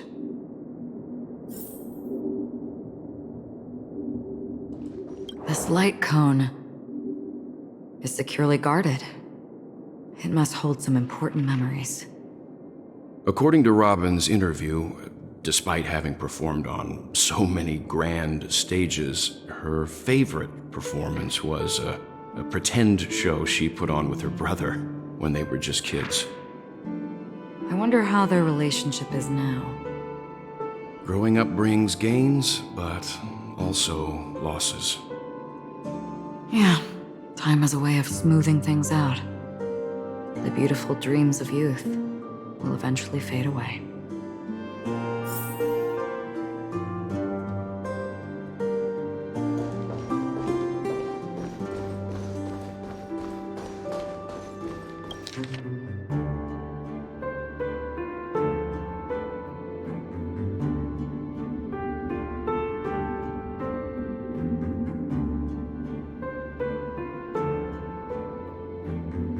It seems neither the Dream Master of Penacony nor this old Odie is happy with Sunday's recent performance.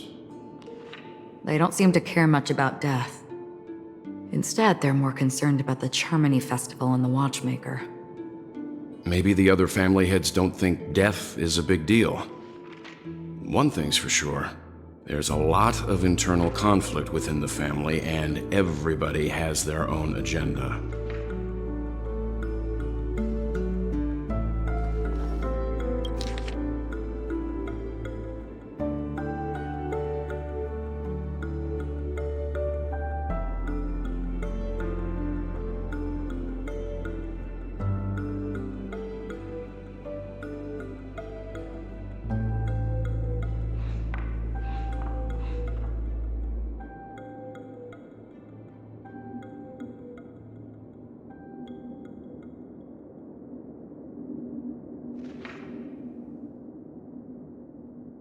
Mr. Sunday has done some serious research on his suspects. This traitor must have been causing trouble for the family for a long time. They all seem to be insiders, but I haven't met any of them. Huh? Wait, these characteristics. What is it? No, nothing. Maybe I'm just overthinking things. However, if this traitor really exists, could they be responsible for Firefly and Robin's deaths? Perhaps that's why Sunday is taking this matter so seriously. That's all for now. Nothing more noteworthy. Before coming here, I had all sorts of scenarios in my head about dealing with the family. I did not expect an empty mansion. Watch out. Someone's approaching. I don't think trespassing on forbidden areas is the way to be a guest, Mr. Yang. And... Acheron? The Galaxy Ranger? Our apologies, Mr. Sunday. Nobody came to greet us, so we entered without permission. I hope you can forgive us.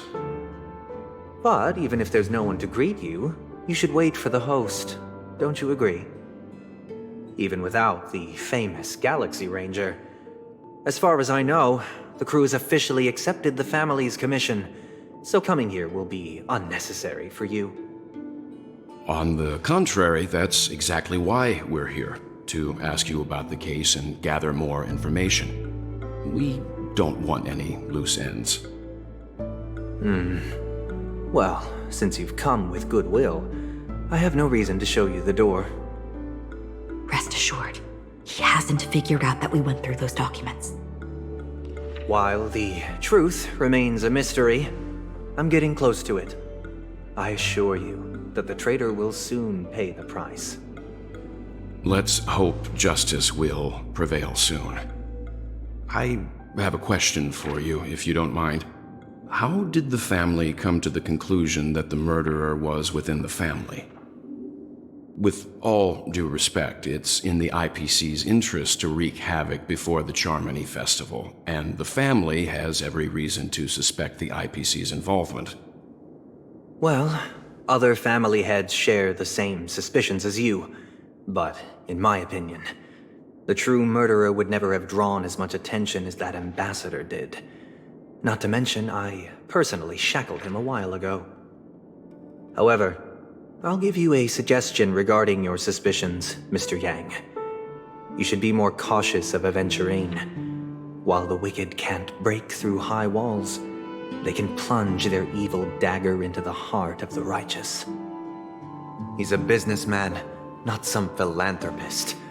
But right now, he's out there handing out his wealth on the streets.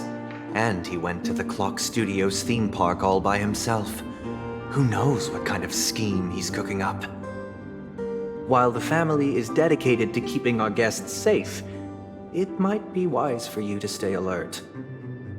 You never know what unexpected troubles could arise.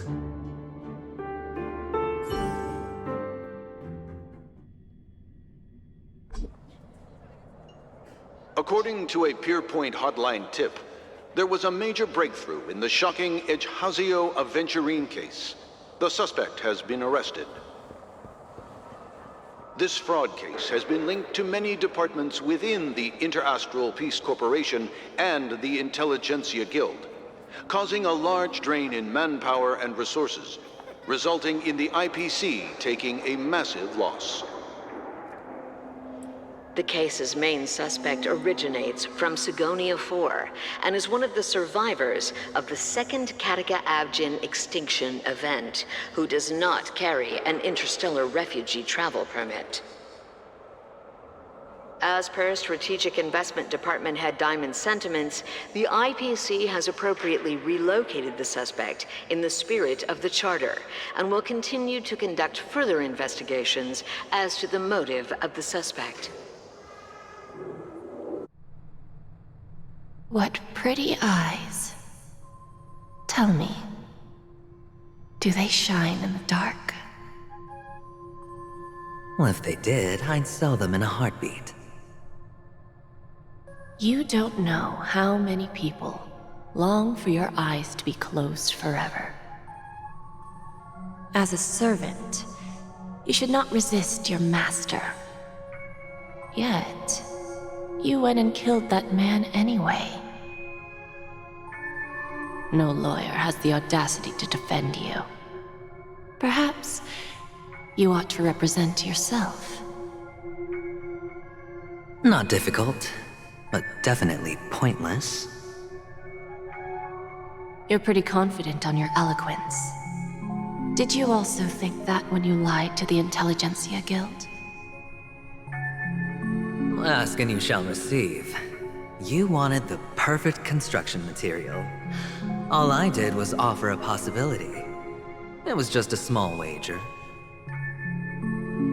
If your luck holds out, the IPC will dig something up from the golden sands of Ejihazo.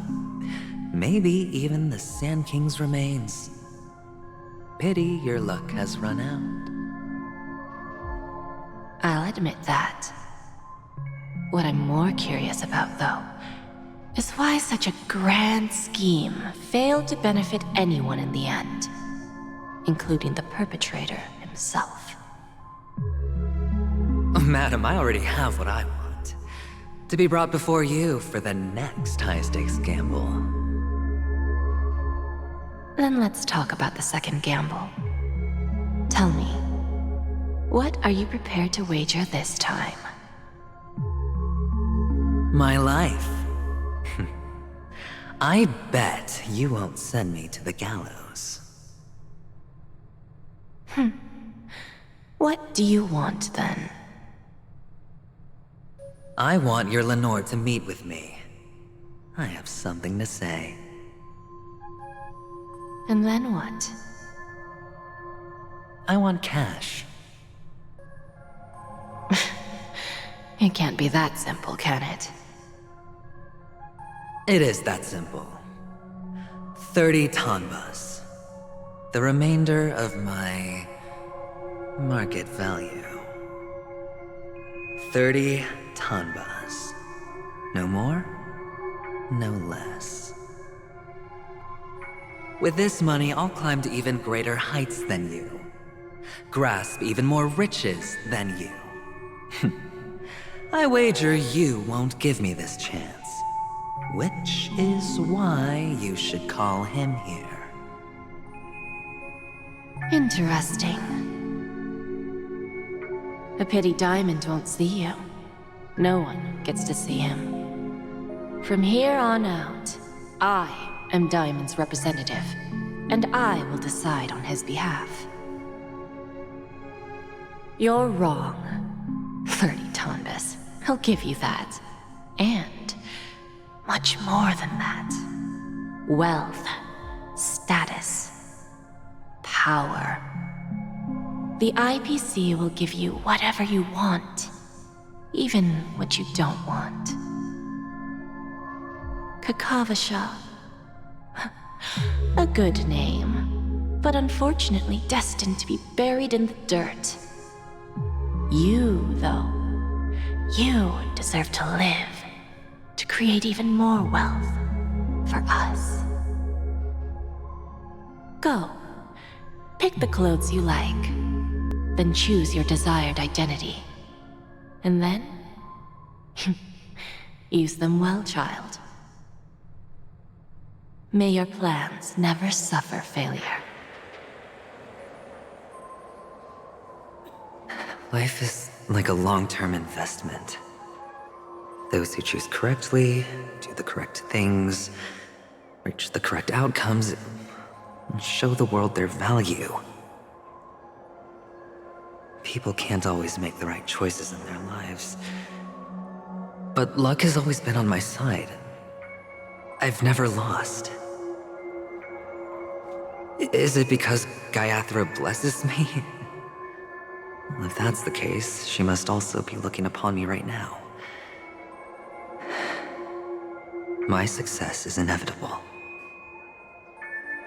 But what then? Even if I overcome this difficult trial, What would come next? What awaits me after this glorious gamble? An even more glorious one? Will I return triumphant with unending riches after countless successes, or will I encounter failure, never to return?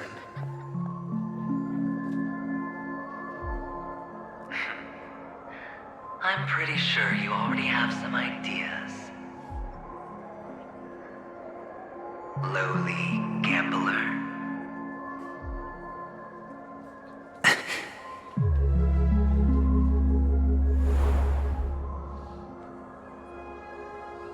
What? What? What?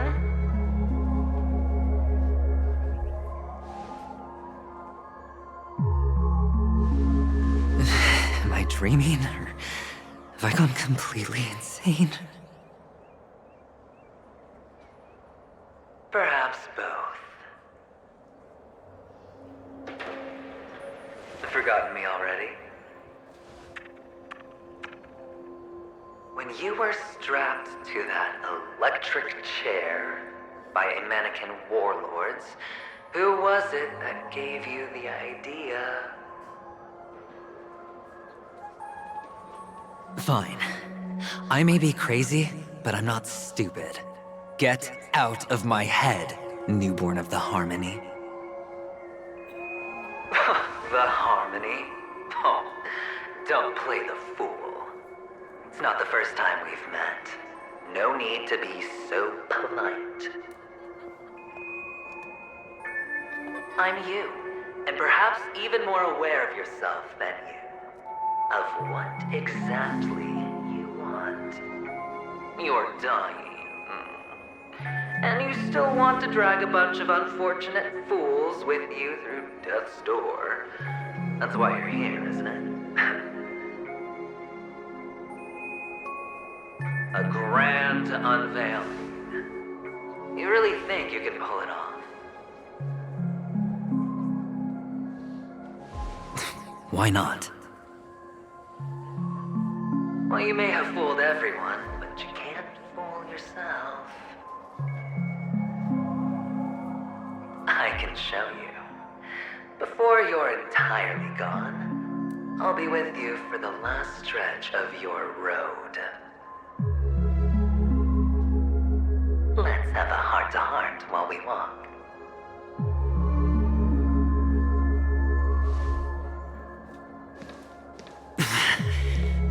What exactly are you?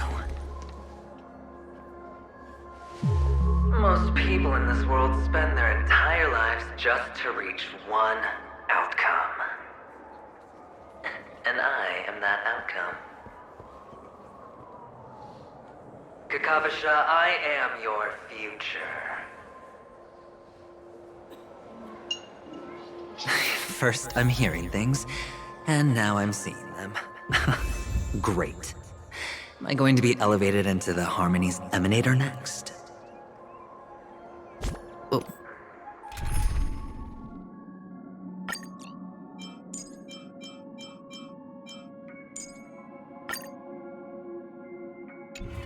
Why are there no guests here? What's that featherhead doing?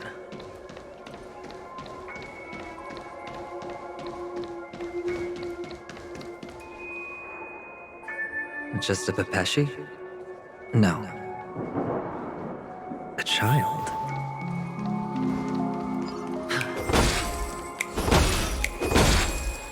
I thought minors weren't allowed in Golden Hour. Hey kid, you okay? Are you lost?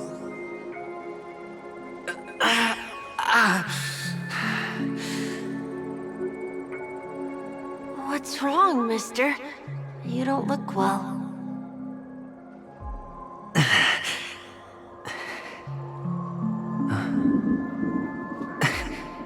Your eyes. Impossible. Who are you? They're pretty, aren't they? Sis said they're a gift from Mama Funga. Colorful eyes are said to bring good luck. Mister, you have pretty eyes too. Beautiful. Are you alone? Where are your parents? They're in that amusement park. Papa and Mama went in first. I'm just about to go look for them. I have to go. Goodbye, mister. Hope you have a good time, too. Those eyes. And Mama Funga. No, it can't. There aren't any Avgens left.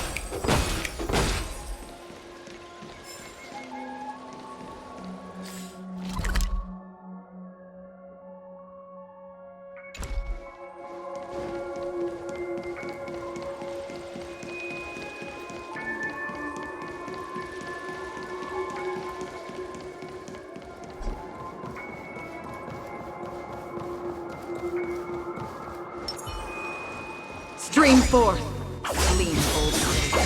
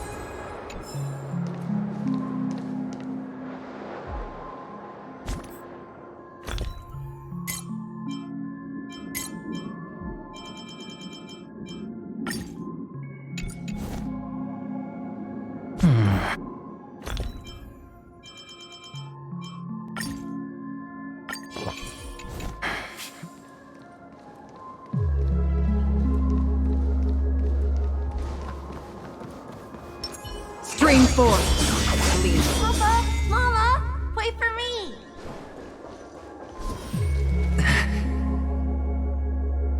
Only on Paniconi, am I right? What are you still doing here? Well, you've known all along. The family truly showed leniency to everyone who came seeking help. Why would there be a need for such high walls and deep moats? However, people don't see it like that. Especially since the flavor of the dream syrup is so alluring. You will receive no charity on Paniconi. And relying on your own strength alone to topple high walls? Not a likely fate. Which is why, once you step into the hotel, you remove your high hat and beg everyone you come across for help. Like a hyena scavenging for scraps in the desert. Because you know that opportunities are fleeting. Well, when you put it like that, even Ratio's a teeny peacock analogy sounds pleasant. Well, you know how rare it is for me to... It's good timing that you mentioned the doctor. I'm especially fond of what you and he have in common. The conspiracies, calculations. Especially the part about the finale, a magnificent act of betrayal. Oh, when everyone thinks this way, who would even suspect that it was another trap you've been... Go on. Tell me I'm right. You know, they only see your big bets, your bravado, the full house. It's a heck of an act. No wonder the tavern sent you in it. Well, the best way to prevent others from seeing your true colors is first being able to fool yourself. for the preservation. Oh, I thought you knew. We're done. Either stop talking or disappear from my sight. That's fine. But who exactly is about to disappear here? Well, it's not going to be me, anyway.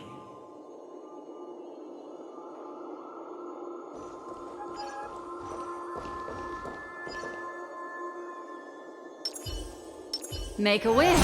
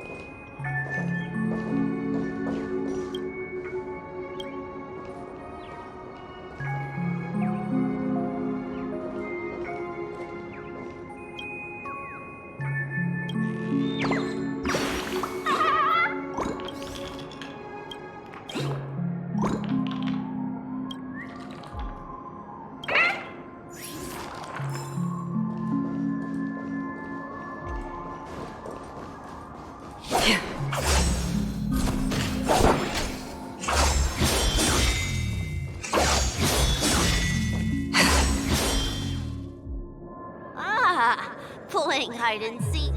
I'm really good at this.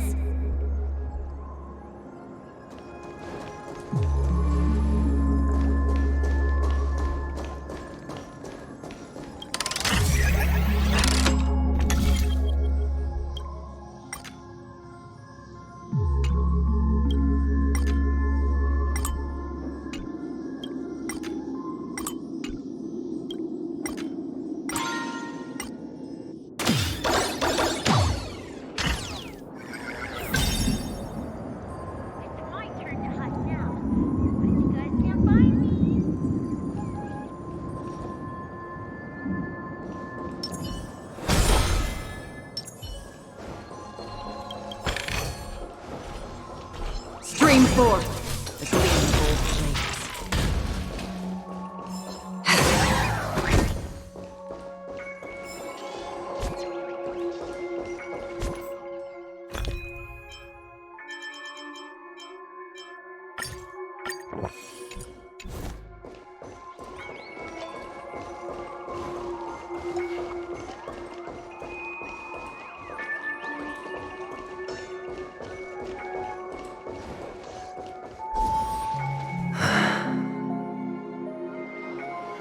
Hide and seek. What sweet childhood memories. When Mama said goodbye that day, how many catechins were like jackals hot on your heels? I know you won't forget that sound anytime soon. Those shrill cackles. You had to hide right under the noses of... It wasn't... Come on. It's a rag. Now you don't have to hide. You probably won't even deign to get your pretty outfit wet. I've never changed. On the contrary, now you're the one who does the hunting. The last round of hide and seek. And you... That child... Could he be in here?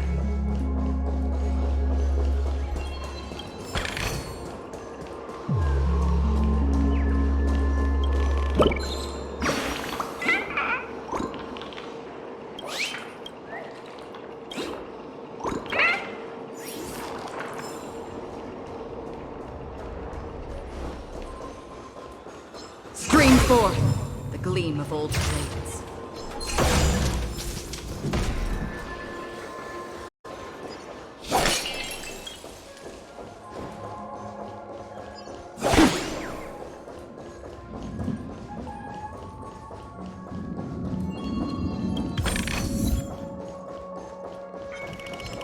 forth, gleam of old flame.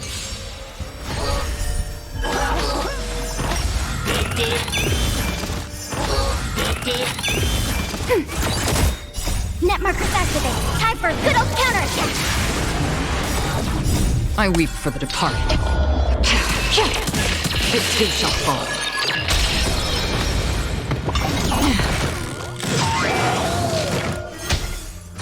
Again. Ill fate descends. Spend freely. On the still waters of oblivion.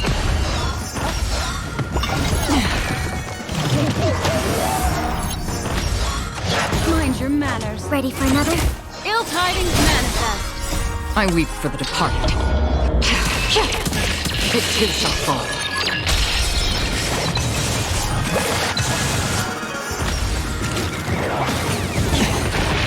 Watch your head. Destined for oblivion. Net markers activate. Time for a good old counterattack.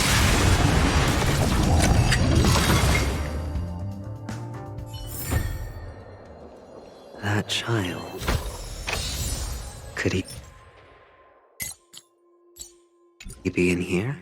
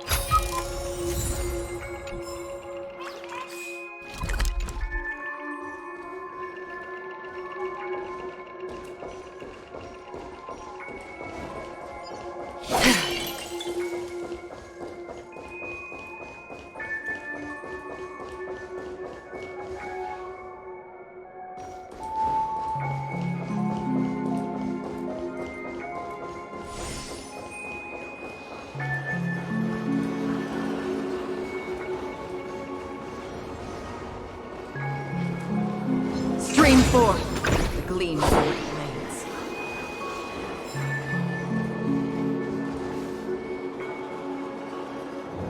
Is this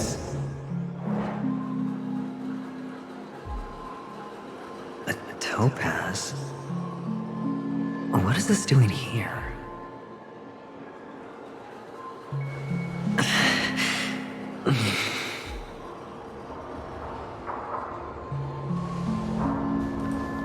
What? Does your cornerstone wrench out your heart, son? I was merely curious at why it was here. Maybe that winged guy put it here. To taunt you. Just to make you realize that your painstakingly arranged magic show is nothing but a death rattle. The cornerstone's hue is the same as the radiance of Clipant's body. I've got to give it to you. I've heard a lot of baloney, but that lie deserves a prize for sheer nerve. If he were just a little bit smarter, the jig would have been up right there. This is just bait. Of course. That's why Ratio's betrayal was one of the keys to your plan. I have to say, that doctor's acting was superb. Or maybe he wasn't acting at all. All the better for you. Sunday didn't become head of the Oak family by acting sloppy. He's obsessed with control. You have to give him enough detail to satisfy his meticulous nature, but not so much that he gets suspicious. Which is why you had Ratio seek him out and leak the plan on purpose. To prevent the other party from suspecting anything. The intel you gave to Ratio was all true. You spoke the same to Sunday. Finally, Sunday took the bait, found the other cornerstone, and before you know it,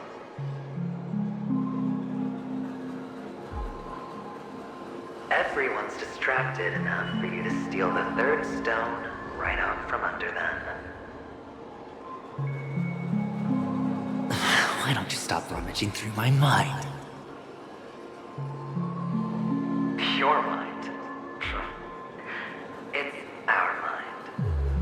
You're me, and I'm you. We're the same.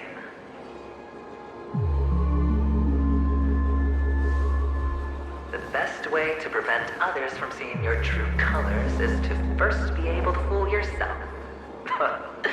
Really? You can't even fool yourself. You just got lucky this time.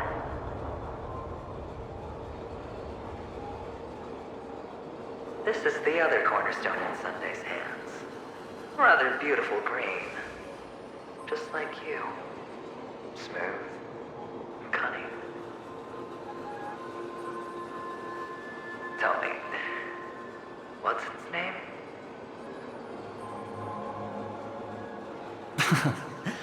Why are you even asking me? Must I do all the work? Aventurine is the stone of luck and trickery. That's what she said when you received the stone, wasn't it?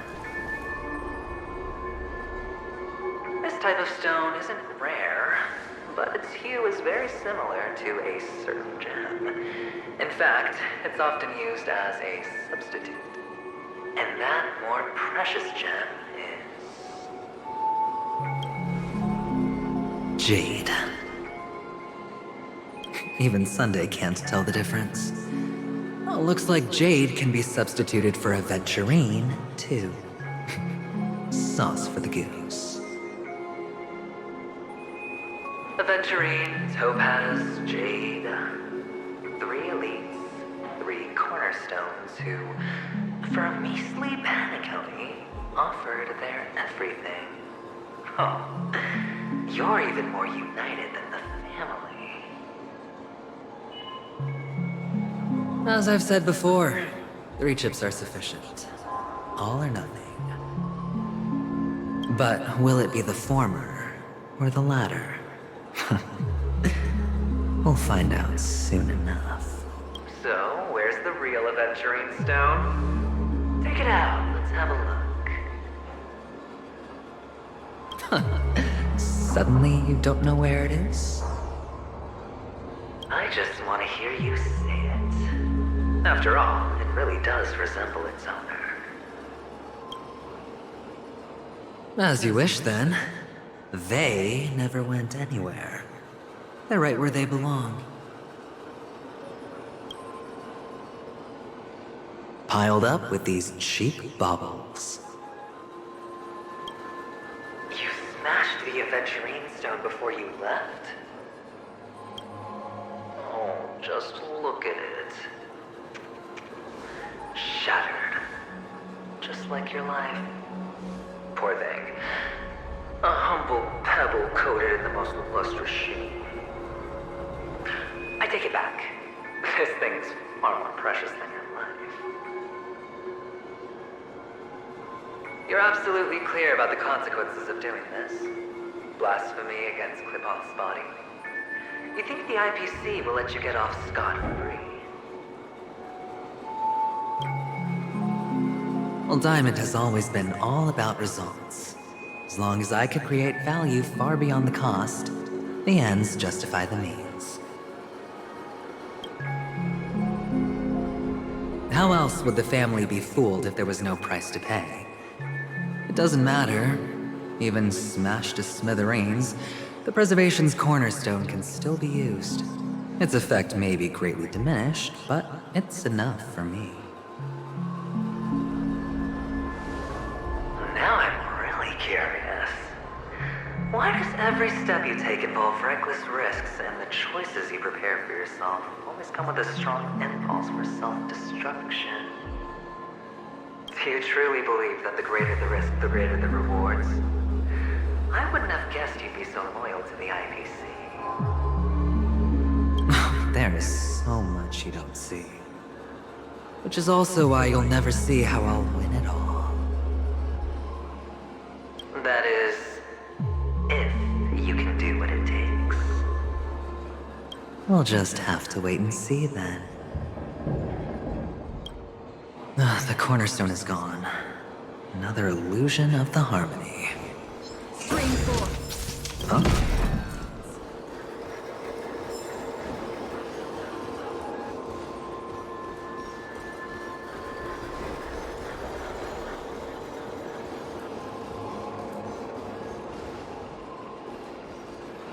Hello. We meet again, Mr. Pretty Eyes. Yes. We meet again. Did you find your mother and father? Of course.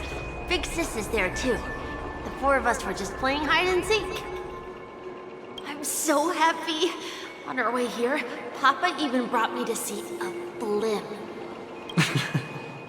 I think you mean film. Yes, that's it. Putting many drawings together and turning them into a moving wall painting. They put me, Papa, Mama, and Big Sis together, turning us into one big family. You should give it a try too, mister. You look sad. The amusement park will cheer you up. Sure.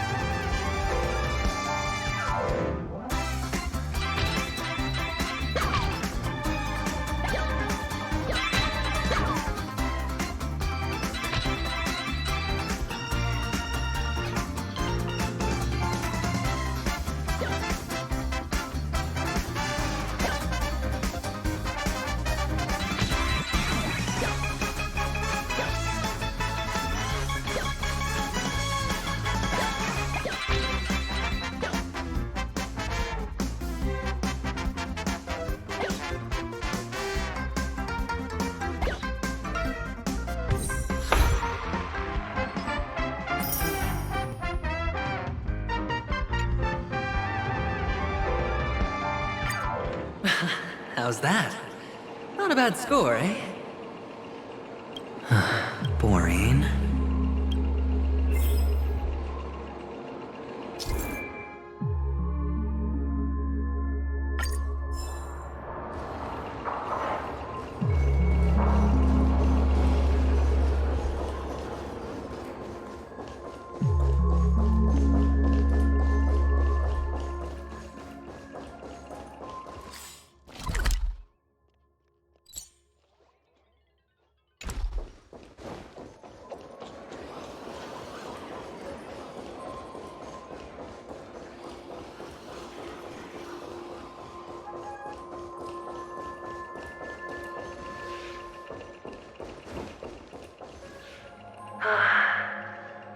Why aren't you talking? You've piqued my interest. I'll admit that there are still aspects of you that I don't completely understand. Well, you sound sincere this time, at least. Well, sincerity is one of my traits that everybody likes. And I have precious few of those. Moving on. See that maze over there? I'll know everything about you before you reach the exit. Our quaint journey through this amusement park still isn't over, and I wouldn't mind stretching this out at all.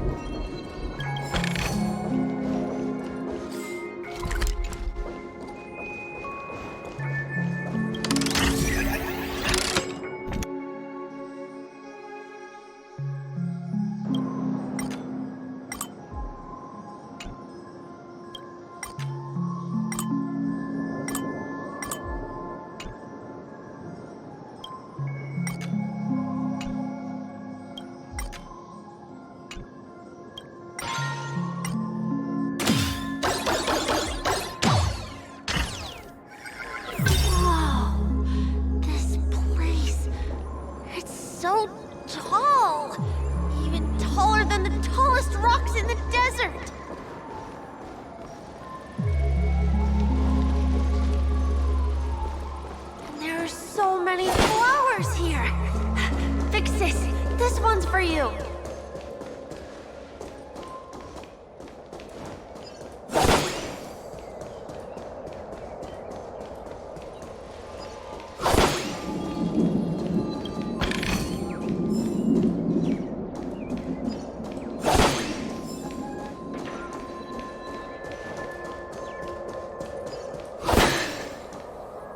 A dead end?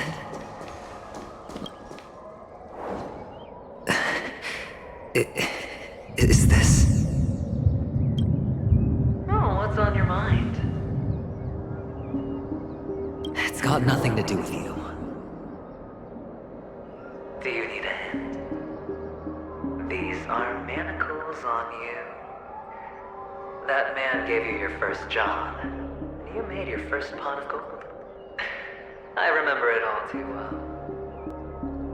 You wrapped that iron chain around your fist, for that is the only tool you could find. Then, in that maze, you... Shut up! Oh, you don't wish to face your past. Unwilling to admit that your life is worth at least 60 tamas. Well, from what I see, you refuse to confront it, because it only proves your weakness. How could a weak person take such daring risks? Oh, that's right. You love the thrill of danger.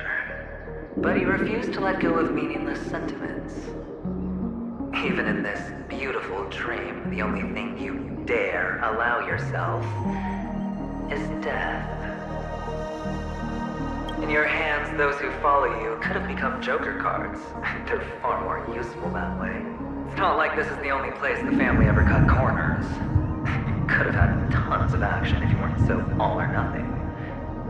All it takes is a meager sacrifice. I bet Opal would have resolved this without a fuss. A pity you're not him. Well, you wouldn't be in this state if you could just get with the program. And why couldn't you? Out of professional integrity. Those techniques you mentioned are highly efficient, but it's not that I don't know about them. It's more like I couldn't care less. Get it? What fun is it if the fight isn't fair? Fair? You assume your opponents would fight fair in the first place. The odds are obviously not in your favor, so how are you just breezing by? Did that masked fool's words awaken something in you? Well, she gave me an answer that could turn everything upside down. You mean it could make all the cards on the table just disappear? That's cheating. If these leaves could be brought back, would they bloom into new flowers?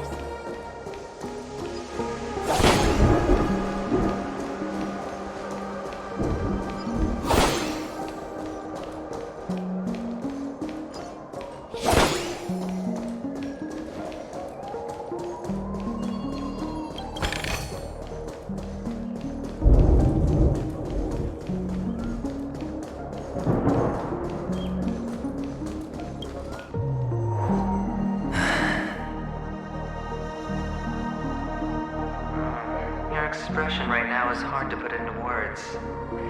The lucky charm Mama left you is made from gold. Why did you never consider selling it? You obviously could have lived a normal life like Big Sis that way. Looking back, that was the better choice. Mama only left us with 2 pieces of jewelry. A necklace and a lucky charm. There won't ever be a 3rd piece. That's what you always say, but you actually regret it, don't you? That you didn't sell them. You can zip it if there's nothing to talk about. I know. You must remember what Big Sis told you. You are a child blessed by Gaiathra Triclops, and can lead the clan to happiness. So always remember to protect yourself and never resent the pain and poverty you're going through. The words still ring in your ears, don't they? You're a good kid, so you definitely won't have forgotten. So, you surely won't forget how tragic her last moments of life were. How the piercing laughter behind you felt like it was drilling into your heart. You ran away without looking back, just as she told you to. Tisk, tisk. A lifelong regret indeed. Enough! Do you not have anything better to talk about? Oh, shut me down like a champ! Well, I guess when it comes to mind games, this isn't exactly your first rodeo. I think I finally get you. And woo! You are nuts! In the end, I'll ruin this beautiful dream and create the grandest death. Well, you stuck to that start to finish. Think about it. There's a Stellaron in play, the fabulous Robin loses her voice, 2 unsolved murders, cryptic messages from a masked fool, and a chance to go head-to-head with Sunday himself. And the only thing to pique your interest is one word. The last word. A word that's right there at your fingertips. Death. But whose exactly? We'll know when the dice falls. All right then. Reserve a seat for me in the audience. I'm curious to see just how capable you are. Still, you never answered my question. If you could start over, would you still want to be the child who received Gaiathra's blessing?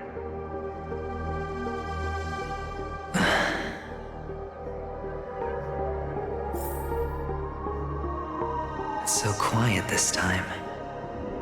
Is he finally gone? Or am I the one about to disappear?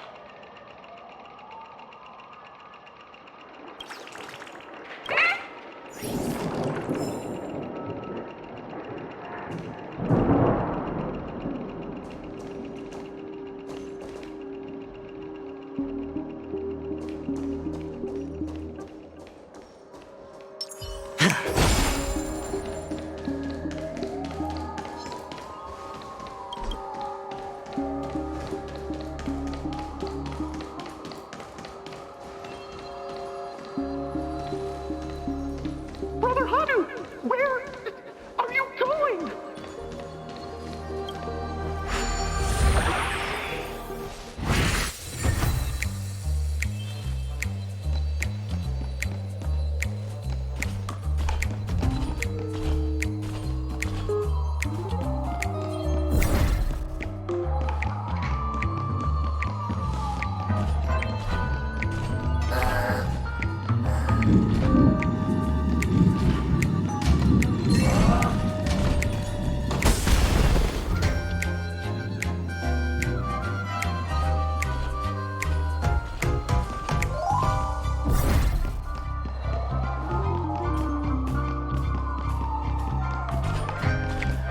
There's only one place he can be going, whether it's in the past, present, or future.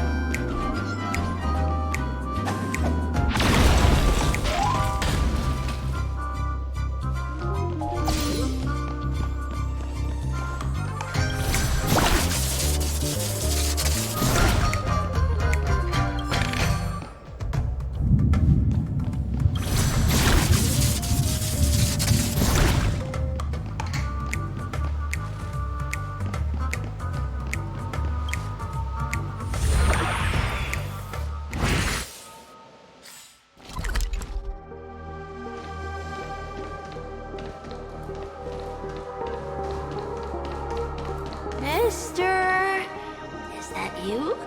I hear the sound of leather shoes.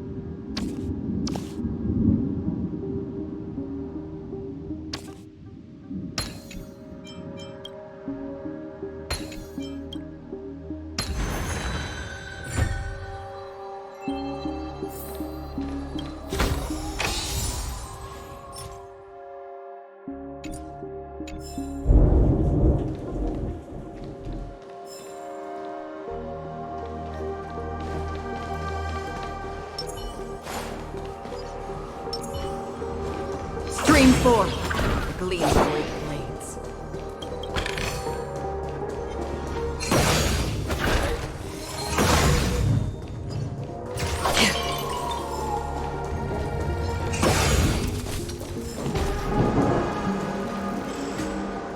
Stream 4. Gleam of old blades.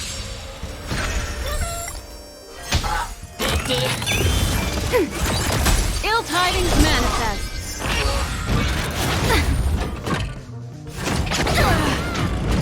Spend freely. Bust. Or maybe I'll take it all. I weep for the departed. It too shall fall. On the still waters of oblivion. Ready for another?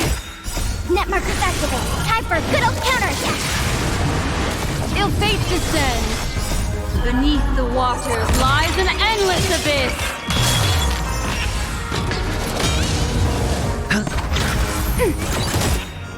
I weep for the departed. It too shall fall.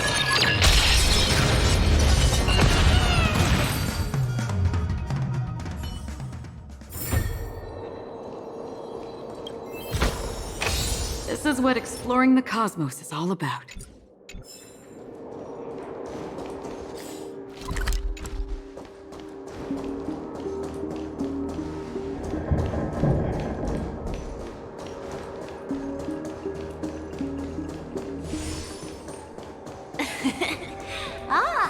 It really is you.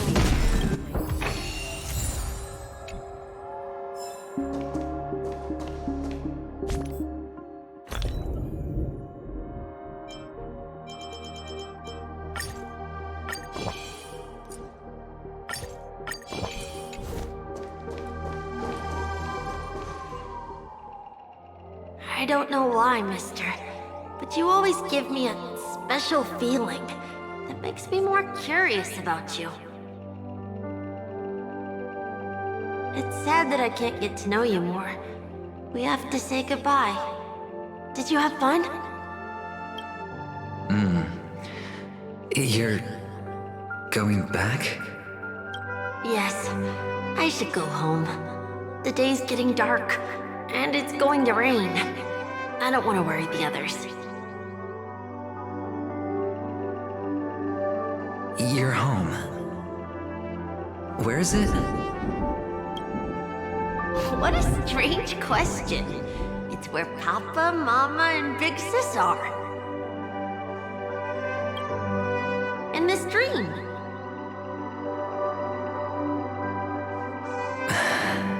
This amusement park. This beautiful dream. They really are peaceful. Everyone loves it. But, mister, why don't you like it? Because they're not here. Where are they then?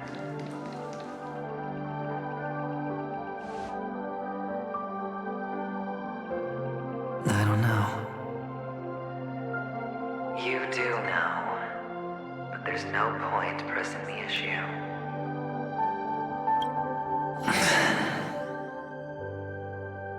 Admit it. You're tired. We all are. Which is why we chose to stay here. Me and him. Your past and future. How long will you stay? Forever. We'll be with you forever in this dream. This is the greatest honor that we can offer to those who hurtle towards death.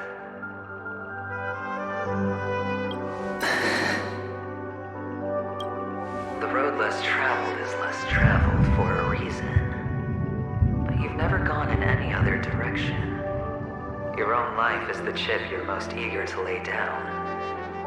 Always has been. You don't care who the real murderer is. And the watchmaker's so-called legacy couldn't be more boring. What you want, what you need, is to be the smooth operator, the solid gold deal maker who doesn't waste a drop of sweat, even when he's up to his neck in danger, deep inside family territory. You want to be polished up, cuffed with red-hot chains, and spotlit center stage. You'll be the closing act, the final sacrifice. I can do it. And it will be flawless. Of course you can.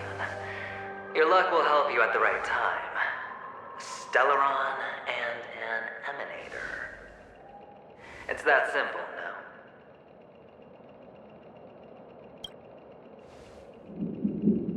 That way, the IPC will earn a place at the table.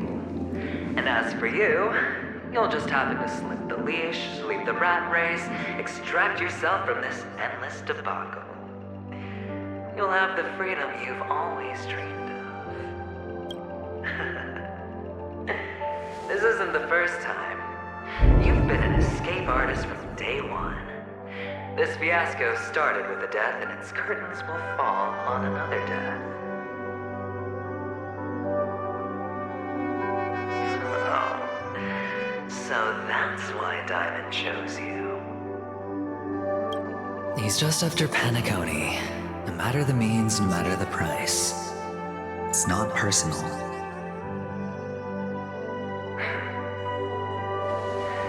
It's hard, isn't it?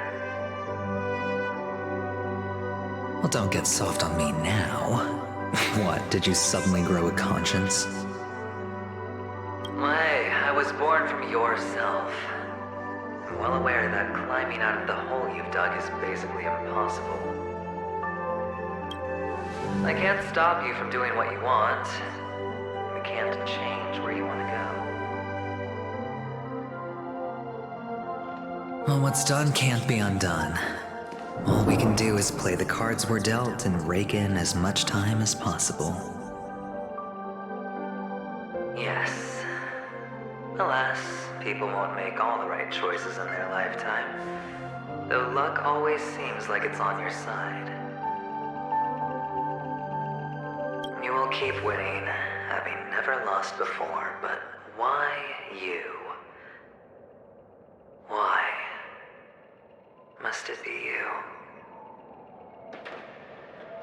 If all your luck is built on the pain of someone you love, on the loss of dozens more, if these windfalls, these jackpots, aren't a gift from Gaiathra, if all they are is a long string of meaningless deaths, then what did we do to deserve living in a world like that?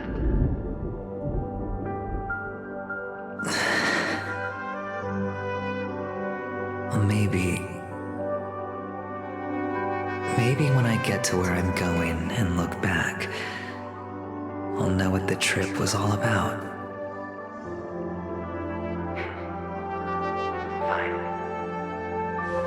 Time to make a move, my friend. I'll be waiting up ahead. Say goodbye to the kid before you shuffle off.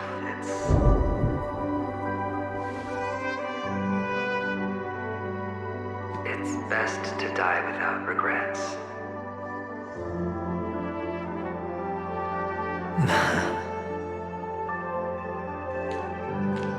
And now, only we are left. Can you take a photo for me? I want a memento. Sure. Come on.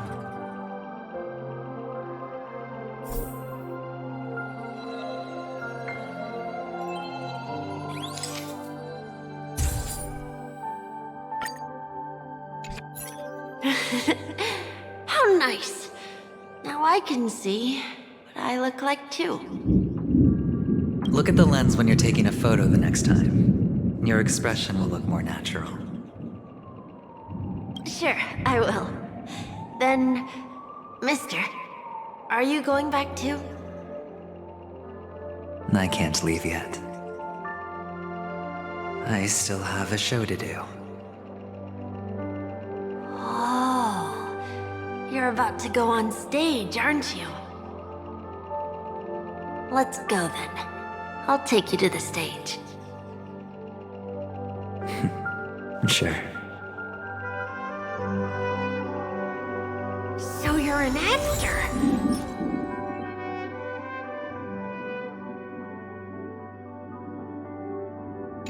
No wonder your clothes are so stylish. I'm actually a merchant.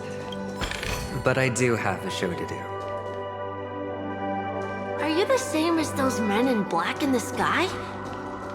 But you're not wearing black. Only ordinary employees have to wear that. My position is much higher than theirs. Awesome! I hope I can become as good looking as you when I grow up. Of course you can. You'll be better and stronger than me.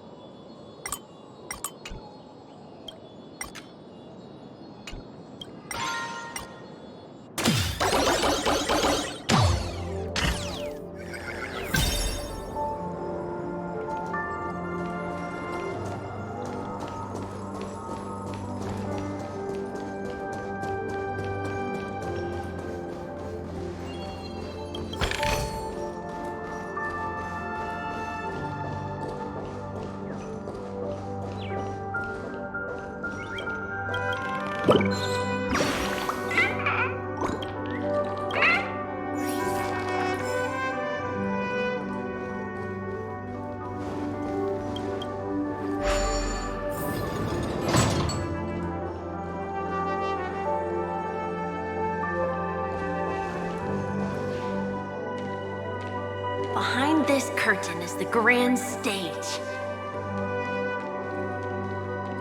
It's almost time to go on stage. Are you ready? Good luck with your show. Thank you.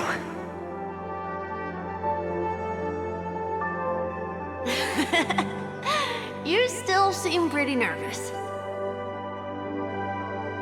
Let's put our palms together.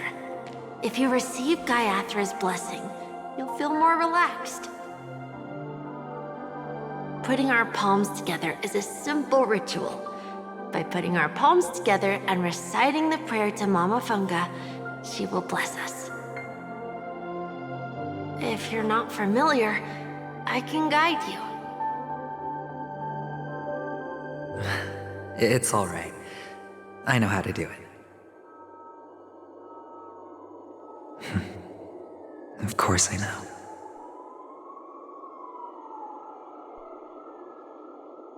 This is where we go our own way, Kakavasha. The catechins are coming. Why? The catechins have already taken all our money, food, and they killed our parents. What more do they want? Catechins are bloodthirsty, cruel, and insatiably greedy. They want everything only to end up with nothing. This is a trick, an act of revenge. Remember? Today is the day of the Kakava, and also your birthday. I know the Avgin will surely hold a festival today. With the aid of this rain, they will come to destroy our wagons and take everything they want. This time, we will fight back. The men in black that descend from the skies are on our side. The Catechins stand no chance against them, and will surely pay for their arrogance. Without this rain, the Catechins would never take action, and we would not have the chance to turn the tide. This is a gift from Gaiathra, and you are Kakavasha, whose good fortune will bless your sister with success. But people will die, and you will be in danger. How is that good fortune?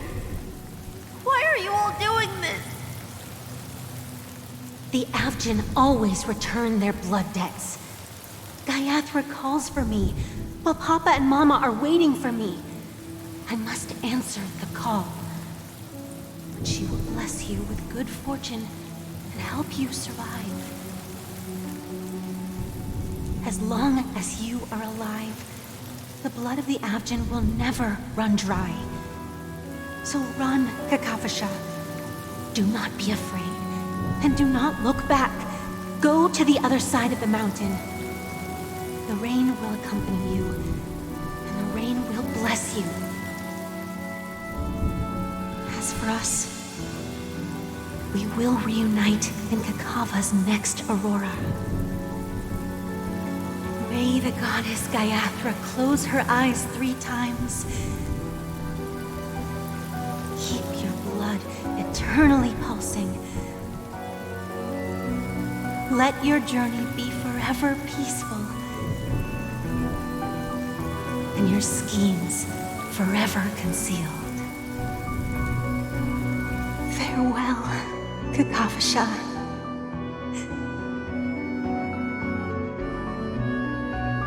Newsflash from the Inter-Astral Peace broadcast. The IPC Marketing Development Department spokesperson confirms that a small-scale rebellion has broken out in the unclaimed region of Sigonia. The insurgents are from a local clan known... The clan launched a massive attack on the Avgin, who were under the protection of the IPC, resulting in 6,728 deaths and 3,452 missing. The spokesperson expressed, finally, he proclaims, the hammer of preservation will fall on all beings. Kakavasha?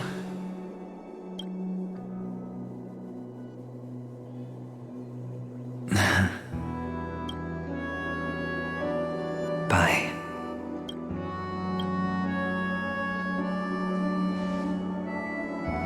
Okay.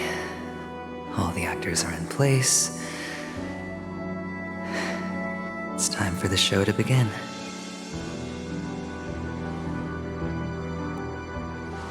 This act is dedicated to you. I hope it'll be an unforgettable memory for you.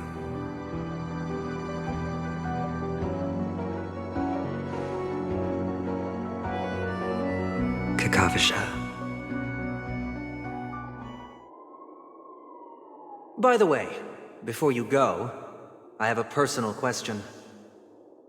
Do you truly want to destroy the world with your own hands?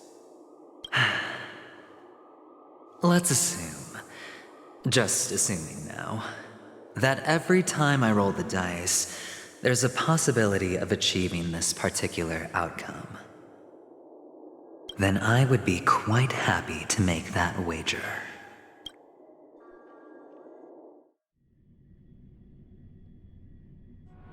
Is this Miss Acheron? Hello, I'm Himiko, the Astral Express's navigator. Hello, I'm March 7th. I'm sure she needs no introduction, as you definitely know her.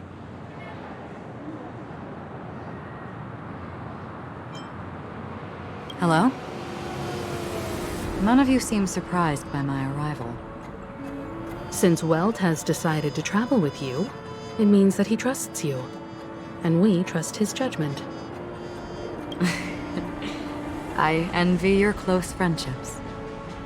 Miss Acheron here doesn't present a danger, and she's of no threat to the Astral Express.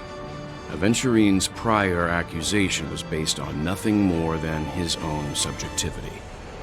Which is why, before we continue working together, he has a duty to explain himself. You want to create a situation where all three parties are present? There must be some deeper meaning behind Aventurine's actions. I suspect he's been aware of Penacony's secret from the beginning and has been continuously strategizing to unveil it. In that sense, the Astral Express's role in his plans would be imperative. In the worst-case scenario, he may use us to do something unexpected. Assuming things do escalate to that stage, having an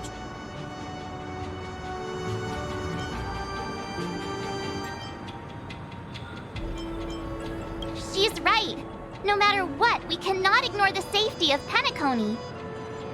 To solve the mystery of the Watchmaker, it is crucial to get the IPC's intel. The path ahead is fraught with danger. But what's Trailblazer? Sounds like we've reached a consensus. Now, Miss Acheron? I will accompany you, of course. Let's move out then! But where do we start looking for him? No need to rush. If he truly has laid a trap, he will definitely use every means to lure us in. Ladies and gentlemen, the most wondrous, most magnificent show in Penacony's history is about to begin. The IPC cordially invites everyone to Clock Studios Theme Park. Look. Should both the performers and spectators fail to arrive, won't all of Aventurine's plans be for nothing? Let's get going, everyone. The hour of trailblazing is upon us.